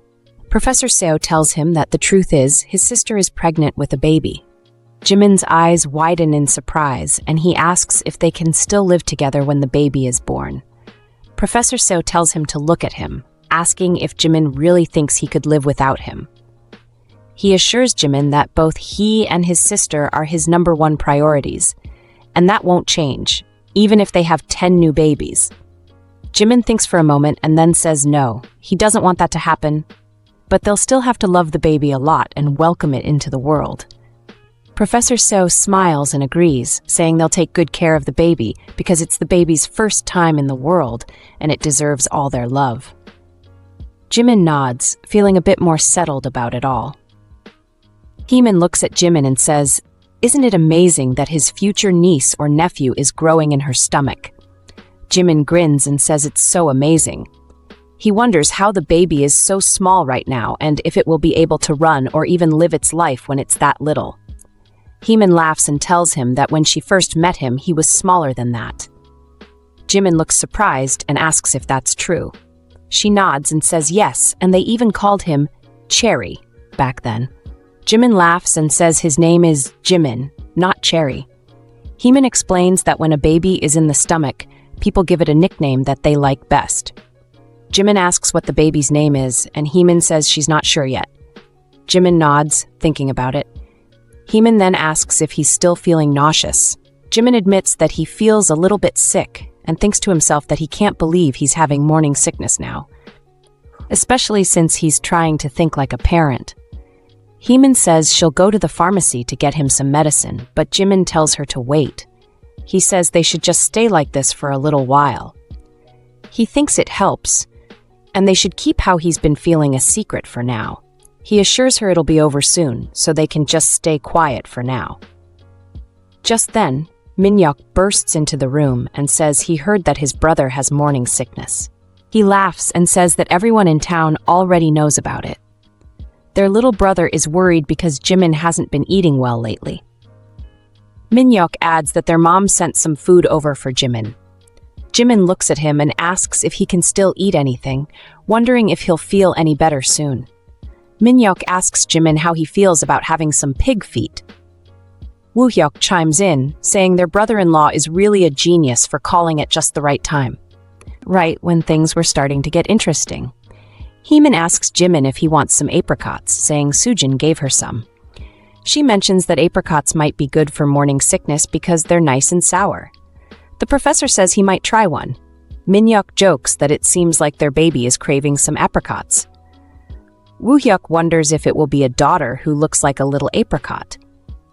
Jimin, with a big grin, suggests that they name the baby Apricot, and runs over to hug his sister's stomach, full of excitement. 2 months later, the doctor checks Heemin's progress and says the fetus is looking very healthy and her body is adjusting well to the pregnancy. She asks if there's anything Heemin is curious about, like what color clothes she should buy for the baby. Professor Seo chimes in, saying that as long as both the baby and Heemin are healthy, that's all that really matters. The doctor nods and agrees, saying she understands. Jimin asks with a hopeful tone if they don't know yet if the baby, nicknamed Apricot, is a girl or a boy. Heemin replies that they don't know for sure yet, but she reassures him that the baby is healthy and strong, which is the most important thing. Jimin sighs with relief and says that's good to hear. He admits that he wanted it to be a baby girl until just yesterday, but now he thinks a baby boy would be great too. He mentions how he gave all the autumn leaves he gathered for a baby girl to Sohyun, so now he only has dinosaurs left. Heemin looks at him, a little confused, asking what he means. Jimin just shrugs and eventually falls asleep. Heemin quietly slips out of the room, seeing the professor standing at the door. She asks him how long he's been there. He tells her he's only been there a little while. She says that Jimin has fallen asleep and adds that he seemed pretty curious about whether Apricot is a boy or a girl. To be honest, she admits she's curious too, but she says she'll try to be patient, just like Jimin. He tells her that he's not curious about that anymore. She asks what he means, but then remembers they were just at the hospital. He quickly says it doesn't matter to him anymore, as long as the baby looks like her. But then he gets serious and says there's something he wants to ask her now that he knows her body is settling into the pregnancy. He asks if they can finally be together the way they used to, now that she's feeling better. He admits he's been waiting forever for this moment. And he's about to lose his mind from waiting. She tells him she's fine and ready, but he insists that he'll be careful with her. He gently picks her up, holding her close, his mind racing with excitement. She apologizes for not being able to go to his entrance ceremony because of her cold, and asks if he's packed everything. She wonders if he has a handkerchief with him, and he tells her it's okay because he's not a baby anymore. She agrees and says her little Jimin isn't a baby anymore. He nods and says that now Apricot is the baby. He looks at her belly and tells the baby that he's going to start elementary school and he'll be back soon. Jimin feels a bit nervous and swallows hard. Professor So asks if he's nervous, and Jimin says he's not, but then admits that he is a little. He says he's going to be brave when he goes inside. The professor tells him not to forget what's important. He reminds Jimin that he'll always have his back, that it's okay to make mistakes, but he should remember whose blood runs through his veins. Jimin smiles and says, "It's yours." The man, who's the teacher, starts speaking and says that he wants to congratulate all the new students again. He tells them they will be splitting into their classes now. When their name is called, they should raise their hands and follow the teacher. He starts calling names. And when Jimin's name is called, he raises his hand. Just then, Mrs. Seo walks in and apologizes for being a bit late, saying that the kids are already heading to their classes. She apologizes to the professor for making things bigger than planned. The professor tells her not to worry and that they should follow him so he can secure a good spot in the classroom. Mrs. Seo asks if that's really necessary, and he nods. A girl named Kim Suji introduces herself to Jimin, and he replies by introducing himself as Yoon Heemin. He says that they should be good friends. Later, Mrs. So turns on the air conditioning, and Jimin asks if she's too hot. She says she thinks it's just because it's the last month of her pregnancy, and Jimin agrees, saying he can imagine how tough the summer heat must be for her. She smiles and says she's surprised every day by how much Apricot keeps growing. She wakes up every morning and feels like the baby has grown a little more. He notices that she seems a little down, so he asks her if there's something bothering her. She looks at him and says she's fine, but he can tell something's off. He asks if it's because of Jimin, but she shakes her head and tells him it's not that. She says Jimin is so excited to go to school every day, and she's glad he's doing well, but what's really bothering her is that she's about to have Apricot. She can't stop thinking about her parents, wondering how they would feel if they were here to see her now. She starts remembering a moment when she had asked her mom if she remembered her birthday. Her mom had replied, no, and it made her feel sad. She remembers thinking it wasn't fair how her mom had treated her like that. Just when she was feeling down, her dad had walked in with a birthday present for her, knowing that she hadn't had time to go anywhere because she was so busy taking care of Jimin.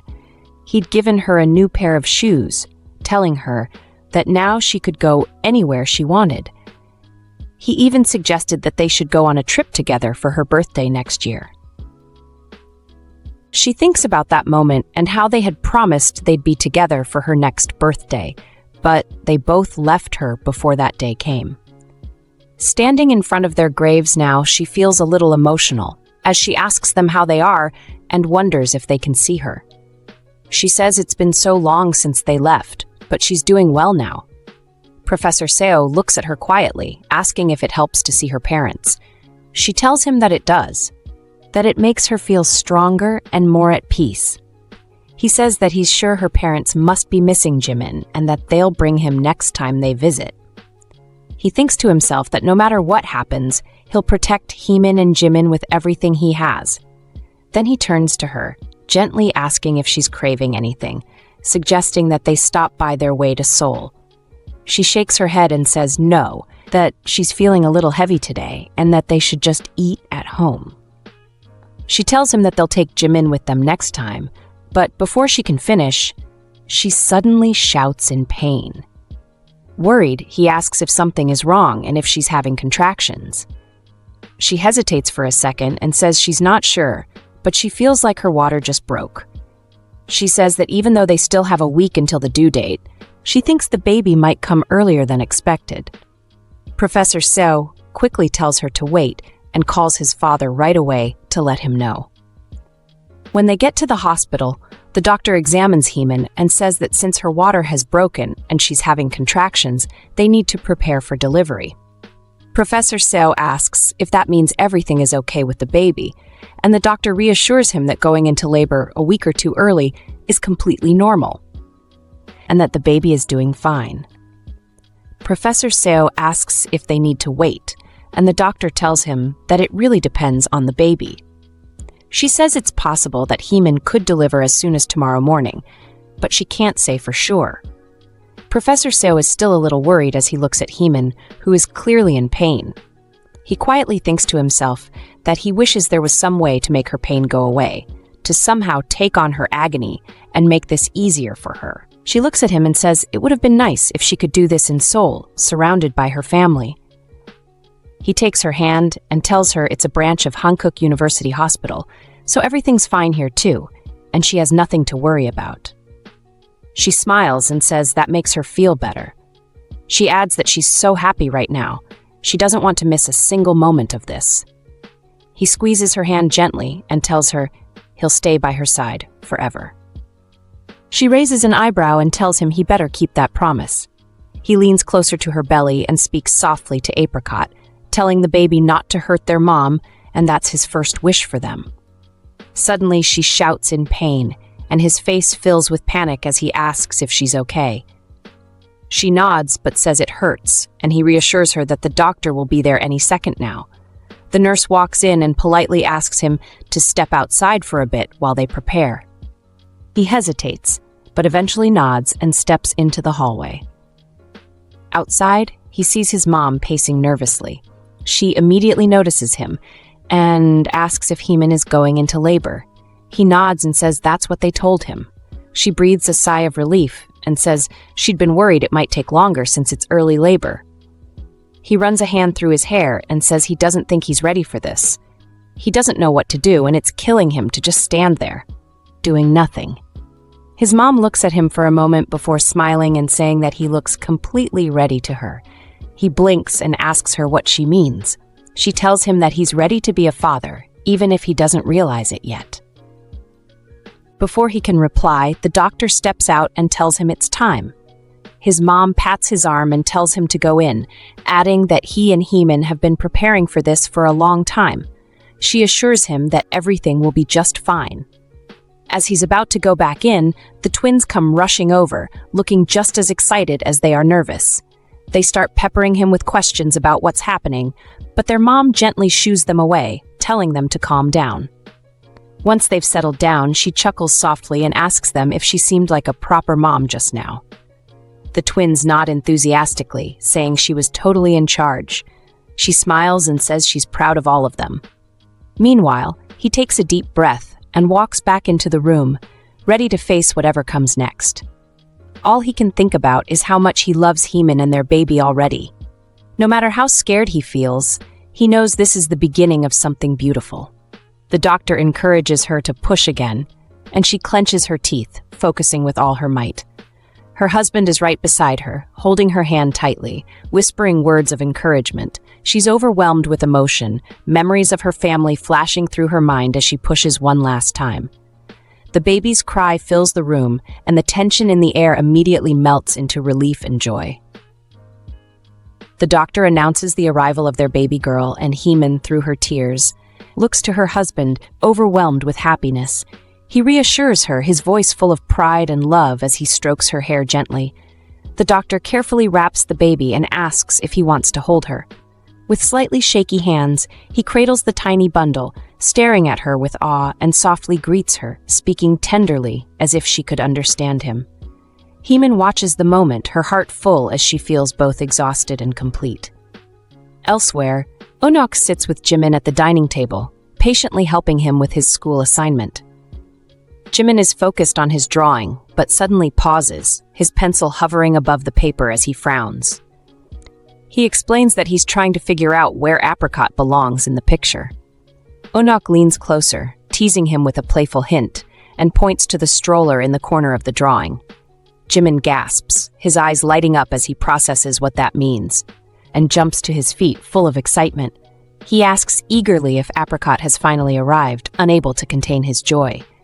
Eun-hyuk smiles as he pulls out his phone and shows him the very first photo of the newborn, a little wrapped bundle that looks so tiny and delicate.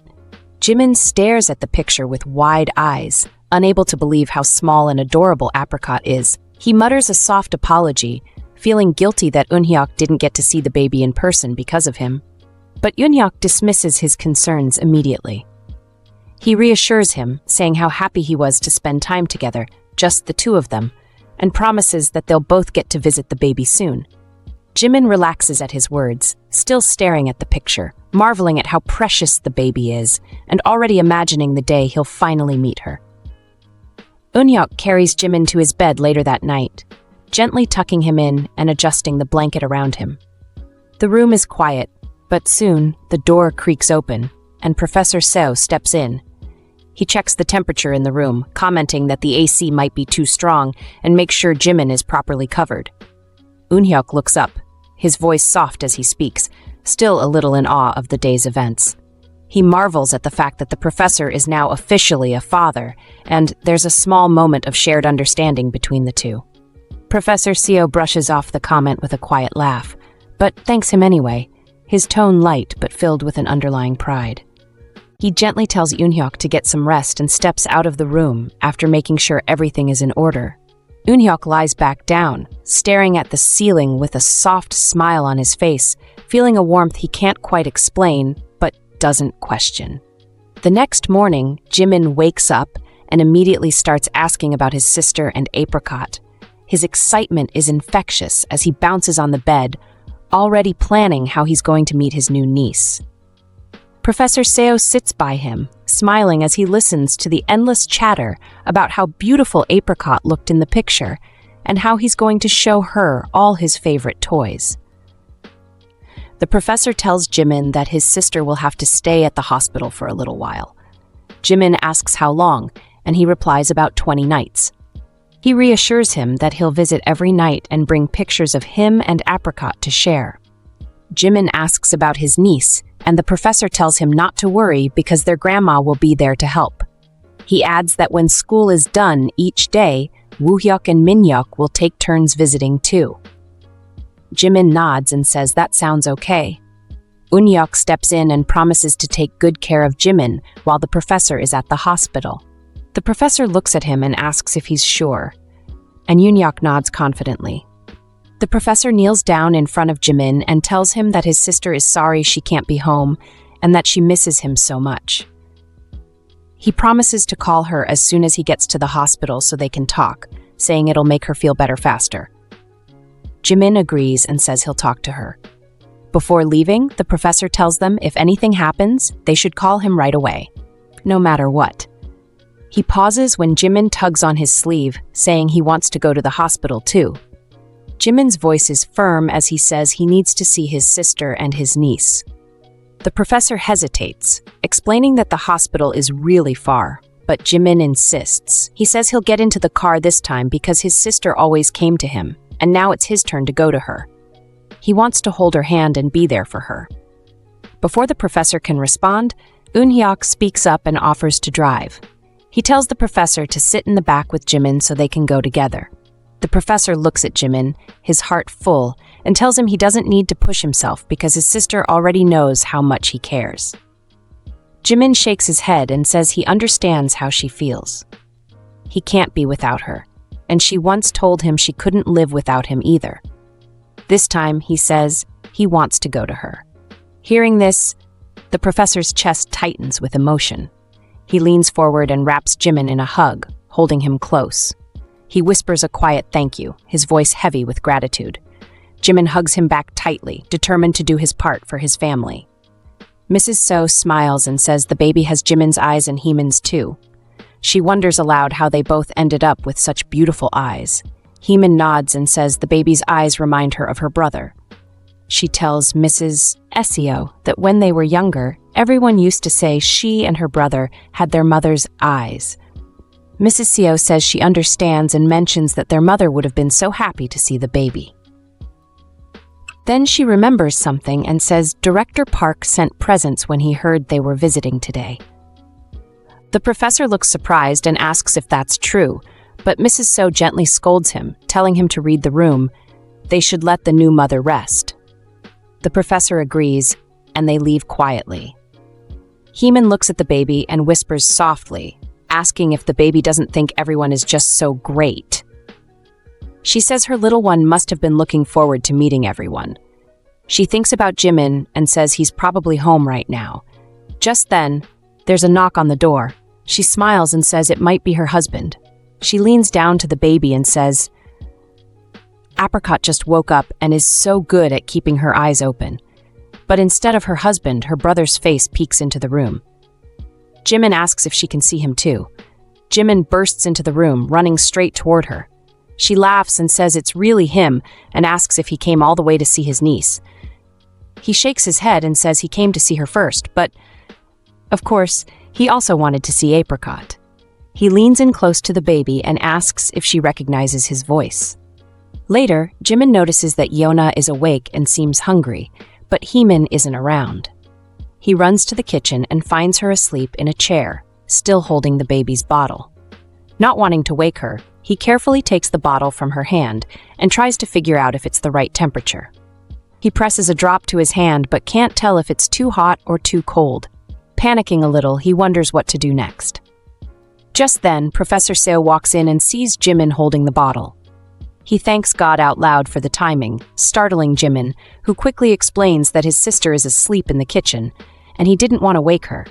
The professor nods and asks if Jimin wants to try feeding the baby himself. Jimin hesitates, asking, "What? Me?" The professor reassures him and hands him the bottle, guiding him through the process. Jimin carefully feeds Yona, his eyes wide with concentration. After a while, the professor asks if Jimin would be okay looking after Yona for a little while.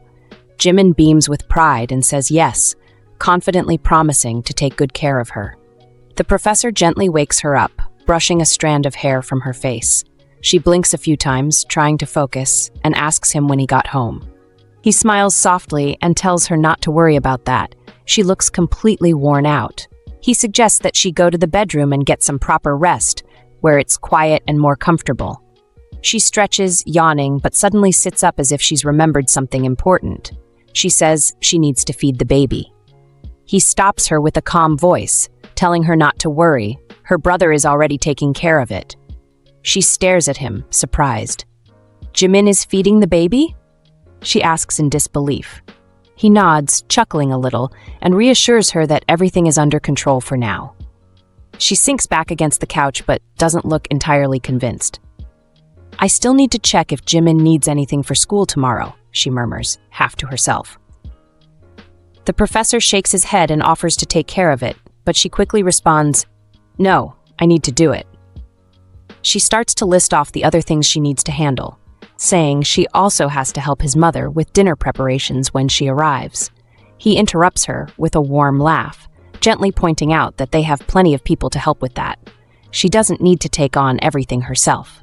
She stops for a moment, looking at him, and then asks if there's something he needs. He raises an eyebrow, caught off guard, and asks what makes her think that. "I can just feel it," she says with a small smile. He hesitates, then admits quietly, "I need you to rest and sleep beside me tonight, like usual." Her expression softens and she smiles wider this time, nodding slightly in agreement. Meanwhile, in another part of the house, Dean Han asks the professor if Heemin won't be joining them for the upcoming seminar preparation. The professor explains that she's probably too tired from taking care of the baby. Dean Han nods in understanding, saying that raising a child is no easy task, especially with how active Jimin must be. He mentions that the teaching assistants at the school miss her energy and leadership, and adds that it's a shame she hasn't been able to be as involved. He expresses hope that the seminar this year will go smoothly without any unexpected issues. The professor nods in agreement, but keeps his thoughts to himself, thinking about how much Heemin has already been juggling. Later, during a lecture, the professor is wrapping up his session with his students. As he finishes writing on the board, he turns around and asks if anyone has any questions about the material. He pauses for a moment, noticing how quiet the room is. He thinks to himself about how his students never seem to ask the obvious questions that linger on their faces, like whether he's married or if he's dating someone. He's almost amused by it, but then one student raises her hand. She asks about something he mentioned earlier, saying, "You said chemistry is all around us, but can you give us some examples?" The professor leans back against the desk, smiling thoughtfully. He starts to speak, saying, "Chemistry is when everything around you feels blurry, except for one person." His voice trails off slightly as his mind drifts to Heemin. He continues, "It's when your heart starts beating faster than you ever thought possible." Just as he's about to elaborate, a familiar voice interrupts his thoughts. "I'm back," Heemin says, standing at the door with a small smile on her face. The professor's gaze shifts to her, his face lighting up as he sees her. He turns back to the class, adding almost absent-mindedly, "Chemistry is when every sense in your body reacts before your brain even has time to catch up. It's an existence that gives your life meaning, something that makes everything feel brighter and more complete." The room falls silent, a few students exchanging amused glances, as if they know exactly who he's thinking about. But the professor doesn't seem to notice their reactions. His attention is entirely on Heemin. As she steps further into the room, she tilts her head slightly, her smile soft and knowing. He clears his throat, snapping out of his thoughts, and finishes his lecture. The students begin to pack up their things, glancing curiously between the professor and Heemin as they leave. When the room is empty, Heemin approaches him. "I didn't mean to interrupt," she says teasingly. He smirks and shakes his head, replying that her timing was perfect. She laughs softly, and for a moment they both just stand there, content in the comfortable silence. Aww. And with that, this beautiful story comes to an end. Enjoyed it? Please comment below, and don't forget to like, share, and subscribe. Until next time, ciao!